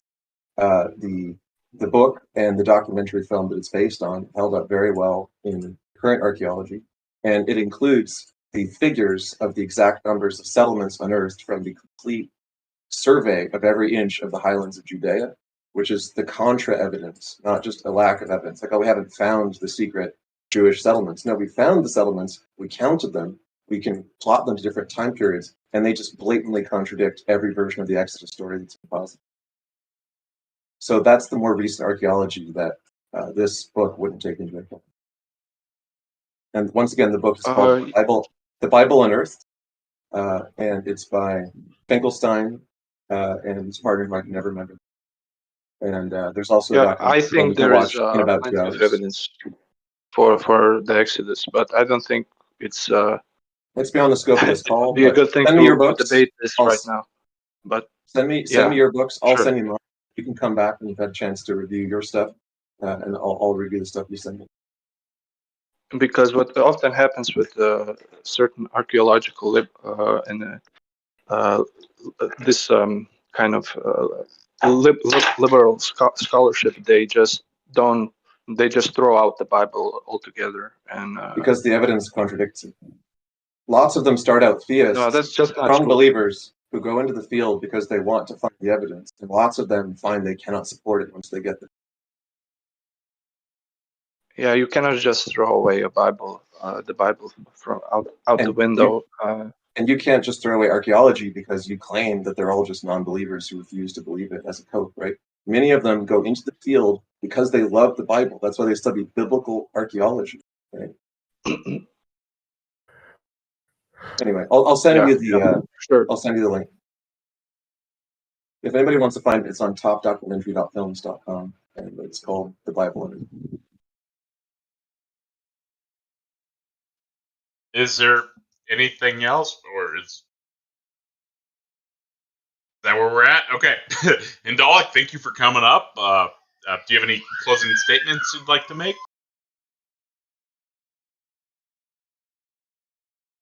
Yeah, God exists. Fair enough. We know you believe that. We're going to go ahead. Oh, what's up? It was really nice. I just wanted to say, Indalik, it's really nice talking to you.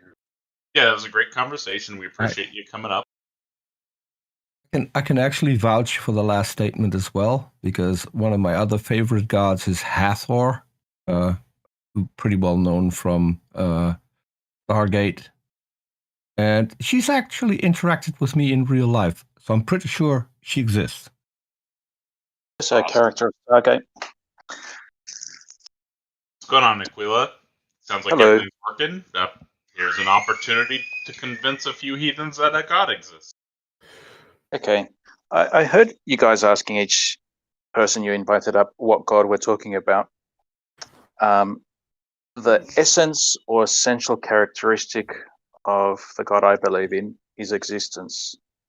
So I just need to convince you that existence exists. So can you show me how existence is a property and not just like the thing which is what things that have properties have? That's fair. And that would be a distinction between where you have, much like gravity and mass, you can't really say what mass is without reference to gravity. And gravity, can't even really say what it is. We just observe an effect and we call it gravity. But existence is certainly observable, but we see it as a property which everything has. It's like if it doesn't have that property, it obviously doesn't exist.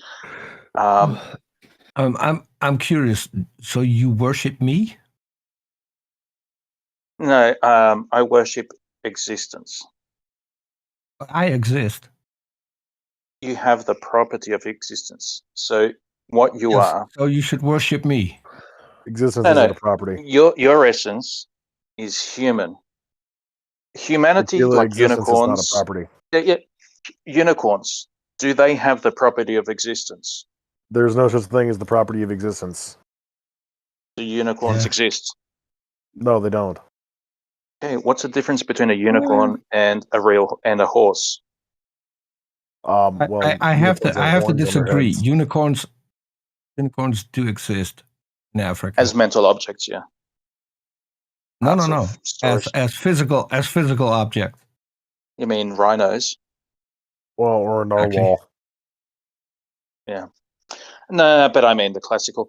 It's like But existence some isn't a things are. property, Akila, because if you were to say that existence is a property, and you were to say something like unicorns do not exist, then that would imply that there is such a thing as non-existent subjects called unicorns, which is an internal contradiction. How? Well, okay, well, Okay, I mean, if I like say saying like, that, like, let's say, like, take for example the property of being red. Do you agree that red is a property? yes. Okay. I'm not very philosophical, so you might be asking me technical language, and I might get it wrong because It's not. It's just a simple question. So yes, red is a property. Okay, Yeah. so if I were to say that there are no red staplers, all right, that would necessitate the existence of an object that is a stapler that does not possess the property of red. But you can't have a non-existent and existent subject. So no thing could possess the property of non-existence, for instance. So existence itself can't be a property. I'd say that you can have different modes where a unicorn's a conceptual thing, so it exists as a concept. Okay, well that's nominalism versus Platonism. What we're talking about is whether or not existence is a property. No, it's not. Okay, but that's just to say that existence is something more than just like physical. Because while, for whatever reason, everybody agrees that something that's physical, spatial, and temporal exists, not everybody agrees that only things which are physical, temporal, and spatial exist. I think that's a more technical critique than he knows about philosophy. So existence is the state of things that have properties. Okay, so unicorns don't have properties, so they don't exist. Horses have properties, they do exist. That's the difference between unicorns and horses. Yeah, so existence is the condition by which entities can possess properties. There is somebody has put a comment into the Discord live text chat. Canadian Ollyman. He says, redefining God is not proof of God. We already have the word existence and know what it means, and we already have the word God and have a definition for what it means. These redefining arguments are not worth hearing. So, yeah, I do find that it's basically redefining existence as a deity, and I do have that. I do share CDN Ollyman's view on this, that this is problematic. Except it's not redefining, because that is how Aquinas defines the God of the Catholic Church. It's not like I'm not playing silly buggers here. I'm actually talking about my God. Fallacy. So what matters is what does the current society use the word to mean? So if you see, I'm not interested in the current society. So if you see a title on, like, for example, a Discord server, it says "Convince us that God exists." Those words are all the common usage of the words for the common society. So if you make up a different definition that isn't the common usage, it's called a straw man. Okay, so I'm not going to talk. I'm not going to try and convince you that Shiva exists, or Zeus, or Thor. So I'm God, talking about the contemporary definition of a god is a non-physical mind that created the universe. Do you think anything of that sort exists? I'm not going to use that Protestant conception of it either. Okay, so you do not believe God exists. We're in agreement. No, not that God. So that's the contemporary definition of God that is used in the name of the Discord server. You agree does not exist. So you agree with us, and you want to change the definition to some non-contemporary definition that is your proprietary definition that we don't care about. With a previous guest, you asked him, "What God do you believe in?" Yes. I don't know why I can't argue for the God that I believe in. You can, but I'm not interested in contemporary definitions. Yeah, but you realize that Thor is very different from Shiva. Each religion has a different definition, right? Those are all the contemporary definition of a non-physical mind. Well, if you're going to say that I have to argue for a contemporary definition, which I don't believe in, we're kind of wasting time here, aren't we? Yes. Okay, so I won't try and convince you that this God I don't believe in exists. Cool. Or you could make an argument of like why you think we should define existence as God or something. Because it's his necessary being, because it's connected to the belief of him as necessary being and his simplicity that Why are you using pronouns to describe a non-sentient agent? Well, he's sentient analogously to us. Like he So doesn't have existence thoughts, he is doesn't have sentient, it has a consciousness and a will? unlike ours. Okay, well, if it's Just not like ours, then how do analogously. we recognize it as a consciousness or a will? I guess from the effects, it's like I don't know if you guys can. I just ask first of all, like I would just presume because you seem well versed in the sciences that you subscribe to the B theory of time, would you? No, that's actually not a very common thing in physics. So you don't think the future and the past exists? No, that's actually a minority view in physics. Is it? Yes, you can check out the actual paper, Phil Survey's paper, 2022. I don't. It's sort of funny 'cause I don't consider time to be something that's like a traversable dimension that you can go back and forth and like rewinding or going forward in a VHS tape or something. It's just everything's just now, and we can kind of track and figure out what's happened in the past based on what we're seeing now and extrapolate from what we're observing. That's how it seems to be the case to me. So that's kind of where I lean toward. It's funny because the state of something now is connected to the state it was in the past, right? And it couldn't be what it is now unless it's connected to what it was in the past. And so for us to be here now talking, there has to be an actual real connection to what we were doing half an hour ago. No. I don't know. Well, anyhow.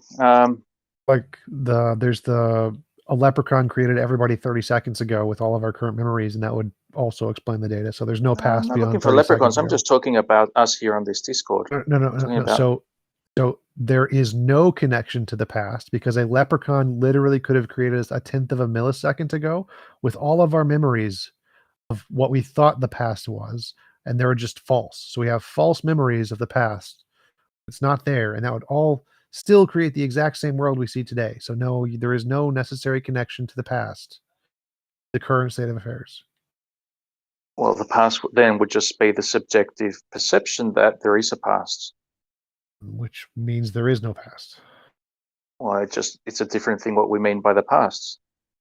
It's like it wouldn't be comprehensible like to be speaking English unless we had a perception or subjective perception of how words are used and having learned them, and I don't know. Like I mean, anyhow, we but can fair download enough. language. We can download language into the mind of a person like a computer, and they can still use it with no past.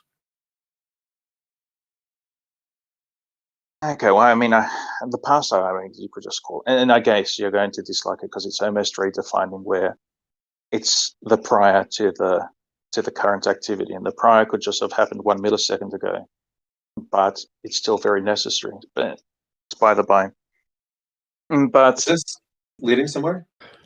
No, it's just chatting. Like last time I visited here, like I think I said back then, and I guess I'd say it now. I'm not a fan of arguments, but rather because it's the task is to convince, and when it comes to God, I don't think arguments are convincing. So there's other ways to convince. So I think discussion is one of those ways. It just disposes; it doesn't convince in itself. Well, just for example, if you wanted to convince me that like we live in a simulation that was created by some creator, wouldn't be necessarily God by theist standards, but like you could convince me by convincing me that simulations are feasible, likely to exist, or that the universe has properties which suggest that it's some approximation or simulation in some way. Like there's all sorts of things you could say that would support that that we could argue about. So it seems like arguments would be persuasive. I guess but okay, that's an interesting one. Like the simulation one, I guess what you'd be searching for, and I'm sure some people on LSD have searched for it. You'd be searching for glitches in the simulation, where the simulation breaks down, or just extreme feasibility and like utility, right? So the simulation hypothesis says, there's this great benefit from like running ancestor simulations of universes because you can learn things from them or something, or they're entertaining. And then, is it feasible to build them? Well, if it is, and you can build lots of them easily, then it's likely that lots exist. all of those things would point, if you were convinced of them, to the likelihood of a simulation hypothesis. I happen to think it's not very feasible and not very useful, like people claim it is. But I think you can make arguments that religious claims can be like a scientific hypothesis if they do make any kind of novel predictions. Yeah. Anyhow, returning to the topic, I'm not trying to be a sneaky little, excuse the language, I almost said the C word because I'm Australian, but for Catholics, God, his essence is existence. And then you have like necessary existence and secondary existence, like creatures are an effect of necessary existence. How do you distinguish the two? It's like one of those things which I wouldn't know about. But to say that existence exists, it does. I mean, it's just observable. I mean, there's just nothing that we can conceive of which doesn't exist. Even unicorns, they have a certain existence as literary artifacts or mental imaginings. But it's the one quality, property or state or grounding or whatever the correct language is, that everything, absolutely everything everywhere shares and has, and if the past has existed, a century ago, yesterday, the Big Bang, whatever, it's something which everything necessarily has. No, because there's things that stop existing. And so they did exist at one point and then they stop existing and now they no longer share that property. Yeah. But for them to have been, they had to have had being. So it was a temporary property that they temporarily shared with something temporarily. Yeah. And so I guess you're making the argument for me, like from everything we can see, I guess the more organized things that we see, maybe not the more fundamental things, but like the subatomic or fields or what have you. Why does it matter that they share this property? So what? Well, it's like when you see something that has motion, you know that something's put it into motion. There's been an interaction there. There's been some sort of cause. And I'm not trying to do this Aquinas course. It's always been in motion. Yeah. Why do we assume that rest is the default state of existence? We don't. Okay, well then if something's in motion, then perhaps it's always been in motion. Yeah. And with existence, it's like, well, this guy's saying some things exist and then they cease to exist. Right. So I don't know of the large things that we observe that any of them are like have these permanencies. They are things that can lose existence and at some point came into existence and other things will come into existence. And so you wouldn't call those things necessary beings. So you wouldn't call the earth a necessary being. Certainly wouldn't call myself a necessary being. Pretty much all arguments from contingency are gonna rely on our human intuitions. And our human intuitions do not have a very strong track record when it comes to learning metaphysical truths about reality. Yeah, it appears to be the case that everything is contingent on something else, and that would imply one thing that isn't contingent on anything else, but we have no experience with that. That's speculative. We don't know that it necessarily entails one from the other. Yeah. It's not a logical deduction, it's an intuitive one. And so we don't know if there's anything out there that doesn't require anything else to exist. Perhaps it is an infinite regress. We don't know. And we don't have the license to argue otherwise until we do know. I agree. And that's why I would say I believe, but I don't actually know. And it's this one thing which is like so ultimately unknowable. It's it's one of those questions like I'm still lost on this. Existence. So I'm not making an argument. Let's say existence does exist, and let's say existence is necessary. So what? Why are you calling it a god? Because it's the most ultimate kind of existence, and probably the most simple kind of existence. Why are you calling it a god? So what? Why wouldn't you call that a god? Well, because it doesn't have a mind, or an intention, or a will, or thoughts, emotions, goals, desires. Yeah, it's not very anthropomorphic, is it? It's like, it doesn't Yeah, well, the word one of these God, things. the word God is a word that we use to describe things that are Wait, anthropomorphic in so nature. so the reason you wouldn't call it a god is because it has a certain set of properties, and those set of properties are it exists, and we have a word for that. It's existence. Now, Yes. a god is a different word, and if you're saying you're going to use this different word to mean the exact same thing with no additional properties, it just means the same thing, and there's no reason to add another word there. Just get rid of the word God, just call it existence. That would be a simpler, better way to approach language. There's no reason to add in this extra word for no reason. Except existence in itself Unless, is of just course, a you're trying concept. to But borrow from the connotations that that word carries. yeah, What I what think it is what is you're doing. it's to have a reverence for it. It's to have a desire to see it. It's or to comprehend it in some way. Seeing it, obviously, it's not going to be like reflecting photons or whatever, or emitting them. But there's just this. It's something like if you are interested in science at all or in knowledge or whatever, it's what at the end of it all. It's like, yes, we can see quasars or we can infer them. We can do our astronomy. I don't know that you can anyone's actually seen a quasar. Which you couldn't because it's really a black hole. But it's one of these things which is just so desirable to see, and it becomes an object of religion. And the thing of it having a mind or these other qualities of God being personable. Wait, so I just want to try to follow what you're saying here. So it seems like you're saying you like the word God, it makes you feel good, so you're going to call existence God because you like the word God? Well, I'm interested in, say, I don't know. I am actually interested in black holes, but they're not going to become the object of devotion or reverence or whatever. They're just another contingent, another temporary thing. They will fizzle out of existence. They don't inspire, as it were, a kind of reverence because they don't have permanence. So it seems like you're saying that the word God implies some kind of reverence. You have reverence for existence, therefore you like to call existence God. Yeah. Well, you can people do turn strange things into gods, and it's used analogically, obviously, in the Bible, but just in common usage, it's like, that's adorable, or in the Bible, you have people turning weird things into gods, where they turn food into their god, or their belly into God, or a nice statue, which is So the particularly only attractive. reason to call existence God is because it makes you feel good, but that's it. Well, why else would you call something God? Well, if it actually shared some properties with like a mind that created the universe, that because it fits the definition of what God typically is used for in the culture, that would be a good reason.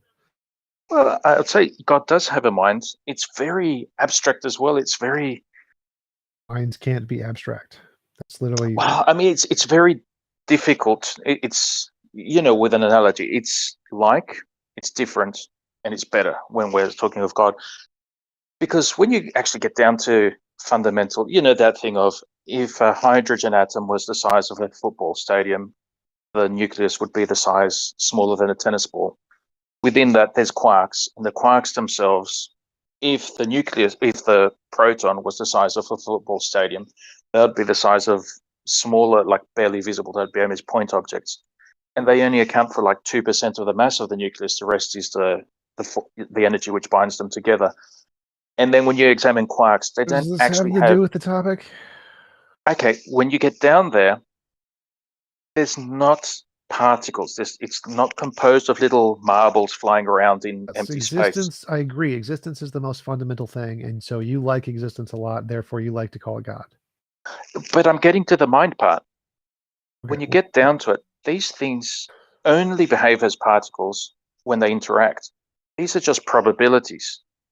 And do probabilities just exist in an ether? They don't. Yes. In fact, the transmission of light, the theory of there being some sort of ether which communicates the photo, like light waves, that was already dealt with. These things just exist as probabilities. A probability is not being made little marbles or little sheets or rubbery, membranes across which you sort of strike one end and you have like an energy wave go across it. They're more conceptual than they are material. So there has to be, if they're going to exist, if they're going to be caused, if they're going to be contingent, they almost possess an intellectual quality about them instead of a So physical property about them. it seems like your argument is that you can't imagine any other way for the wave function to exist without it being grounded in a mind because it's an abstract object. That's not No. how physics works. No, that's not what I'm arguing. I'm saying wave functions, especially when it comes down to the probabilities where you have, I've forgotten what the term is, when you have virtual particles emerge. Collapse. Sorry? Wave function Yeah. collapse. Wave function collapse. These things, it's like they're not objects. They're not tangible things. They're not little marbles. They're of the qualities they possess. You wouldn't say that they have size or they have, dimensions. They're yay long and yay deep and yay wide or tall. But we do say that about mental objects. All mental objects do have size and shape and weight. So all thoughts have those things. Because they're in the brain. Yes. But the wave I'm function talking is about not like the a thought. actual. Yeah, I'm not talking about like our conception of it going around in our brain. Like the wave function's not in our brain. It's out there. That thing in itself, it's like, what is it? It's a probability. And so is a Why do you probability think like... that's like a mind? I don't think it's like a mind. I'm not saying it's like a mind. I'm saying that these things, in and of themselves, they exist. And their existence is not... It's not like an object. It's a concept. It's not like a concept. Concepts exist in the mind. Concepts have weight and mass. Okay, so these wave functions, what are they waves in? Hilbert space. Okay, and what is that space? Google Hilbert. Complicated physics terms. Google Hilbert space. Okay, and then, yeah, okay, but that exists itself, doesn't it? Yes. And that kind of space, I'm guessing, doesn't have dimensions in the conventional Wait, sense. if It's all you're not trying like to the do here, distance between Killer, here is- and the moon. It does have dimensions. They're just not spatial dimensions. Space is a kind of a field with a kind of spatial dimensions, but other fields have other dimensions. Yeah.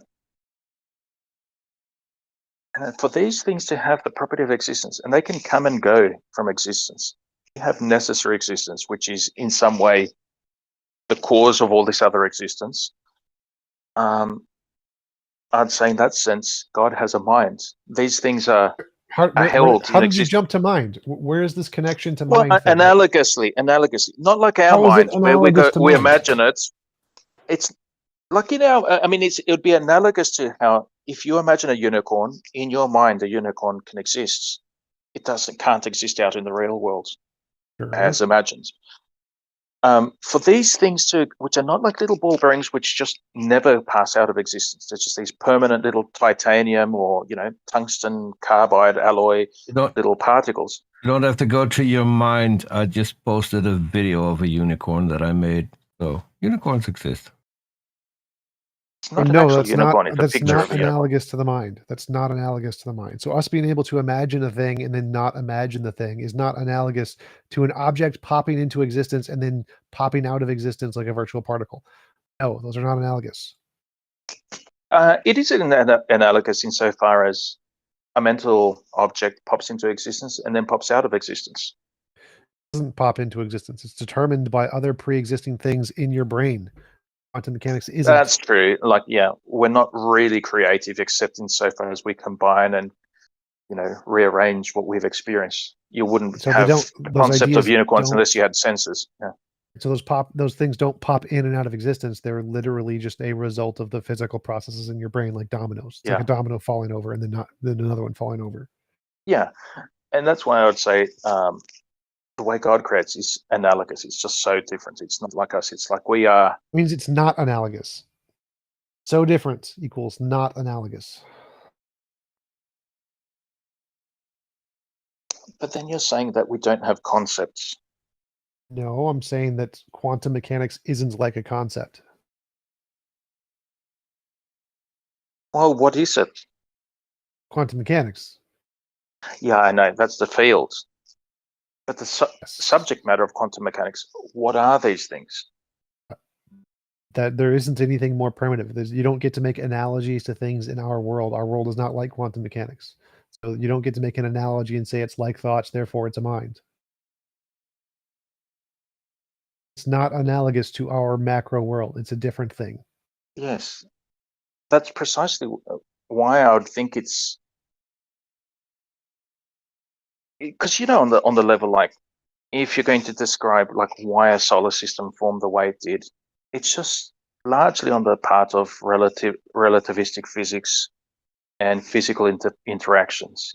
Things bumping into each other, things losing heat and being able to sort of like spiral in, losing energy either through gravitational waves, heat, whatever it is that, it can actually move in and coalesce into planets and solar systems. But when you get down to the quantum, there's no physical explanation for why these things are existing. There's also no mental explanation. But that's why I'd say I wouldn't say it's like a mental at all like ours. Like the way we imagine is obviously it's not causative. It's just, as it were, just a fruit of physical laws or quantum interactions or whatever it is. That's like if I said it's physical, but it's not like any of the physical stuff we know. It's just completely different physical, but like the physical. Does that make no sense, right? Yeah, it's complete. It's in some ways so different that it's almost inconceivable. And we can describe it in a way mathematical, but it's like saying, what is gravity? We can observe the effects, but we can't say what it is. So my question here is, why do you keep calling it mental? If it's something completely different from mental, then why do you keep comparing it to mental things? That would be like if I said it's completely different from the physical, but I'm going to compare it to the physical things, which it's completely different from. Okay, because it's comprehensible. What? It's comprehensible, therefore it's mental? Well, some things like aren't really comprehensible, but they're only sensible in a weird way. It's like what? But I mean, you know how we can conceive of like the notion of a tree, and to have that conception of a tree, you have to have seen a tree or at least plants or be familiar with something. You have to have senses to conceive of a tree. No. How would you communicate to a crystalline alien life form that lives where there's no organic life? It's all crystalline somehow, electrical thingos, whatever. So they don't have senses. Mathematical constructs. You can use mathematical constructs to literally build a 3D model of a tree, and you can build mathematical constructs to describe the physics of the tree and how it would interact with other They have matter. no conception of 3D because they have no senses. Mathematical concepts. You can describe 3D spaces with mathematical concepts, even if they've never seen it before. They can understand math. You can convey it to them without any kind of visual senses. I'm skeptical of that. How do you think computers generate 3D spaces? They don't.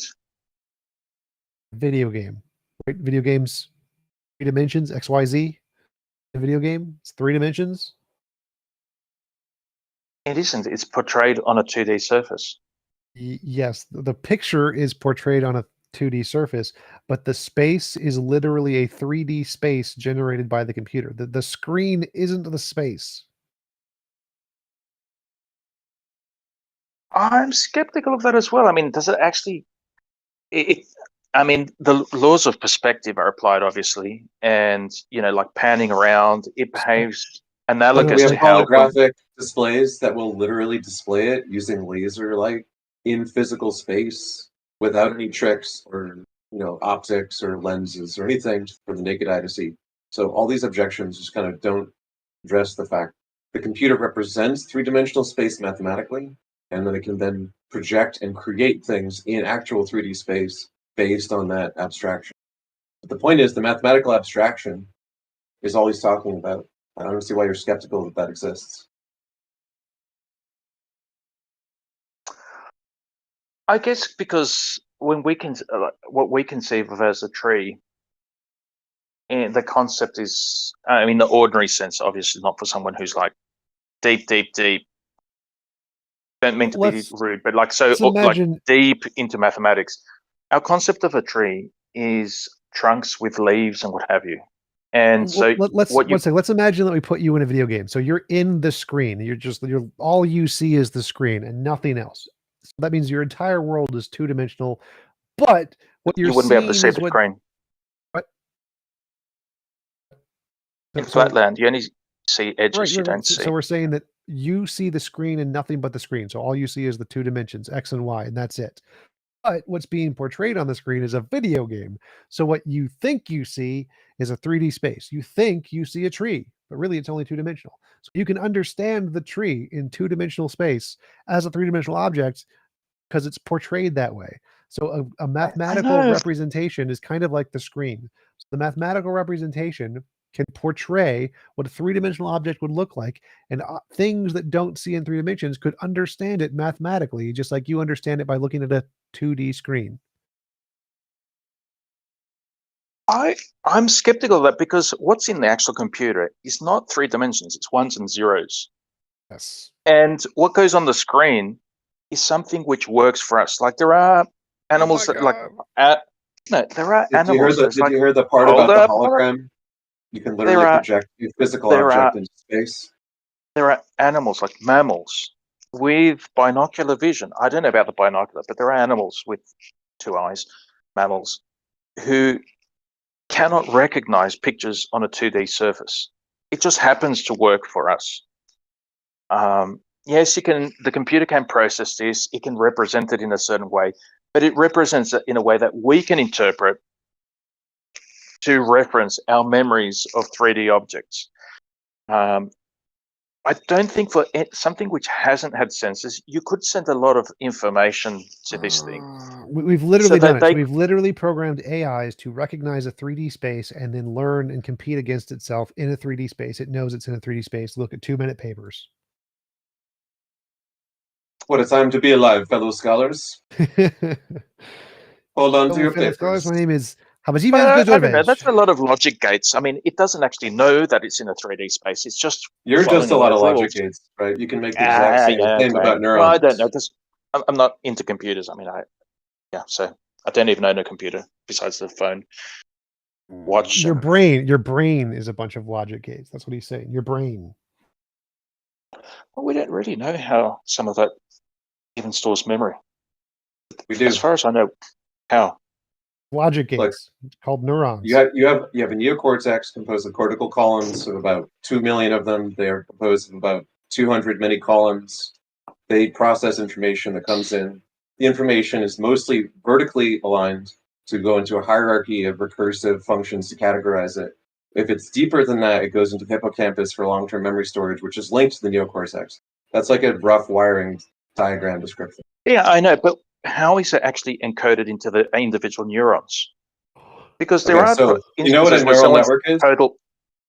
This is the obligatory explain how a neural network works things. Okay, so a neural network in an artificial neural network is mimicking what the actual ones do, so much so that when we do biomimicry, where we try to make a neural network with the analogous number of neurons in the analogous number of layers, like a cortical column, like for the perception system in a self-driving car, it turns out that the exact number of layers that we find in the brain, which is about 6 in the neocortex, works ideally for artificial neural network perception as well. So the thing does an analogous job using an analogous set of abstractions of the physical things that it's abstracting.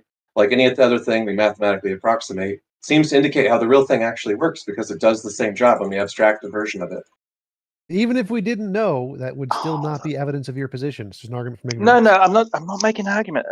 I'm kind of just curious about it. Sorry if I'm wasting your time, but yes, I in terms of the structure and the functionality of the brain, but you know where someone has gone into hypothermia, like extreme hypothermia, their brain activity ceases, but when they're warmed up, it restarts. It's not as though the running program being interrupted, you lose all memory and you just start, like an infant. That memory is stored physically in the neurons. I've read sort of these things, there's these funny structures within the neurons. You know how neurons have shape. And microtubules. They have microtubules and so on, so they can have some information encoding inside of themselves, yeah. So I've read that, but if you put a computer and you freeze it, at hypothermia, it will also maintain the same memory. It Yeah, won't. but we know how memory is written onto computers. Like if you have the magnetic hard disks, or I'm not quite sure how like the solid state drives work, but we know physically how the memory is stored on a computer. I don't know that we have like a definitive theory of how memory is stored in our neurons. That's by the by. I wouldn't say anything in How do we get back to topic? definitive. But anyway, you made this claim as you were talking about. He said something about can like a being exist with some certain properties that you were giving, and he said, yeah, like something that's mathematically abstracted. And then you were skeptical that any such abstractions would really be able to think or really exist in any space or whatever, just because it was an abstract space or a simulated mind. And that's why we just sort of backed up the claim. But yeah, if it's doing something analogous to what the brain does, that just happens to be an abstraction based on the brain, we can conclude that it's doing the kinds of things that brains do. So exceptionalism about, oh, it's just a bunch of switches leads to the conclusion that, yeah, so are we, because we're composed of analogous physical things to these abstractions. Oh, of course. Like, yeah, we're not, we are just an entire product of our physical states. But this was like, why, I think it stemmed from the question, why would you call existence God? And would you attribute to that existence mind? And I'd say it has to be very analogous, because this is something simple, unchanging. In terms of things that exist, God is probably the most simple existing thing.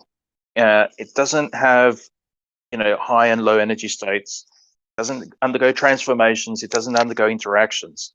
It just exists. It does go through transformations. Things stop existing. Except necessary being. Is it simpler than empty space existing? Yes.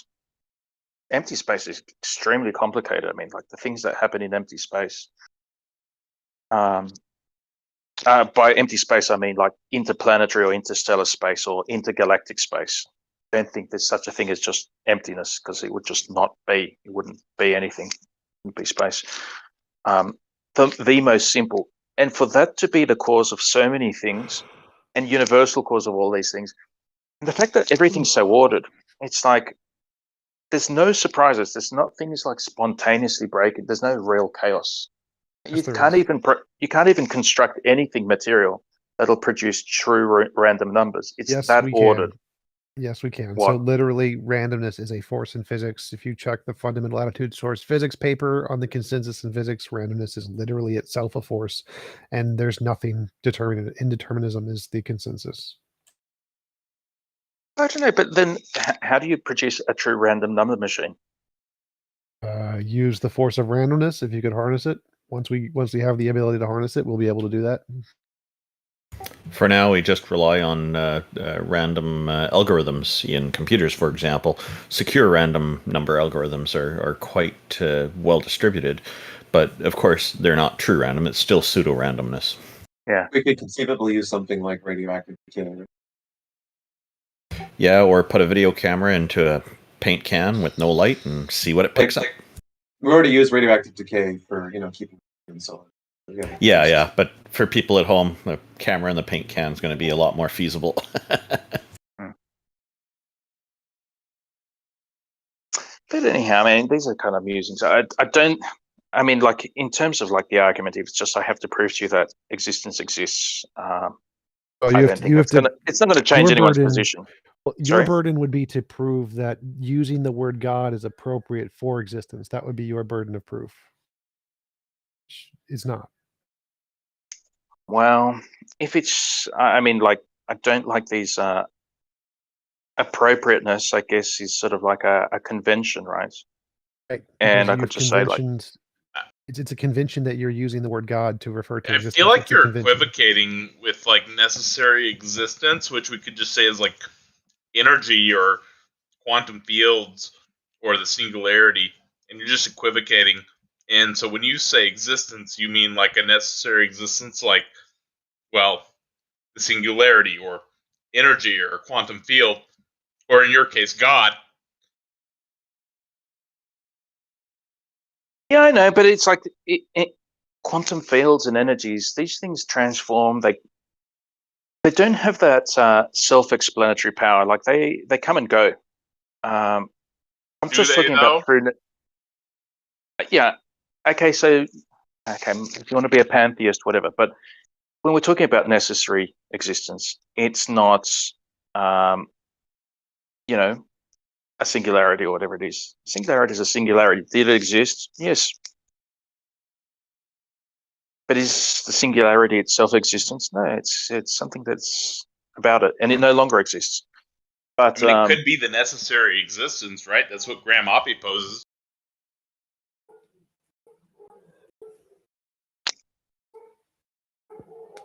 I don't know. Like if you look at that Penrose scalar field, you know, when the universe gets so diffuse after heat death, that you just rescale it and it resembles a singularity going into Big Bang. Singularity would still be necessary. It'd be necessary in all cases of any universe existing in that case. Is the scalar field thing like a cyclic cosmology? Yeah. Because I know there's quite a few different proposals that basically just suggest that some kind of cycle repeats such that there isn't heat death. This is just equivocation. You can prove that existence exists, but if you're equivocating existence as a necessary existence, then there's a ton of different options available for that necessary existence. God wouldn't be necessary by definition. Yeah, but the singularity isn't if you have this like cyclical universe, the singularity is not really a thing. It's just a matter of scale. It is just like a heat death universe where there's nothing interacting and it's just emptiness with photons, you know, light years away from each other. In fact, so can you prove a God, or is this just equivocation? I'm just defining what my God is.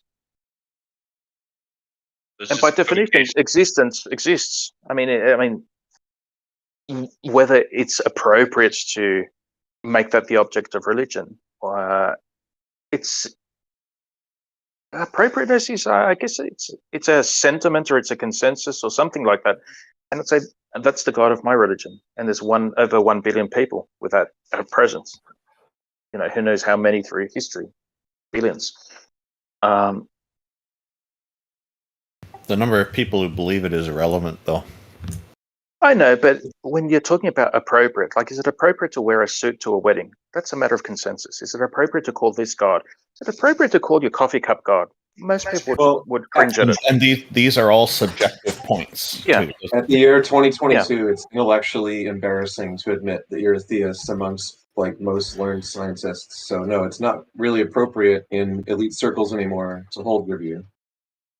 I know, but that's one of the things. It's like that's very much part of my religion. It's, you know, this sentiment, you would have heard it for sure. And unless you take up your cross and follow me, you cannot be my disciple. The cross there is something which was constructed by Romans who hated the Jews, well, dominated the Jews.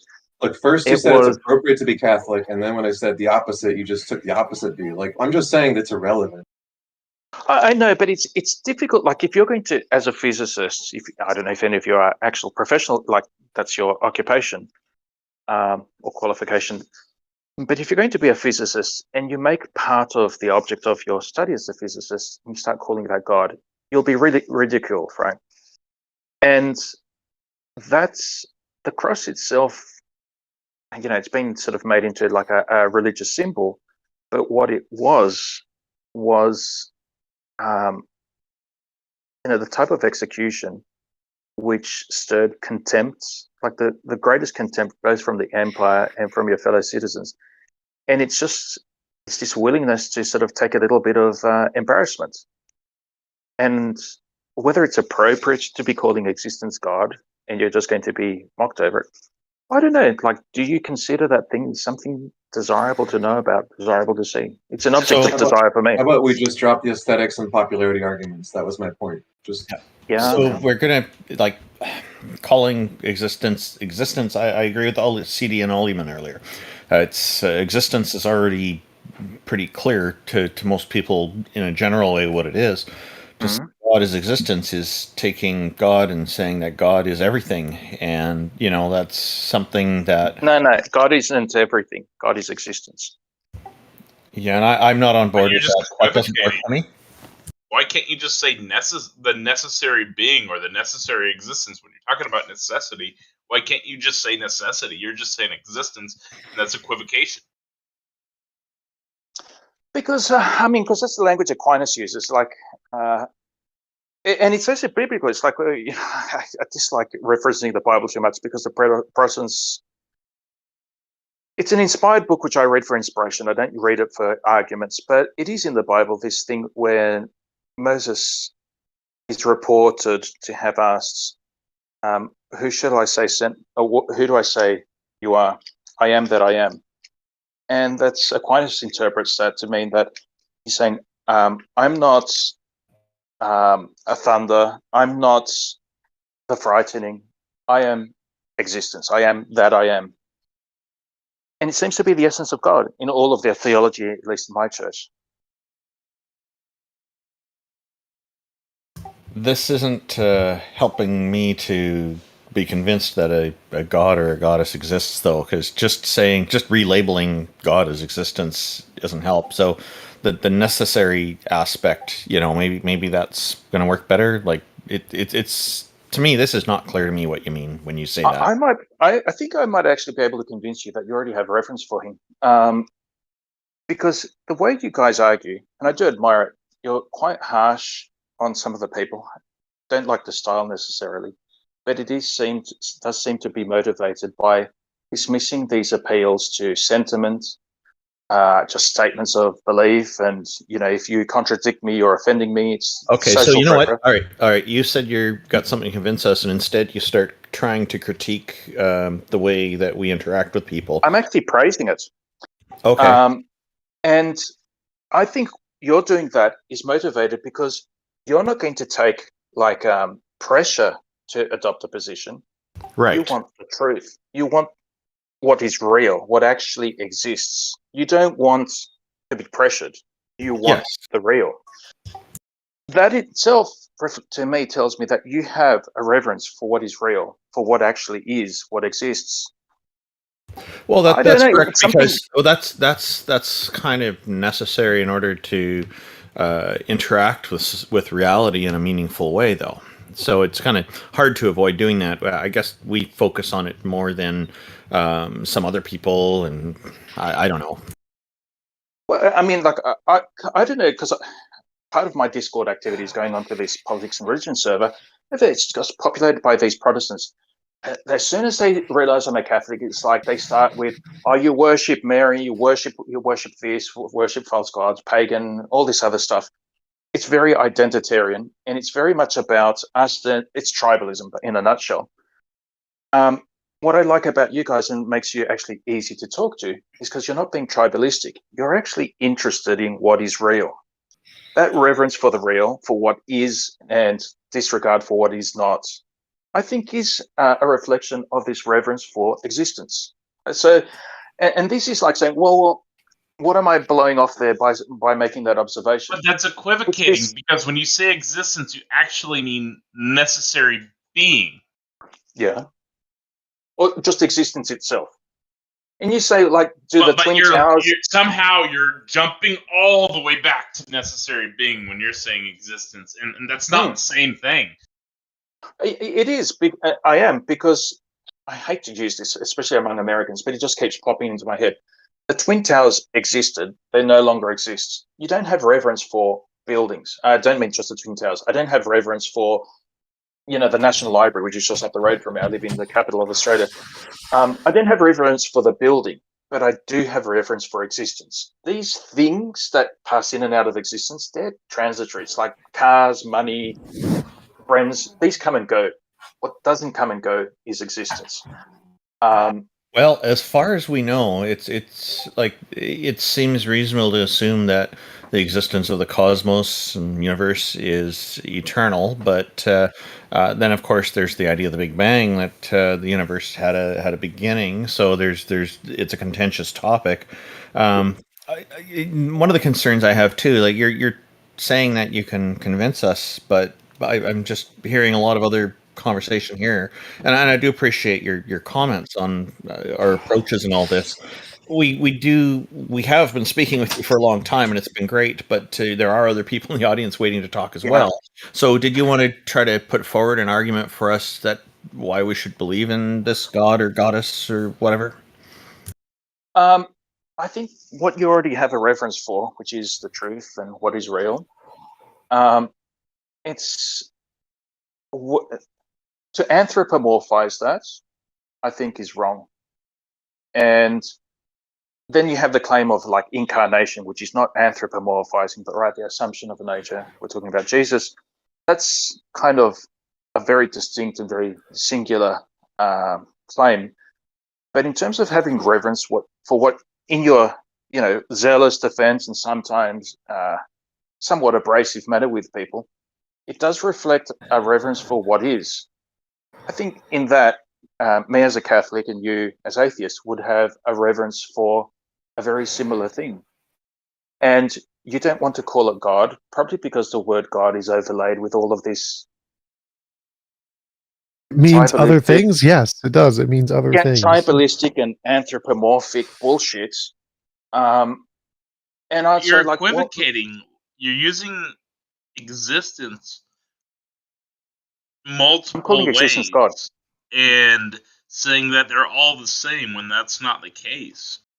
Look, I'm just as happy to conclude that we don't exist as we do if the evidence supports it. What we're talking about that we share is something like epistemic norms about truth, right? So if the truth is one way or the other, we want to be committed to accepting it, whatever that might mean. So maybe we don't exist. Maybe that's what we find out, right? But if we believe in truth, it's different than just believing in like our fiction or comforting notions about our identity or existence or God or anything else. I don't want to be comforted by some belief. I just want to know what's true. Well, in that sense, like, because our society is so awful and his religion and tribalism, maybe not calling it God, but still having a reverence towards it, is still a type of, I wouldn't even call it religion for you guys because I'd get your hackles up, but it's that reverence for it. It's that desire for it. It's that seeking for it. You know what epistemic norms are? Epistemology is knowing things. What does it mean to know and have knowledge?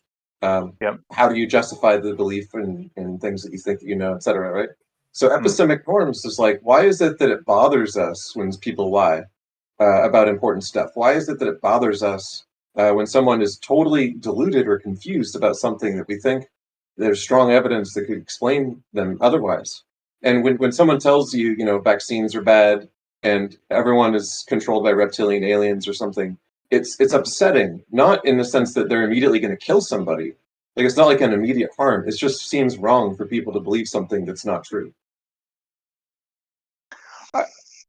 Please don't get offended by this, but it's like hearing you say that, it actually does like a, not quite that I'm going to get to the point of tears, but you can feel like the precursor to that where you're moved by it. Because among religious people who religion is about that love of the truth, love of what we call God, you guys actually have that love of truth. And it seems, please don't get offended, that you atheists are more pious in what I would consider a good and holy way than so many religious people. That you actually love the truth and not using manipulation. You just have the truth. I've met religious people who have a stronger commitment to like epistemic norms and truth and are more inquiring and searching for it than some atheists. That can certainly be the case. Yeah. I think that the commonality people have when they have a respect for the truth and like having honest conversations can exist even when they are on the opposite side of other major issues. Both of these cases seem to be what occurs in my experience as well. And then, I have a question, for me, Aquila. Aquila, I have a question. If you say that it's important to strive to know the truth, then why did you argue all this time for a God that cannot be the God of Catholicism, but is a completely different one? And which one do you actually worship? The one. It isn't. It isn't. I just refer you to Aquinas. I refer you to like so many, papal writings, and I'm sure it came up in the Council of Trent as well. That God is, His essence is existence. That is like, what is God? What distinguishes God? It is simply existence, not in this way or that way, or having these other qualities, which it might be His essence, but there's a lot more to the Catholic God than just the essence of existence. Yeah. And that is the God that you've argued for. None of the other things, the other attributes that comes with the God of Catholicism, you argued for a God that is merely the essence of existence. Period. That's not the Catholic God. That is the Catholic God. It's not the Catholic God, because the Catholic God comes with a lot more attributes.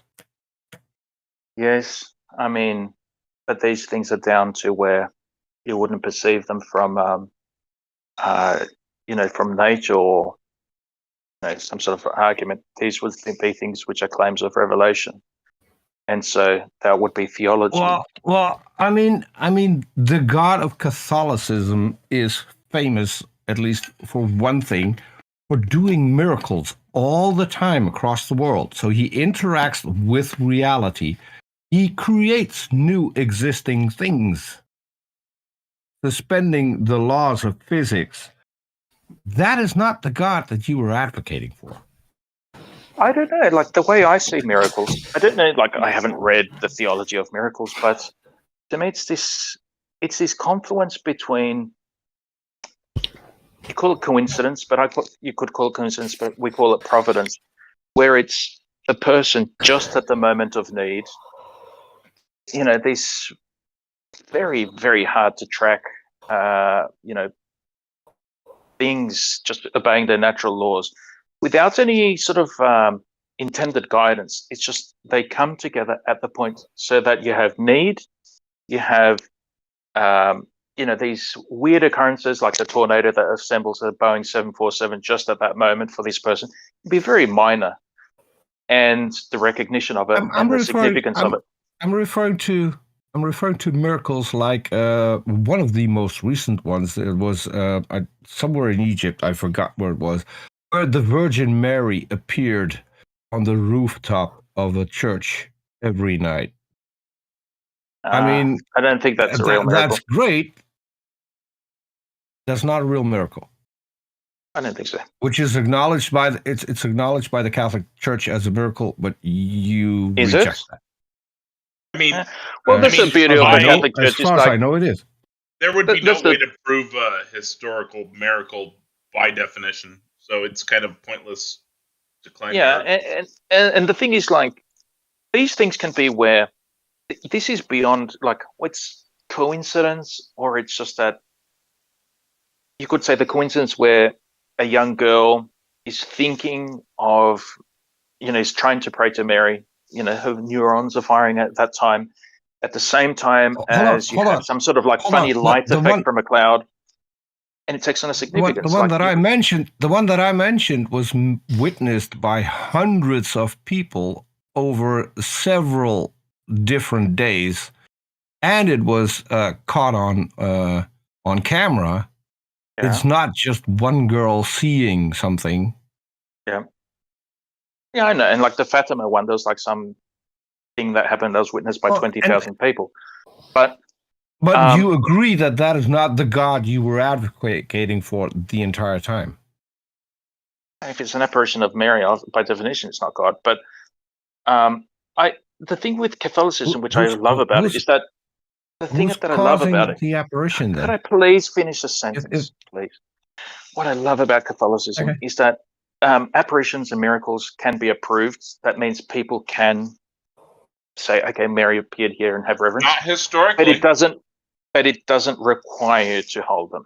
And so it's like there's Marian apparitions which I'm just not interested in, and that's fine. No one's going to take issue with that in the Catholic Church. It's just approved. They're not required. It's not that I'm saying that it's required for you to approve of all these things. I'm saying that the God of Catholicism by definition, the God that you've been advocating for. I'm curious as to which God you actually believe in, the one Catholic Church. you advocated for, or the one in Catholicism, who's mutual exclusive with the one you've advocated for. They're not. They are. No. Why are you asserting that? Because you're the one that you've been advocating for only had one attribute. Yes. His essence was existence. Period. Yes. That was it. Yes. Yes. Do we have any, can we go to another speaker? Didn't create anything. That's Didn't not an leave a attribute book. of God. That's an effect Didn't leave of a God. book. Can we go to Didn't- another speaker? We've been going through this like same guy for like an hour. Yeah, we couldn't drop it. Thank you for having me. Like, there's so much I'd like to say, but there are other people, and I acknowledge that I'm not the most interesting. So, Thanks for coming up, Aquila. Aquila, it was interesting. It was a good conversation. Thank you very much. Appreciate Thank you all. Thanks for dropping by. All right, Aquila, have a good day. I pulled up Hazel Green Eyes. Yes, hello.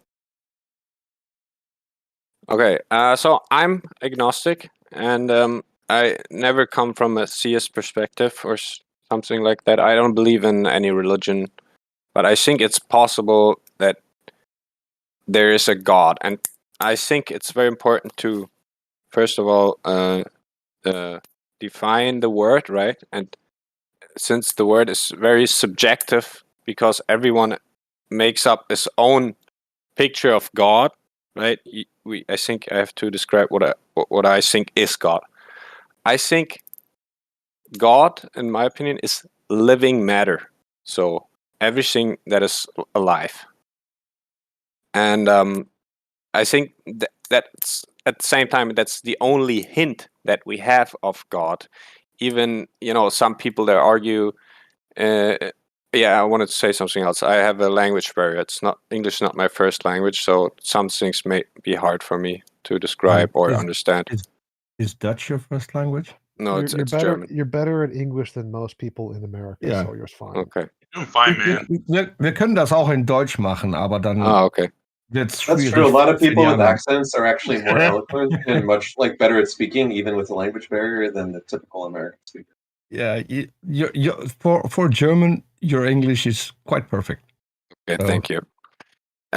So in favor of the last guy, I wanted to say, of course, I mean, I stepped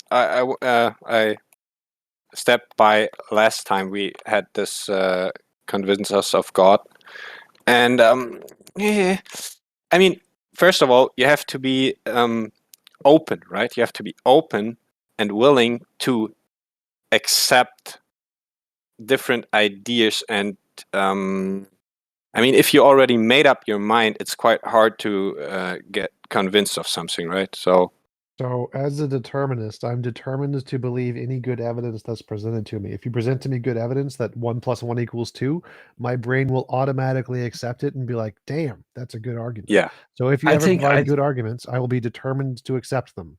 Yeah. I think that goes for everyone. If you have a convincing argument and you convince someone, they won't have the choice to deny it because they're convinced. I mean, I think there's no possible way, at least now, that I could come up with any kind of proof that God exists, right? So I only can believe it is how I think it is, or that's basically it. That's the end of the line, in my opinion. So I think, so I want to ask you guys, do you think that you exist as a living being? And I'm not talking about existence as something that exists in our reality, but actually as a being right now. Basically. I mean, your simple existence. Well, Tom, jump in. Why do you keep calling simple living existence a God? It's like pointless. You're just redefining something we already have a name for. Life. Life is life. Yeah, but life is all is not living matter. I don't think that life is existence. I think Are you equivocating consciousness and existence, or are you just saying that? So I think that there's matter. Then there's wait a sec. okay, there's matter, then there's biomass, then there's existence, and then there's consciousness. So these are the steps that I think how it is, right? So Is biomass made of matter? it is made of matter. Everything is made of matter in our reality, right? If it's not just Okay. nothing, right? Empty space.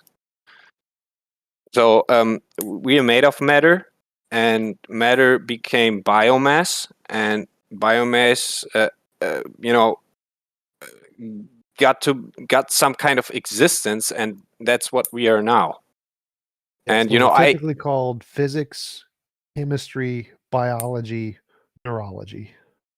Yeah, and so it didn't get existence. It already existed, just in a different composition.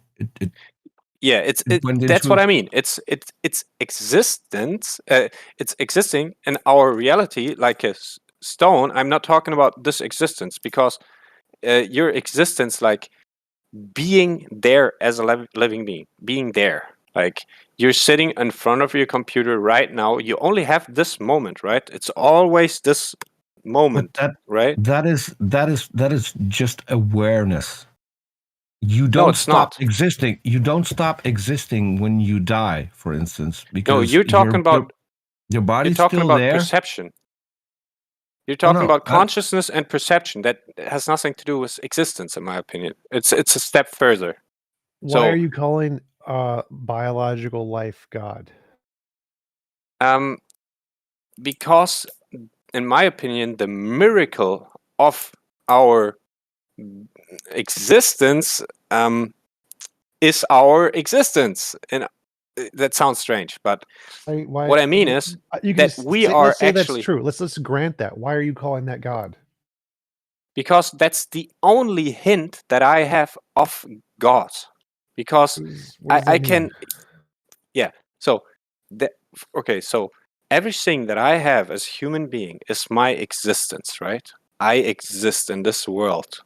Not as a simple matter, like a stone that I throw through the air. This stone exists, but it exists only as a matter of our reality, you know? Okay, it's not a being. Yeah, you're still hung up on being conscious and being aware. And no, I'm not. To you, yes, because you say that the stone exists, but in a different way. Yeah, it exists as matter. Biological life. Just like the sun. The stone doesn't exist in a different way. You and the It stone doesn't. exist. No, you and the stone exist in the exact same way. No. The difference is that you are made of biological matter, which has evolved consciousness. And you're exactly. Yes. And it's not only consciousness, it's existence as a being. That is the thing that makes you being there at this moment. As a stone. Stone exists as a stone. No, it doesn't. Exists a dog. Yes. No, it doesn't. A stone not doesn't in exist this matter. as a stone?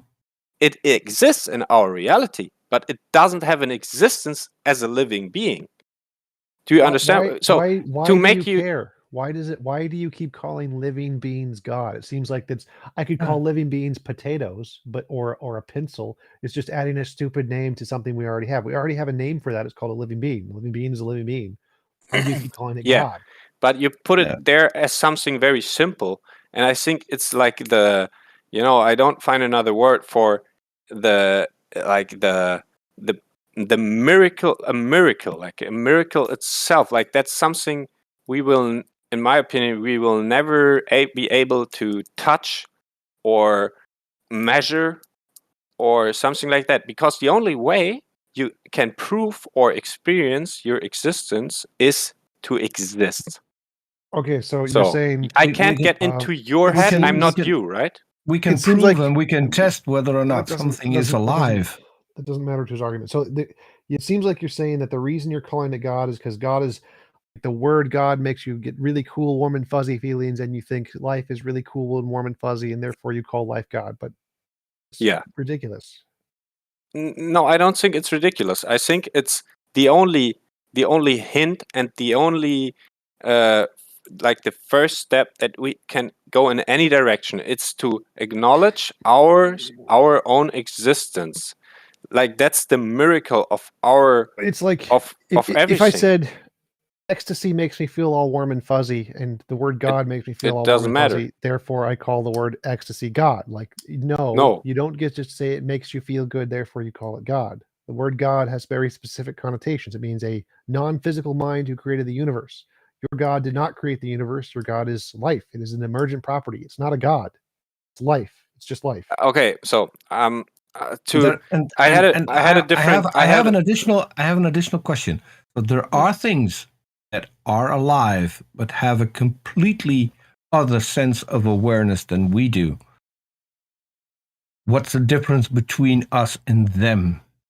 Are they also God because they're alive, but they don't realize exactly that they're alive? They're that's a good question. Not as self-aware? Because the answer to that is that there is no answer, because you can't be something else than yourself. That's your existence.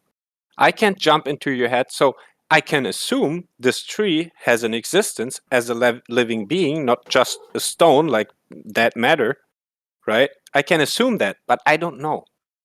I only can assume that you exist, but I don't know. But I'm pretty sure of it. Since you're a human being, right? You must exist because I exist.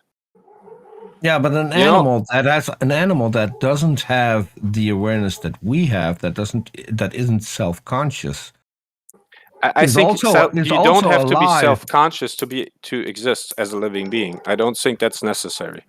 I think consciousness and awareness, whatever, self-awareness, it has nothing to do with existence.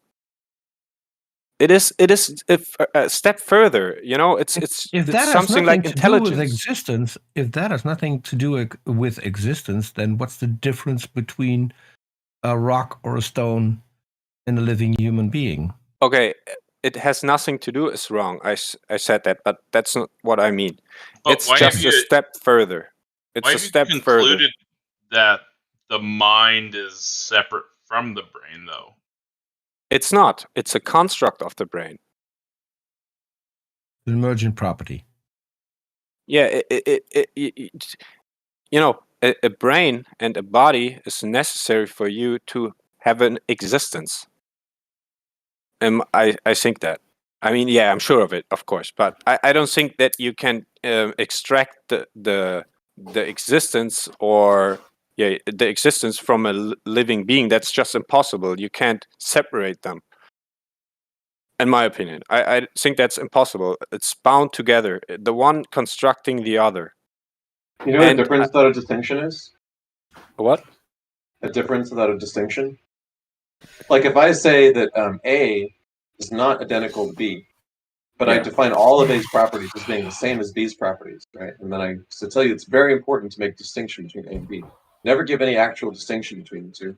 So if what you're saying amounts to some things that we all acknowledge under naturalism, just like biology, life, consciousness, existence, whatever, if those things you just call them God, but there's no meaningful distinction other than like reverence, all you have is an aesthetic, right? You have a feeling about calling it a word. You do not have any meaningful distinction. And it's just like saying it's blah, blah, blah, because there's no meaningful content other than aesthetics. Okay, I don't like to use the word God, to be honest, but it is so I said it already. I'm not religious. I don't believe in a God in any theist way. So the closest thing that I can call God is my existence and all living beings.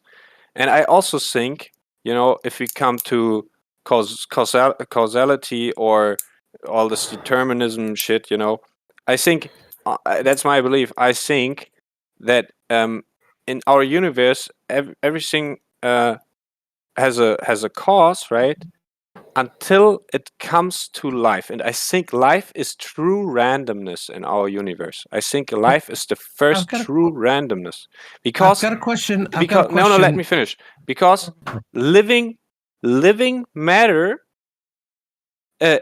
because matter becomes acting matter.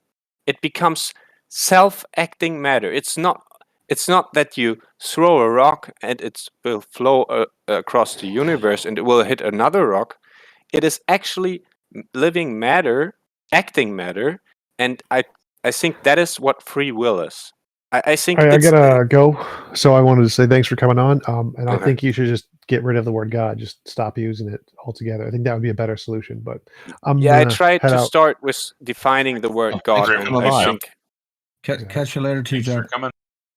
Yeah. So I got one question. So we know that the mind is an emergent property of the brain. You Yeah. think that is something really special? Yeah, I think that's very special. I've seen people use the argument. Have you ever seen the murmuring of birds? You mean the Pfeifen Singen von Vögeln? When you see a flock of birds and they form all kinds of shapes in the air. Yeah, the school of birds. Yes. So, but one single bird doesn't do that. It's an emergent property of a group of birds, and it only exists for a short time, then it goes away. Exactly like life in any being. It exists for a short amount of time. You are aware because that's an emergent property of your brain, and then it goes away again. What's your question about it? Like, I don't understand what you want to know. So why is it so special?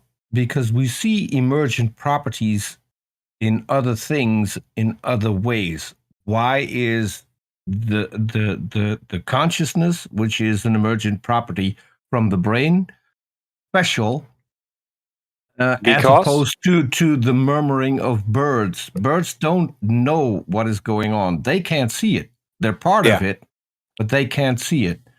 The special thing and the holy miracle, however you call it, that it makes is our existence.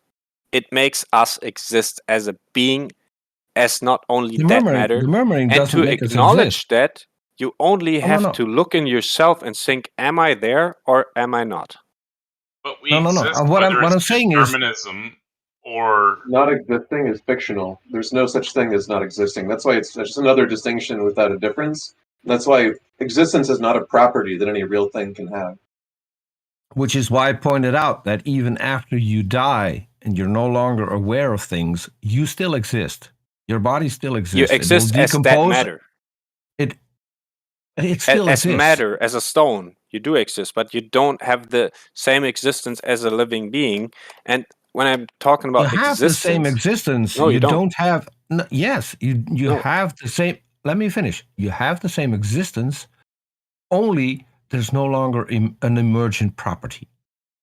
Like with the murmuring of the birds don't stop existing when the murmuring stops. Birds still exist. Yeah, but you're talking about a school of birds, like it is a collective and it produces some kind of consciousness or existence, and it doesn't because it's made out of individual birds, and all these birds might exist. No, you didn't get it. What I'm saying is the murmuring, the things you see, the shapes you see, only exist for a short amount of time. They are an emergent property of a flock of birds.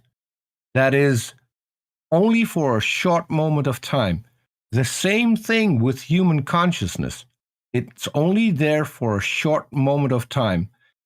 You get that after you start becoming human after conception. Slowly you get the emergent property the moment you have a brain.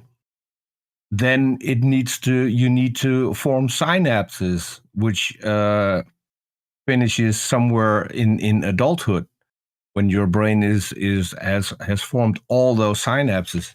It's an emergent property that only exists for a short amount of time, and it exists for a shorter amount of time than you exist. Yeah, I don't really know how can you come to you're alive. You're alive longer. Take this than as an example. You have awareness.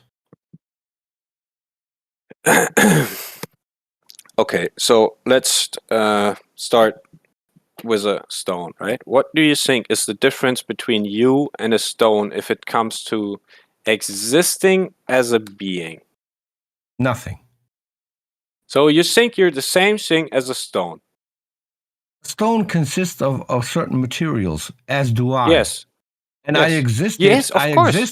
I existed before I was born. The materials existed, and after I died, the materials will also still exist. You existed as that matter, and like that's very, very strange to me, because I think you can't acknowledge the difference between that matter and existence in our reality for something that isn't alive, and your existence itself. And that's why I'm always saying, like, guy, you listen, go into yourself and ask this question: are you there as something like an existing being, or are you just matter? I'll help you out. Was the stone there before it broke off from the mountain? Yeah, of course. But it was part of the mountain. Yeah, but the mountain is not a living being. Do you understand that? Why are you hung up on life? Because it is literally what it is about. It makes you exist. It's not. You need your body. You need your brain. What makes a stone to exist? It's not my brain that matters. It's not my body that matters. It's my existence. I need my body. You're conflating an emergent property with existence. A So stone how is this a exists creator exactly the same way that we exist. The difference is that it does. The difference is there's no emergent property unless you have, let's say, like a landslide where you have lots of stones moving together, creating a shape. Then that would be an emergent property, just like our awareness is an emergent property. And it would be there for a short amount of time and then stop. And the material will still be there. The emergent property won't. The same thing goes for life. It's an emergent property of organic material, of self-replicating organic material, which stops the moment it dies, but the organic material is still there. The existence of both a rock and a human being are exactly the same. The difference is they have different emergent properties. Yes, and that's what I call these emergent properties. In our case, it's our existence. What are you saying? Like, you keep saying this, and you guys are going in a loop, but he's explained it several different times. Yeah, because I think you don't understand. You know, let me finish my sentence, because I'm trying to help you guys come to eye to eye. Is that the way that you're using the word existence in his usage is the way he uses the word consciousness, right? Because what he's saying is that there's no material, there's no physical thing in your consciousness, in your brain, that allows the consciousness to take place or whatever in your body that wasn't already there. What changed is that when it was organized like the flock of birds to behave like a flock, or like the traffic of cars to behave like traffic, or like the neurons in a brain to behave like a conscious brain. But it's not the same. That combination that gives rise to an emergent property. And so when we say that this emergent property is present, we're not saying that anything came into existence physically. We're saying that it has new emergent properties. Properties being present is not the same thing as matter coming into existence. So that's a difference of the way you guys are using the word. You gotta see that? Yes, the word existence, you shouldn't wait a use second. the You're word. making an example out of a construct, out of single individual things like traffic, right? These are no, things that's an made out of. emergent. What we're trying to explain, and I know English isn't your first language. I'm Dutch, which now you are going to deduct IQ points from me because you're German, and that's fine. But so the wrong thing to do here is to call an emergent property existence, because that is not what it is. It's an emergent property. No, it's And not.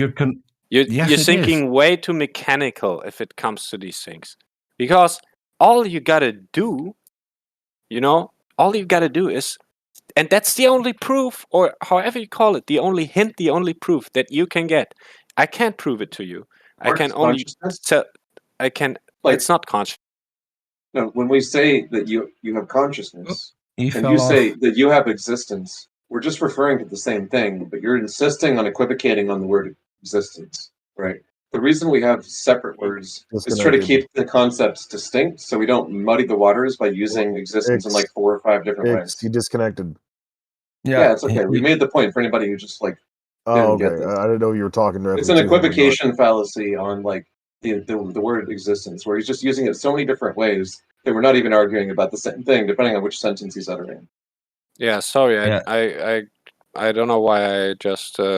No problem. Something It happens. happened. It happens. Yeah. It happens. So the problem that we're having is with your usage of the word existence. Mm-hmm. The word existence has meaning. So a rock exists and we exist. In the exact same, you're in talking the exact about same way. And you're talking about what we're trying to explain is that what you call existence is an emergent property, which is a different thing. It's not defining existence. It's an it does. emergent It's the property. word for it. No, it's not. It is the definition is existing as a living being. That's the difference. That is okay? a different definition. A rock. I said that multiple times. A rock exists as a rock. That's it's a in tautology. our reality. It's matter. Tautology. It's that matter. It has an existence in our reality. It exists as matter. Yes. And what I'm talking about is you exist as matter. I do. I exist. I'm made out of matter. My body is made out of matter. But still, I have something different than that. I have an existence as a living being as well. And that's above matter, in my opinion. It's an emergent property. But So what the step, leads you to step believe from that? matter to biomass to actual existence. Okay, well, it seems like So we're asking what leads you to believe that? A blatant equivocation because like plants are alive too, but the definition of life for plants is just they have the capacity to grow and reproduce and constantly change until they die. Yeah, that's true. When it comes But to like if we- what it appears that you're hearkening on here is just consciousness, not necessarily the distinction of life versus non-life. No, it's not. And Okay, you know, it's so do the problem. humans and plants exist the same way then? Unless we can clear this up, like we're gonna have to. Let me we're gonna answer have to this end question, it. please, before you. You got to guys- try to clear this up and not just go around in circles. Okay. Yeah, I try.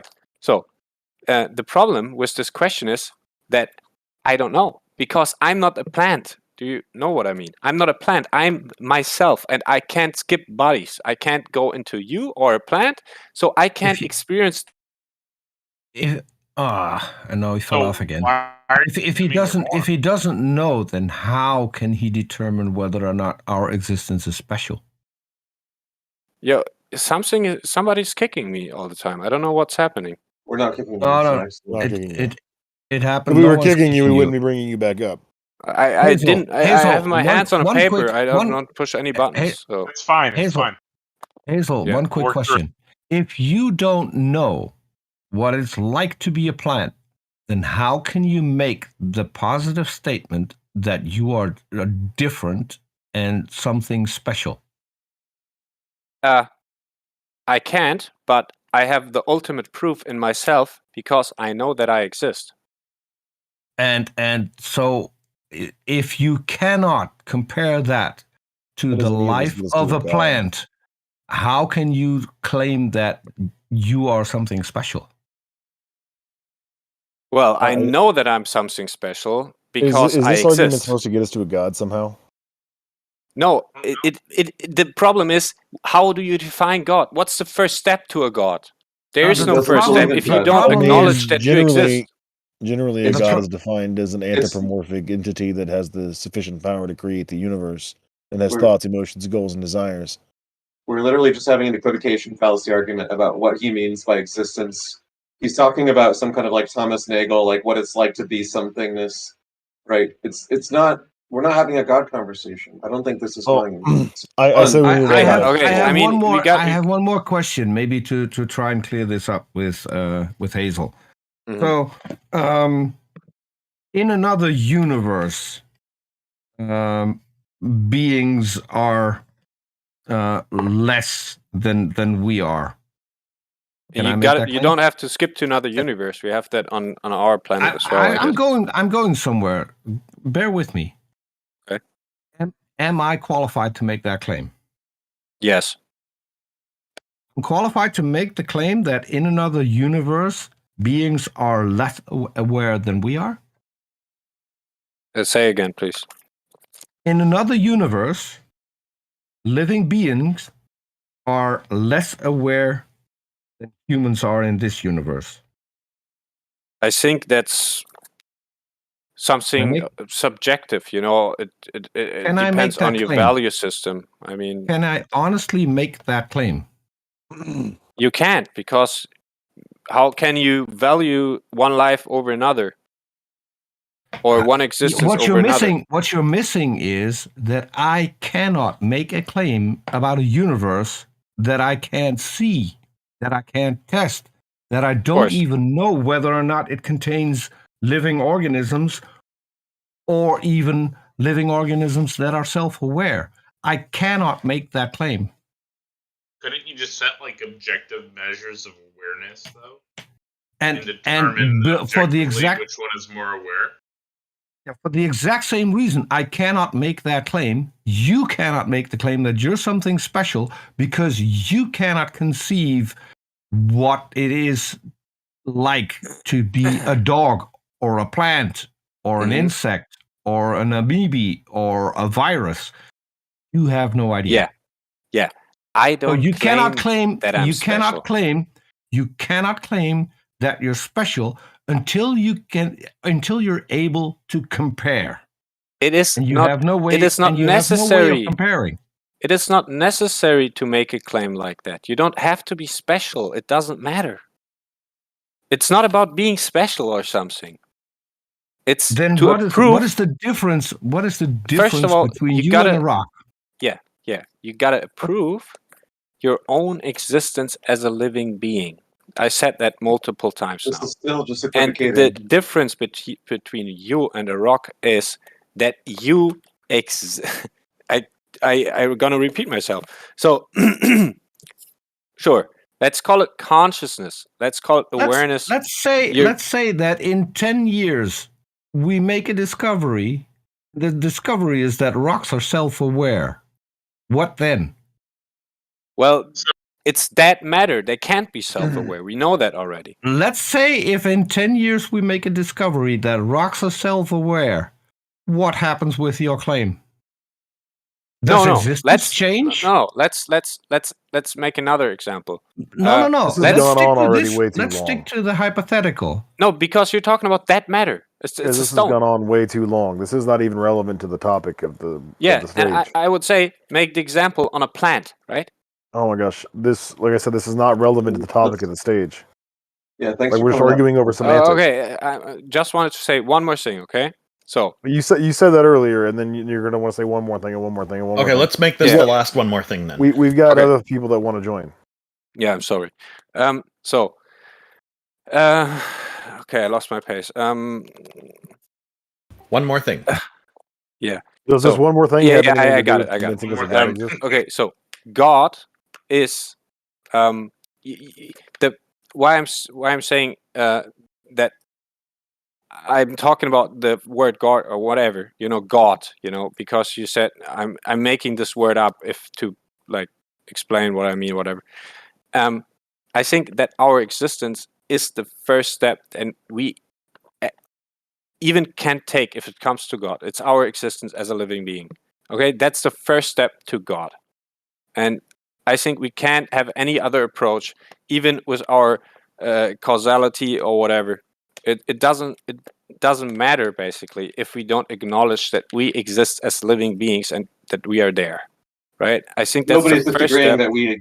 Nobody's disagreeing that we're conscious beings. We're just not agreeing with your use of the word existence as a substitute for the word consciousness. Yeah, but I said already, consciousness, in my opinion, has nothing to do with existence itself. It's not having. You don't have to have a consciousness to exist. It's the existence has nothing to do with consciousness. Sorry, This is so confused.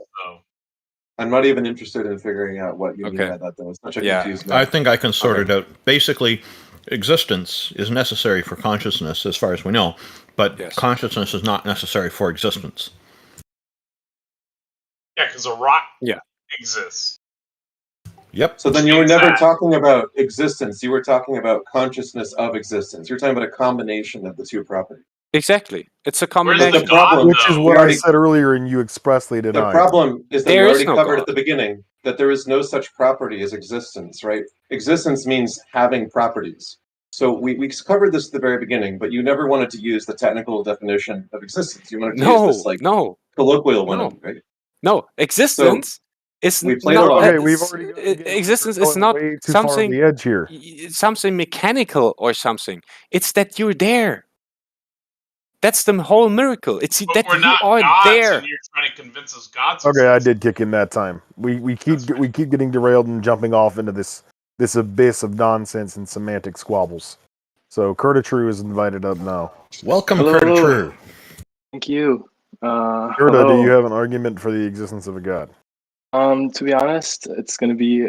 I was just gonna build on what my landsman before me was talking about because I kind of recognized what he was saying a bit, or some similarities. I know that's not really going. Okay, the towards point of a the question. stage is to argue for the existence of a god, or at least try to I mean, convince yeah. us that God exists.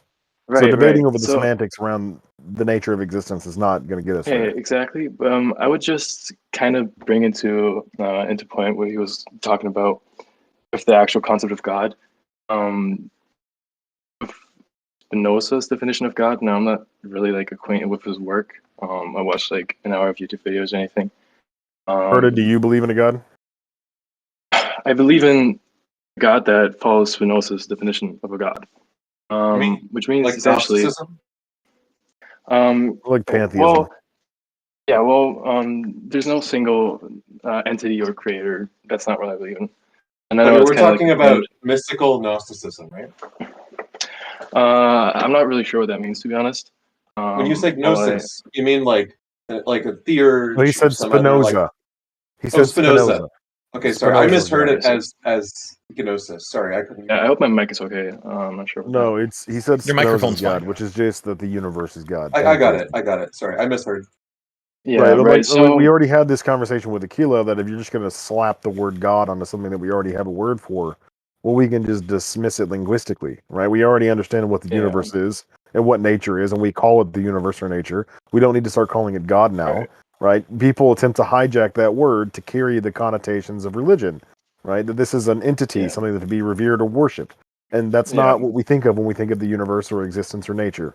So if you believe, Curtis, if you believe in an entity that has an emotionally intricate mind, thoughts, emotions, goals, and desires that created this entire universe for some particular purpose, then I would say you believe in a God. If you don't believe in that thing, then I don't know what the point in us interacting would be, because neither do I, and what are you going to try and convince me of at that point? Yeah, that's true. I was just honestly, I was going to go kind of bring the concept of God to what my predecessor was saying. I know it's not really the point of the panel. I wouldn't argue for a almighty entity to exist. So if you don't want to keep going with that conversation, that's of course totally fine. I don't want to keep, stall you guys or anything. Oh, we appreciate you coming out, man. Yeah, thanks for giving it a try. I want to find people that are going to make a positive argument for God, not people that are just going to like debate over what words mean. Yeah, this was starting to sound like it was going to be a continuation of the previous conversation. We're going to wrap this up soon, I assume, and I would just like to find at least one person, other than Chad King, who's going to make a positive argument for a God, something substantive. Angst, hello. Hello? Angst is a troll. I'm not a troll. So you want a positive argument for God's existence? Is that what you want? Yeah. All right. Okay, so let's just start with what I mean by God, okay? And for the record, I do not understand philosophy, so you were right about that. I don't care much about philosophy. Sorry. No, you do. You know a lot. But No, okay, so I don't care about philosophy. Yeah, that's fine. But okay, so can we start with what I mean by God? Yes, please. Okay, so by God, I mean a necessary and immaterial mind that created the universe or space-time. It's just that simple. How do you know it created the universe? Well, I have 3 arguments, but I'm just gonna run through one of them. So the first argument is called the emergent universe argument. Okay, and so it's not really like formal or anything. I'm just gonna like use natural language. Touch on necessity. I'm agnostic to the necessity claim. Yeah, sorry. I would like to see some evidence that a God created anything before we continue. Yeah, because that's I'm gonna give you that. I'm gonna give you that evidence right now. Well, Peter, he's saying that there's a necessary being that necessarily exists. Mm-hmm. That's unjustified, and so I'm asking him. Well, I guess to justify why we would place a necessary being there when we could just put energy or the singularity or quantum fields in. Yeah, Sure. just let me elaborate. Let's let Angst have the floor to present his whole argument, and then we'll put our questions forward. Yeah, so basically space-time is emergent. It's not fundamental. And physicists discovered something called the holographic principle. And so it's a theory which suggests the entire three-dimensional universe can be seen as two-dimensional information. So like in other words, the whole three-dimensional universe and the particles that make up reality would emerge from underlying information in quantum field theory. And so in 2017, in a peer-reviewed study published, observable evidence for the holographic principle from looking at irregularities in the background radiation. Their team found that simple equations of quantum field theory could explain almost all cosmological observations. It's marginally a better fit than the standard model and can potentially explain apparent anomalies. And there's another study I have here that I can send you guys from last year, no, sorry, 3 years ago, found evidence of non-locality even when two particles are not directly entangled. And so thus as this is trying to show the information between particles is not affected by space because it can be transferred instantly. So some of the implications, space is obviously not fundamental. Space is something when you go from classical mechanics to quantum mechanics, space more or less disappears.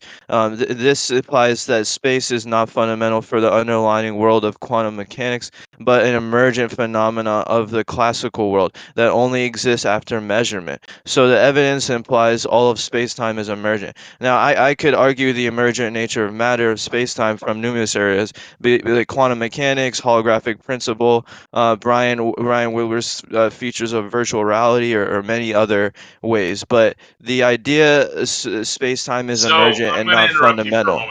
So, since you're going on the holographic principle, why are you saying that's true when classical solutions exist to the same problems that solves? Well, I'm saying what right now is agreed on by more and more physicists every day. There's actual evidence to support this. I believe that you guys wanted to be convinced that God exists. So this is just the consensus right now based on the current evidence that's available. This doesn't point to God. Well, I think it does. Additional things in quantum physics. So I'm what's sorry? your argument that it points to a God? Can you link a study or something that shows us links Yeah, to well, God basically, somehow? like 'Cause what that's I'm not what Leonard Susskind says. That's not what any of the people that are posing this say. Well, I'm trying to get you to agree at least so that like what the But that's not consensus is what that Gerard space-time. Hoof says. That's not what Yeah, any of them say. But You're we're just not talking. I'm gonna jumping make out that. into the boondocks and saying this somehow backs up my absurd claims. It does, because I'm getting you to agree right now that space-time is the new fundamental paradigm for quantum gravity.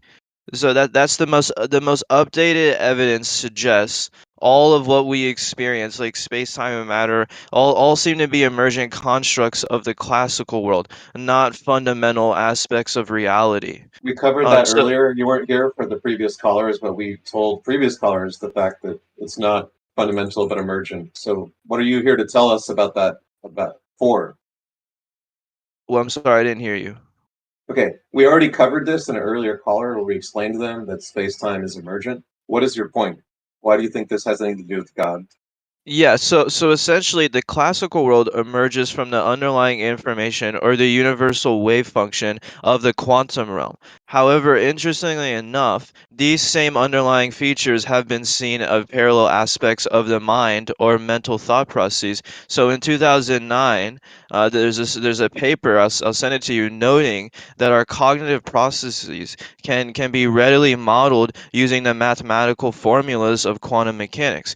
And so, in other words, our inner mental world of thoughts, qualia, dreams, and emotions can be modeled in terms of quantum processes, the same processes we just discussed. I've shown to give rise Which to means it's space-time and matter. deterministic, and we can understand it and see where it's coming from.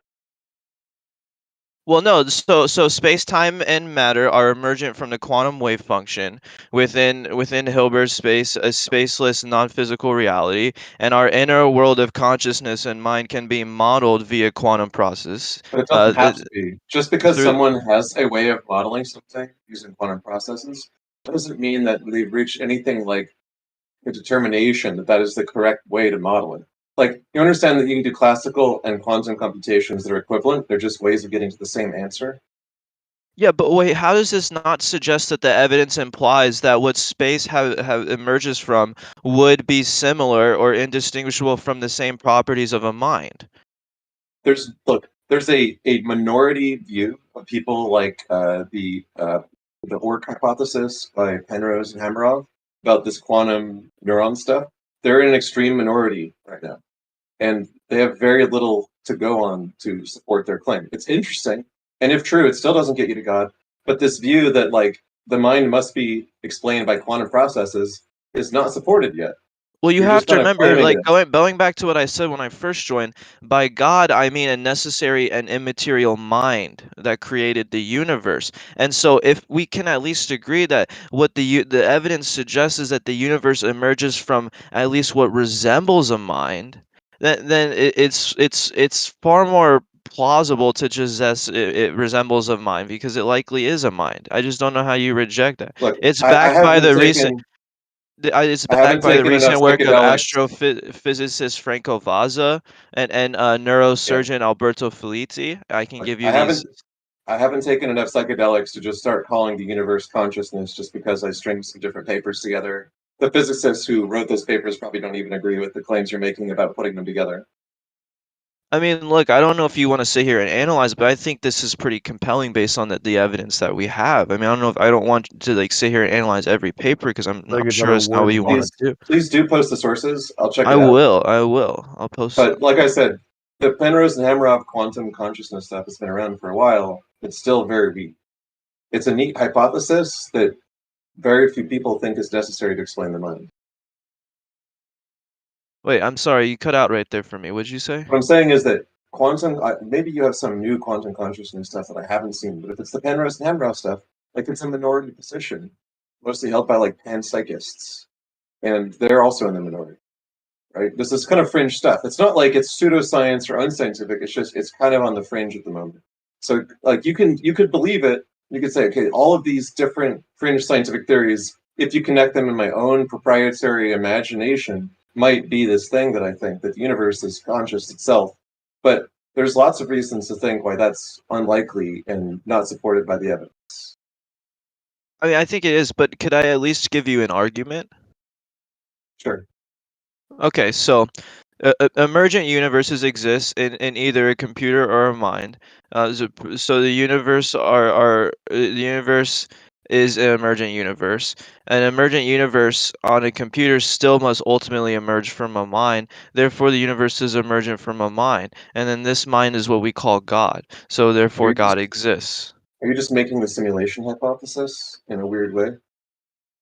No, It's possible to make this a is an simulation, argument. therefore we're in a simulation. Is that what you just said?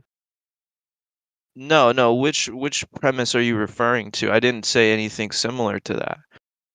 The part I where you said, said that the universe emerges from a mind? well, Can yeah, anybody sure. else parse what he's saying?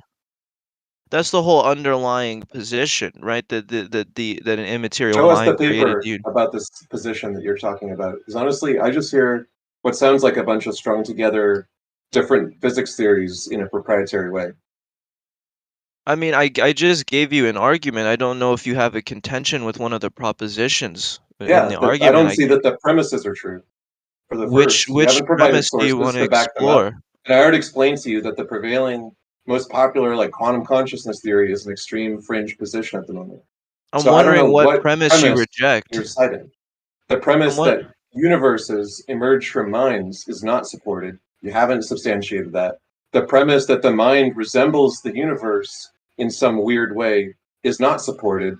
These different theories about quantum consciousness and about quantum fields and the holographic universe are completely different theories that you're equating them in your head.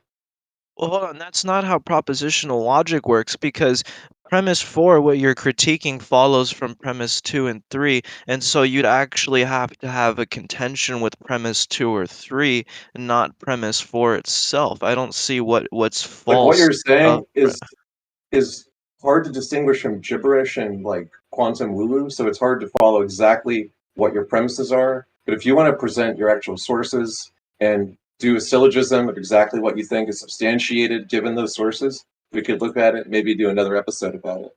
But I don't think that you can substantiate your claims. I just hear you saying a bunch of vague stuff and then stringing it together as a bunch of premises, I mean, saying the universe isn't someone like. comes on here and gives you evidence, and you're just rejecting it. A holographic principle does not prove a god, dude. None of what you're saying proves a god.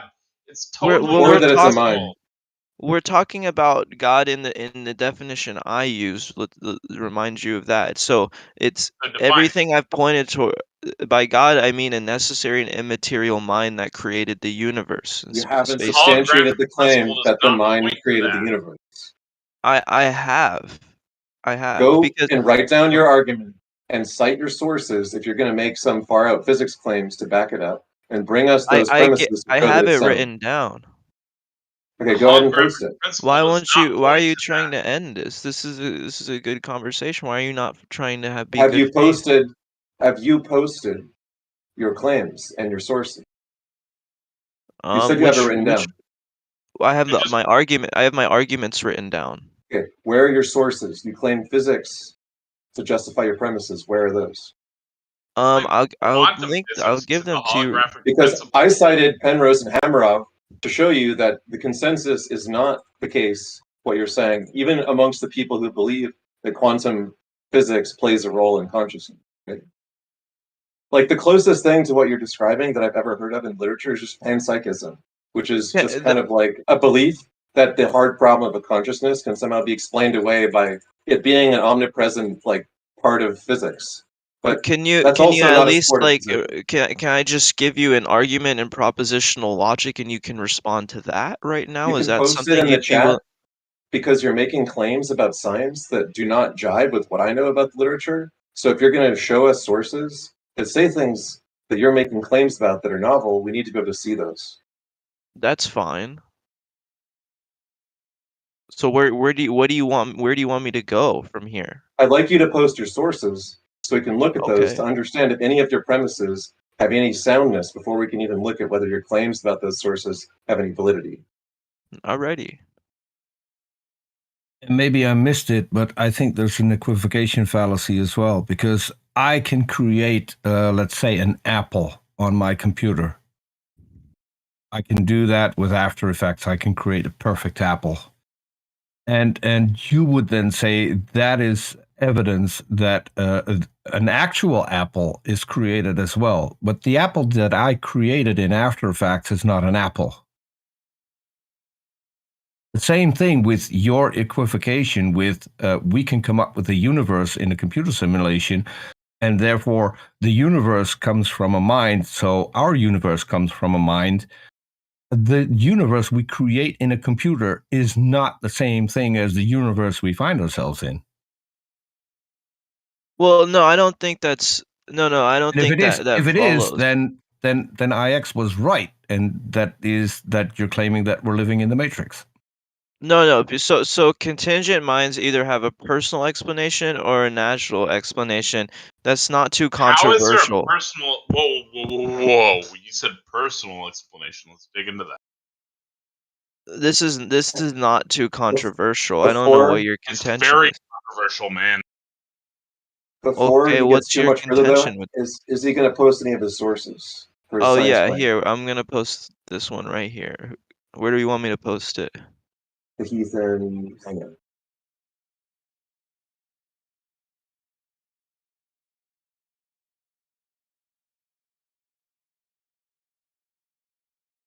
And then hold on, let me pull up the actual. If you have a link, feel free to share it in the text chat, and I'll share it out to the YouTube chat for you too. And before Wikipedia, holographic principle Wikipedia. Let's see if that's what he posted.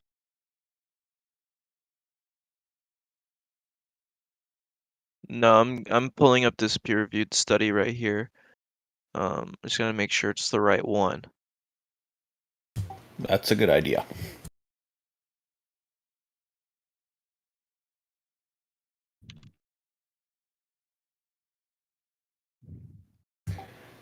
Okay, so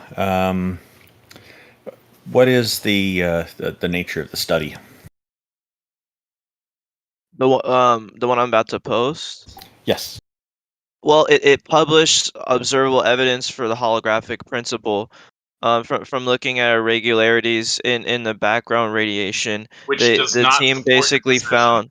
Well, hold on. You're gonna see it. They found that simple equations of quantum field theory could explain almost all cosmological observations, and it's a better fit than a standard model and can potentially explain apparent Dude, post anomalies. it. Post the Post it source. into the Which chat. does not, none of which supports your position. Well, yes, it does. So, Angst, you're going to post How your... so? He's just refusing to post the sources. We've been over this Are a you thousand going to fucking post the times. source? Because I'm looking and then No, there's nothing posted yet. we're moving on. Like we asked him like 1,000 times to post the source. He refused and then just quoted from it without actually having posted it. He was given ample time. We're not wasting any further time on him. Yeah. And no, good call. Necromancer was up before Otangelo. Good call. Necrocancer. And Otangelo's been up once already today, so other people should be before him. Hey, maybe he watched the video. This would be exciting. Did you watch the video? Evidence that he actually looks at sources other than his own. Wait, I've got a question. Since King Xerxes and Otangelo are here, Otangelo, have you started studying the Bible yet? Yes, I study the Bible all the time, Peter. Yeah, not enough, as we found out when King Xerxes talked to you. Well, enough or not, that is my business, not yours, and neither Xerxes, right? Well, it would work for a Christian to know what the Bible says instead of guessing what it says. Yeah, I think I know what it says, Peter. You were proven wrong last time, but yeah, I don't think so. That was my question. Yeah, Peter, maybe I don't have an answer to each of the over 500 supposed contradictions. Okay. It is on video that you agreed. It is on video that you agreed that you should spend more time studying the Bible because you were schooled by King Xerxes. I didn't give 500 contradictions. I only gave 2. There is never enough time, Peter, to study the Bible. So yes, we all should study the Bible. I found the time. I agree with you on that. King Xerxes found the time, yeah. Good, great for you. I mean, I'm happy for you. Now, I came up again because I have a specific question here. Are you guys trying or engaging theists because you are sincerely wanting to become Christians or theists in a general sense? Or all right, I'm going to stop you right there, Otangelo. Otangelo, I'm going to stop you right there. You're not going to get away with assuming that we're here with some kind of nefarious purpose. The title of this conversation at the top is asking for evidence of this, and we've made it clear before that we're here because we are genuinely interested in being convinced. So there's no point in even going there. Let's proceed with what you wanted to talk about, okay? But if you could tell us, did you watch the video on Detroiter's video on friction about fine-tuning? Well, first of all, I've not watched the video, but in my response to you in the previous interaction, I was pretty clear.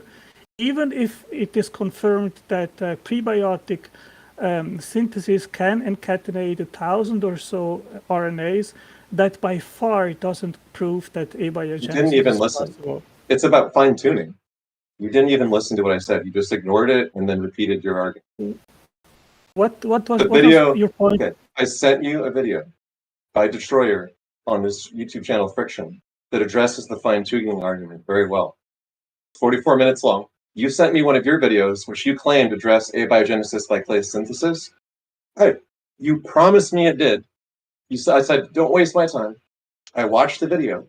Didn't even mention it. You just lied to me. Now I promise you Destroyer's video will actually address fine-tuning. You might not agree with it, but it will actually address what you were arguing earlier. Can you resume what the answer is to the fine-tuning in your view, or the video which you are promoting? No, I'd like you to watch a 40-minute video like you asked me to, because at least my video will actually be relevant to the thing that we're arguing about. Well, can you resume what the alternative explanation to God is for the fine-tuning? Oh my God! I'd really like you to go watch the video. But what did you want to talk about? Essentially, I've got a question since you made a Why comment do we have about the same all of argument us. 1,000 times in a row with the same person? Angelo, we have had the fine-tuning argument with you every single time we've had this stage. You have not said anything new in the 6 or 7 times you've been up here. Ix has given you a resource as a rebuttal, and you have manifestly refused to watch it. And then on top of that, as far as the other topic goes with the Bible, yeah, I owned your soul on that, and you haven't adjusted your position at all. So I am not interested in sitting here and listening to you making the exact same claims that you make every time you come up here, and then we're going to give you the exact same responses as we have every time you've come up here. There's no point in that. I have another question. So, King Xerxes, hold on. So, Otangelo implied that we're here and that we don't want to be convinced, and we're just here to constantly deny everything that is brought up here by the people who come on. So, I've got a question for you, Otangelo. When you're talking to an atheist, are you open to being convinced that your God doesn't exist, or do you brush off literally every argument like you have done every single time you and I have had a conversation? You know, Peter, the difference between me and many atheists that it's I have... It's a yes or no question, Otangelo. Yeah, that's a yes or no, Otangelo. Yes, that's a yes or no. You can convince me that naturalism is a better explanation than theism. Well, maybe then you should stop brushing off things and actually checking the sources as you were asked earlier, and you haven't done. But maybe you should be a little bit more honest, not only to us, but also to yourself. Well, Peter, I try not to betray myself. I don't try. I want to know. So you are close-minded, and you won't accept contradicting evidence to your point of view. That's not what I said, Peter. You need to listen carefully what I say. Okay, define betray. I said that I don't want to betray myself. I want to know what is true. Define betray. In regards of reality, I don't want to define betray. I don't want to hold false beliefs. I want to keep beliefs which are most likely true. Mm-hmm. Okay. And that gives you a reason to brush off evidence, to not even look at evidence like you were asked. Well, Peter, I look at arguments of atheists all the time. Actually, I am doing That's not an answer to my question. You were asked to watch a video. You clearly didn't. Because it doesn't have priority in what I think I should actually investigate of arguments that and yet you come up here arguing the exact same point without having watched the video. Well, that actually, means that it has priority, because Peter, if you want to continue talking about the same topic, then you should have watched the video. That makes you a dishonest interlocutor, Otangelo. No. Yes. You don't know the reason why I If you post links to your blog, you want us to read them, right? You're free to read them or not. That's Do you want us to read them if you post them? Well, I asked to give me a resume in regards of the argument. It's a yes or no question. If you post a link If you And he post a wasn't link, do you willing want to us to give me a read your link? resume. Otangelo, if you post a link, do you want us to read that link? I give the opportunity to people. It's a yes or no question. Do you want us to read the link, or do you want us to dismiss the link? Peter, I give others opportunity to know what I believe in. I'll take that as you being dishonest as always, because you won't answer a direct yes or no question with a yes or a no. It would be good, sure, of course. Okay. So I think we're done. We can, since he was here earlier, we can go to the next guest. Yeah, Otangelo, you did express an interest in looking at the videos that X provided, and Well, you since did. he didn't give me a resume of the, if that resume would be a good argument against the fine-tuned argument by a creator, then I would certainly be interested in actually go and spend 45 minutes and watch the video. Okay. But since our friend wasn't even interested to give me a short resume of what the argument is, then I don't know if I should. You know what, somehow Otangelo? He did do that, and that's. No, he didn't.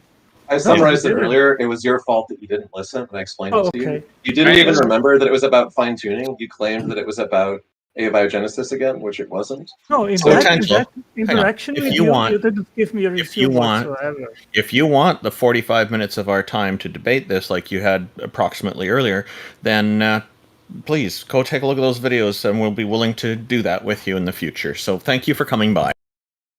Yeah, Otangelo doesn't want to have a conversation. Otangelo is one of the theists that just waits until it is his time to talk, and then he will talk and completely ignore what is said by anyone else. It's Regardless, useless talking to him. Otangelo is awesome, and he's a bro. Otangelo, you rock. Thanks for coming up. I pulled up Necro Cancer. How's it going, Necro Cancer? Not too bad. So, what do you have for us today, Necromancer99? Do you have a deity to present? A god, a goddess, or multiple? Yeah, I think I know that Christians know that God doesn't exist, because why would they pray for me? Interesting. And what do you know about this god? He said, pray for me. Why would anyone pray for you?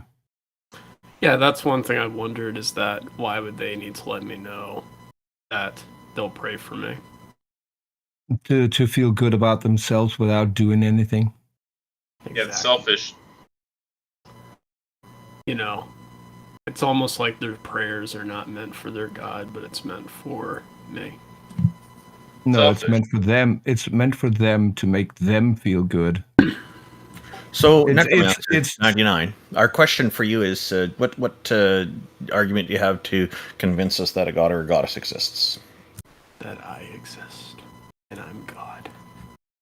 Okay, so are you omniscient and omnipotent? You said God was.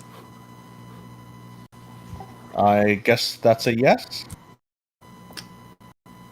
No. No? Okay. So what is the point of being a deity if you... Or what supernatural powers do you have as a god? Well, that's the thing, is that, you know, I don't have any sort of properties people say God is, because God is unexplainable. So there's no supernatural powers. So that's kind of gets away from what a god or a goddess is. You're kind of defeating the whole idea of what a god is by saying that. Yeah. Okay, so you've not convinced me. I doubt you've convinced anybody else on the panel here. Yeah. I know for sure I would not convince Christians, but I don't know. With that, I can agree with you. It's probably correct. Yes. We realize that we are our own gods, is what I understand. Okay, well, thank you for joining us. That was interesting. And did you have any final words you'd like to say before we end this short conversation? Sure. Yeah, I just want to say hi to you and X, because I haven't seen you guys in a while. Great. It's good to hear from you. That's predominantly what I wanted to say. Okay, well, thank you for joining us. Definitely. It was fun. This was an amazing show. You guys all rock. Thank you for showing up. Randolph, do you have any final words? Thank you to everybody for joining us in our audiences here in Discord and also in YouTube, the live stream. So I guess, there's one more person. Vanner has put their hand up in the audience, but they've just disappeared. Okay, so I guess we are finished. I think not really. Really, is anyone going to sing for me? Actually, I want to just point out that Angst earlier did, after leaving, he did post a link in the chat for a PubMed reference. So that one, he's got that. Did we want to just bring him back for a moment to hear what he has to say about it, or did you want to leave it for next time? I'm cool with whatever you want to do, man. Why did you skip my question, Randolph? Because I'm a lousy singer. What was You're not even going to ask. You're not even going to ask why. Why? I'll ask you why. Well, it's that time of the year. Happy birthday, Peter.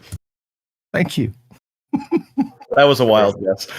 Shall we bring Angst back on for a few moments just to hear what he has to say about the study? Why not?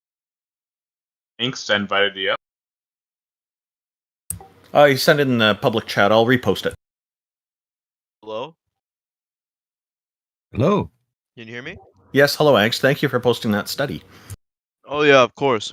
Did you want me to talk about what I think that study's demonstrating, or what do you want me to talk about?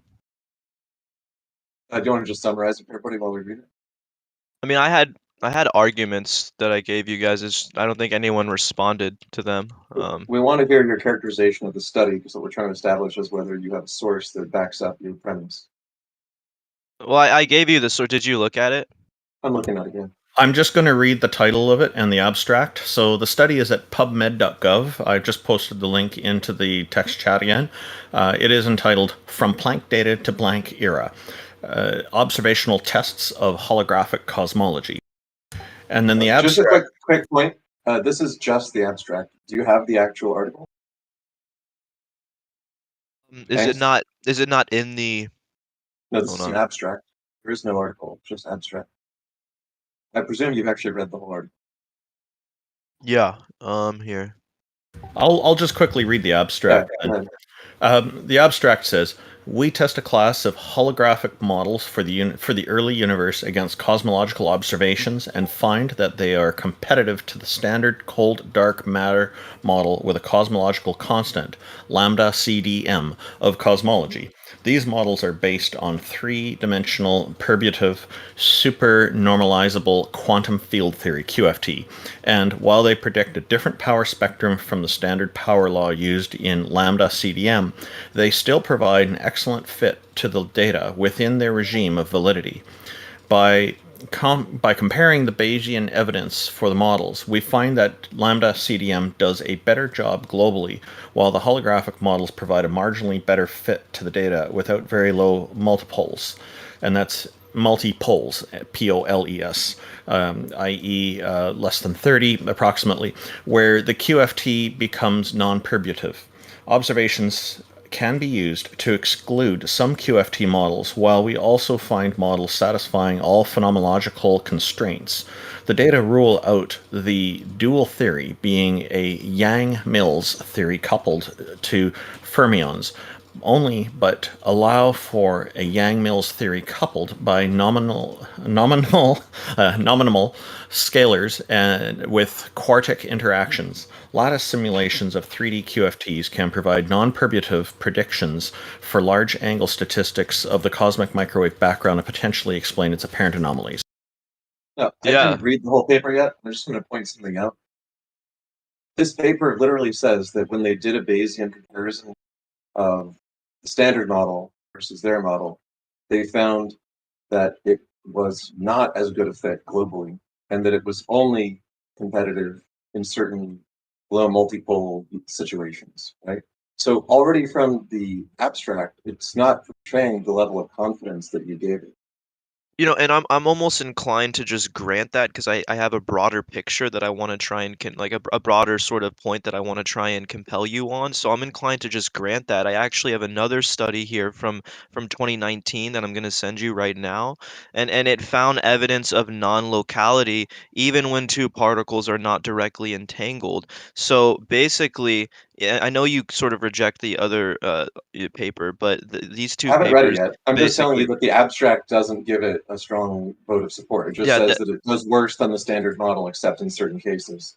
yeah, that's fine. But all I'm trying to show is that what this means is that, like, as the information between particles is not affected by space, as it can be transferred instantly. So like some of the implications is like space is obviously not fundamental. Space is something when you go from classical mechanics to quantum mechanics, space more or less disappears.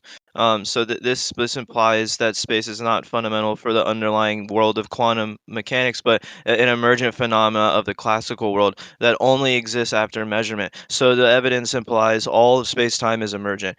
Now, like I could argue the emergent nature of matter of space-time from numerous areas, like quantum mechanics or whatever. But like the thing that I'm trying to demonstrate is that space-time is emergent and not fundamental, and that's Where's the accepted second more paper? and more.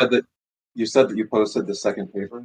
Like, we're not going to argue that entanglement has been observed, but we do find that when people try to build a scheme for quantum communication between 2 points using entanglement, that they're not able to communicate any faster than classical communication, because the only way that they can determine what so-called information was transferred is when they relay the information at classical speeds to catch up to it. So it doesn't appear that any intelligible information has been successfully transferred and interpreted and then verified afterwards using quantum communication and quantum teleportation Wait, techniques. so okay, like putting the specific papers aside, are you rejecting the proposition that space-time is emergent and not fundamental? No. What I said is that attempts to use quantum tunneling and entanglement as a communications technique has so far not been able to do any better than classical communication. In theory, it might be able to if there was some way to determine the information from either sides at the same time. But what actually happens is they take the information from the source, they bring it to the destination, and then they find that there is a match. But they don't have like instant communication using this technique. Well, It remains to yeah. be seen what it actually means, right? Just to say that two things are entangled and that some interaction occurred is not the same thing as saying that some intelligible information is actually transferred in a useful sense at a Look, faster than light speed. I'm just pointing out what physicists are agreeing more and more on So am every I. single day. Like for I'm pointing example, out that in applied sciences, they're unable to communicate information faster than the speed of light. well, hold on. Well, so to quote the physicist Hien Seok Yang, he says emergent spacetime is the new fundamental paradigm for quantum gravity. That's the most up-to-date evidence suggests all of what we experience, spacetime and matter, all seem to be emergent constructs of the classical world, not fundamental aspects of reality. But like the question is like what does it emerge from and how does it relate to God? And so I'm trying to demonstrate that it's just an underlying consciousness because essentially the Where classical have you world demonstrated emerges that? from the underlying information or the universal wave function of the quantum realm. But interestingly enough, these same underlying features have been seen at parallel aspects of the mind or mental thought processes. And I have a Where are the 2009. sources? Yeah, I have them right here. A 2009 Why paper. I'll didn't you send it post to you those right already? now. We're waiting for the sources, and you've only Yeah, posted this one, is which this. didn't support your claim. Well, it did. It did. You just, I mean, you didn't even say you rejected it. I said that in the abstract, it says that their model performed worse than the contemporary standard model. Yeah, that's That's their fine. own But words. Yeah. I mean, I sent the other one. Did you get that? Which other one? I got one message from Planck data to Planck error observational test and holographic. Yeah, I'm gonna Basis of send the you this ranges. one here, quantum structure and cognition. Sure.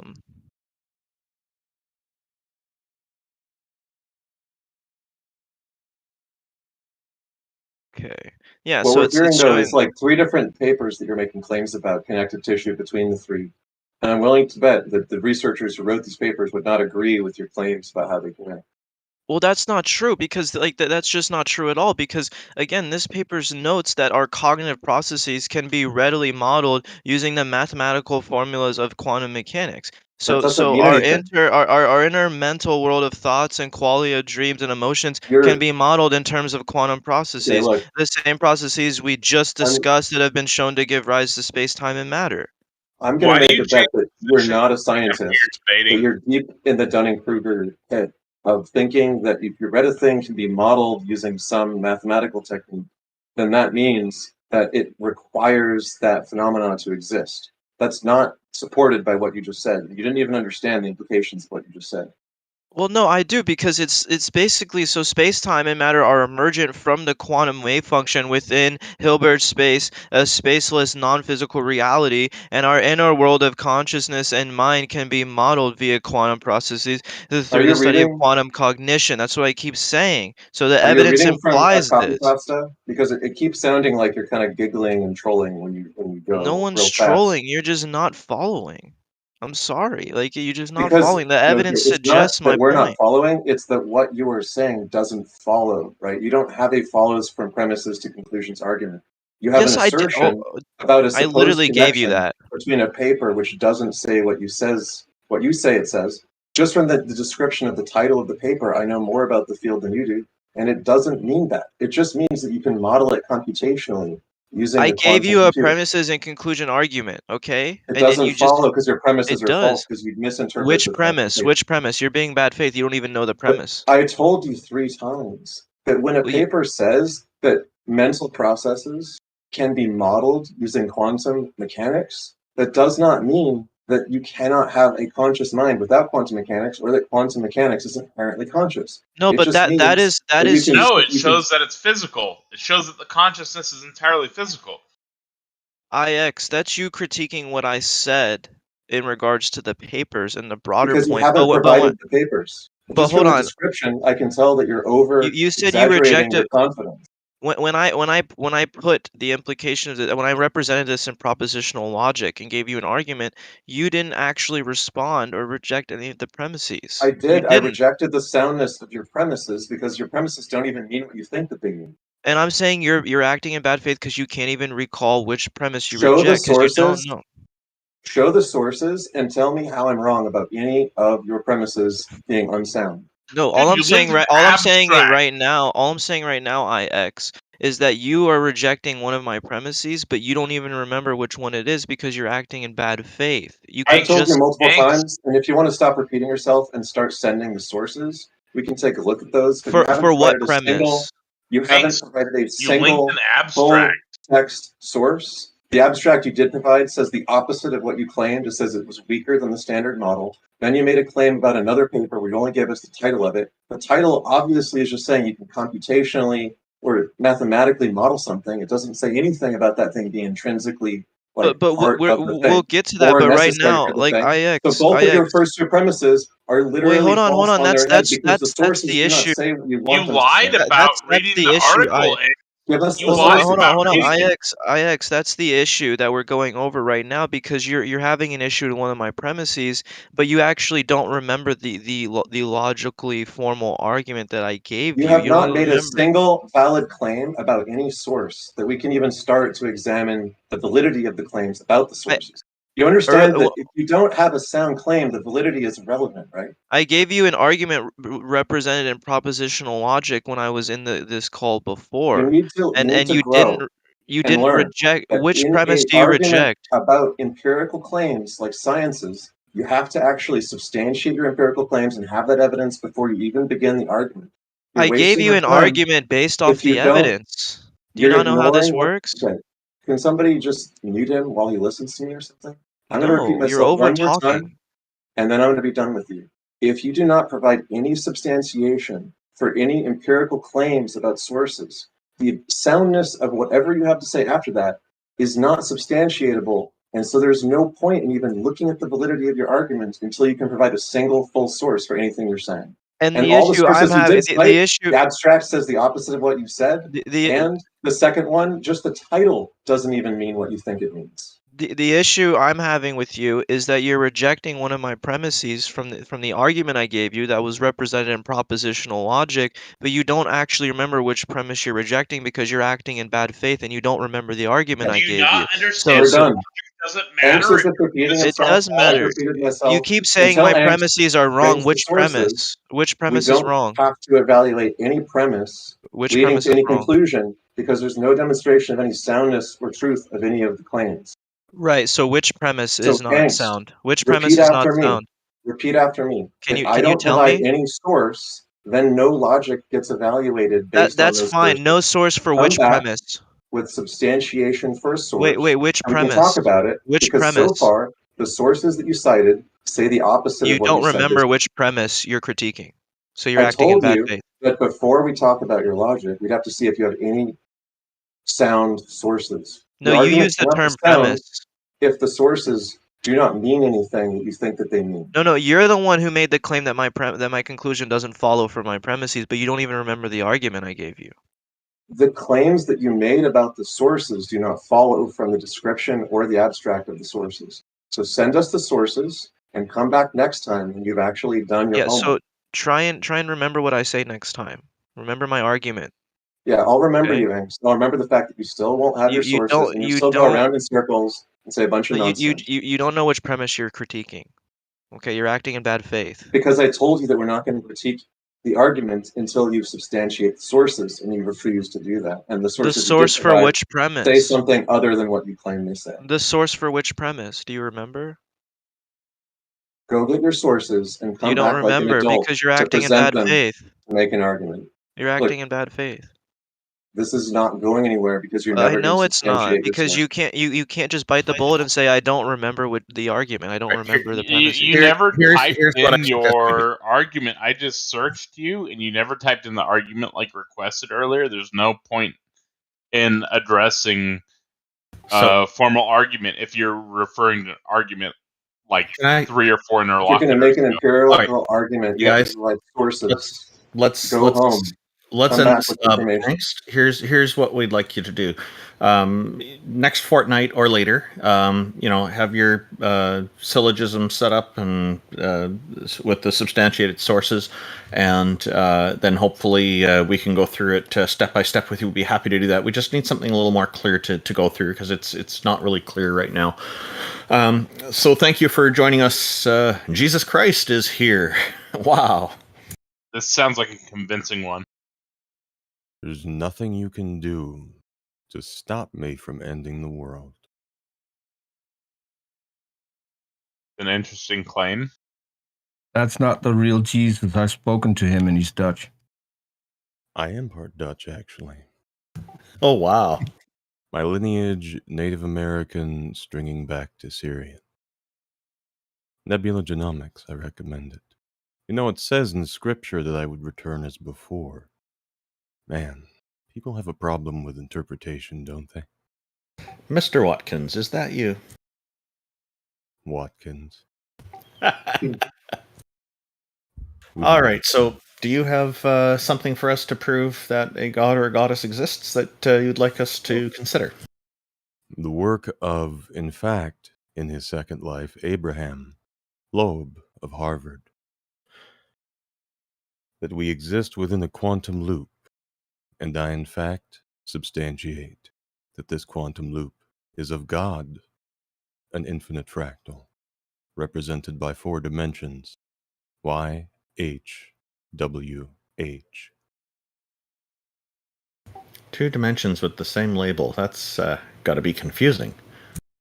Yahweh, his son, Wayun, Holy. Okay, this isn't convincing me. You're going to have to do a little better than that. How do you You feel can do about miracles, the end right? of the world? No. It's not very convincing. That, in fact, there is someone who has the keys, and that they will be returned to Christ. Is it a vape hit? It's, Coke Zero. Oh. Jesus has to watch his calories, It's true. He's preparing for the next quantum loop.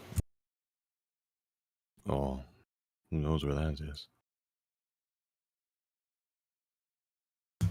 Did you have any final words for us before we bring this to an end? Not really. It's, like a fun Reddit thing to take down the crazies. You've got an excellent presentation voice. You should consider voice work if you haven't already. I'm serious.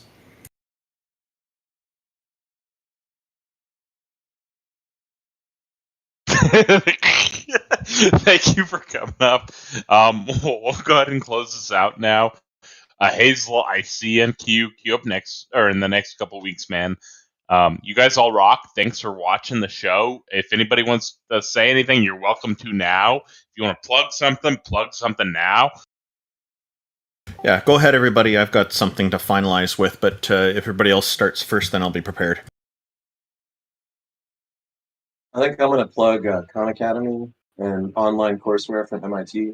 There's a lot of people come up here and make crazy claims about quantum physics, biology, and science who clearly haven't studied the field. So please do your homework before you come and make a bunch of claims based on science to justify a god. Peter? Sorry, I was otherwise engaged. Can you repeat? You want to plug something, man? Oh, do I want to plug something? Yes. So I have a tiny channel.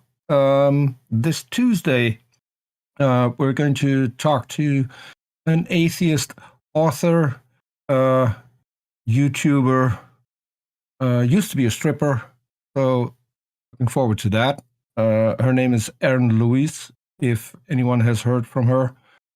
Other than that, you can find me on other channels. I produce for On Raw and Jackson Wheat. On Thursday, we're doing a complete history of the Earth. We're just at the time of the dinosaurs at the moment. So if people want to learn about how everything got here, that'd be a good one.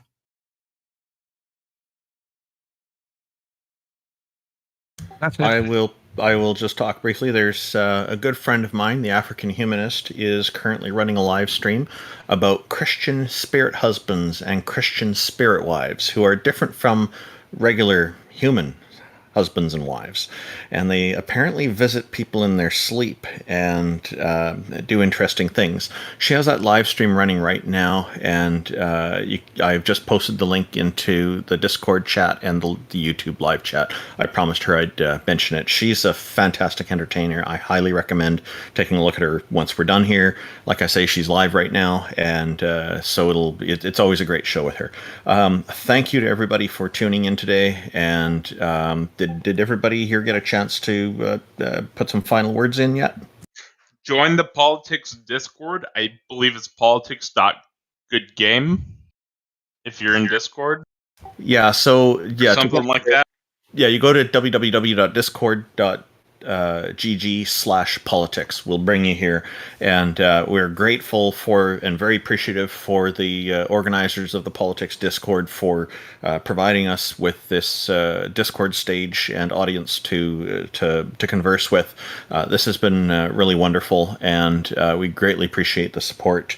I also have a YouTube channel where I've been live streaming all of these fortnightly episodes at www.youtube.com/Randolph Richardson, and I will post those shortly into the text chats as we're closing things down here. So thank you again, everybody, for being here, and for everybody who joined us in the conversation today and brought your challenges forward to us. We really do appreciate it. Thank you. Thank you, everyone. Won the word fortnight. Yes, a fortnight's 2 weeks.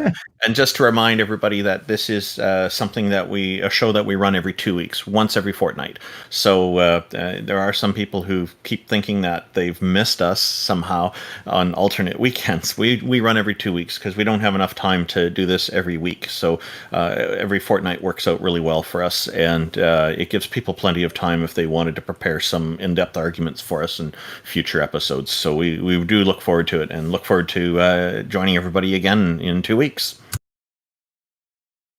in 14 nights.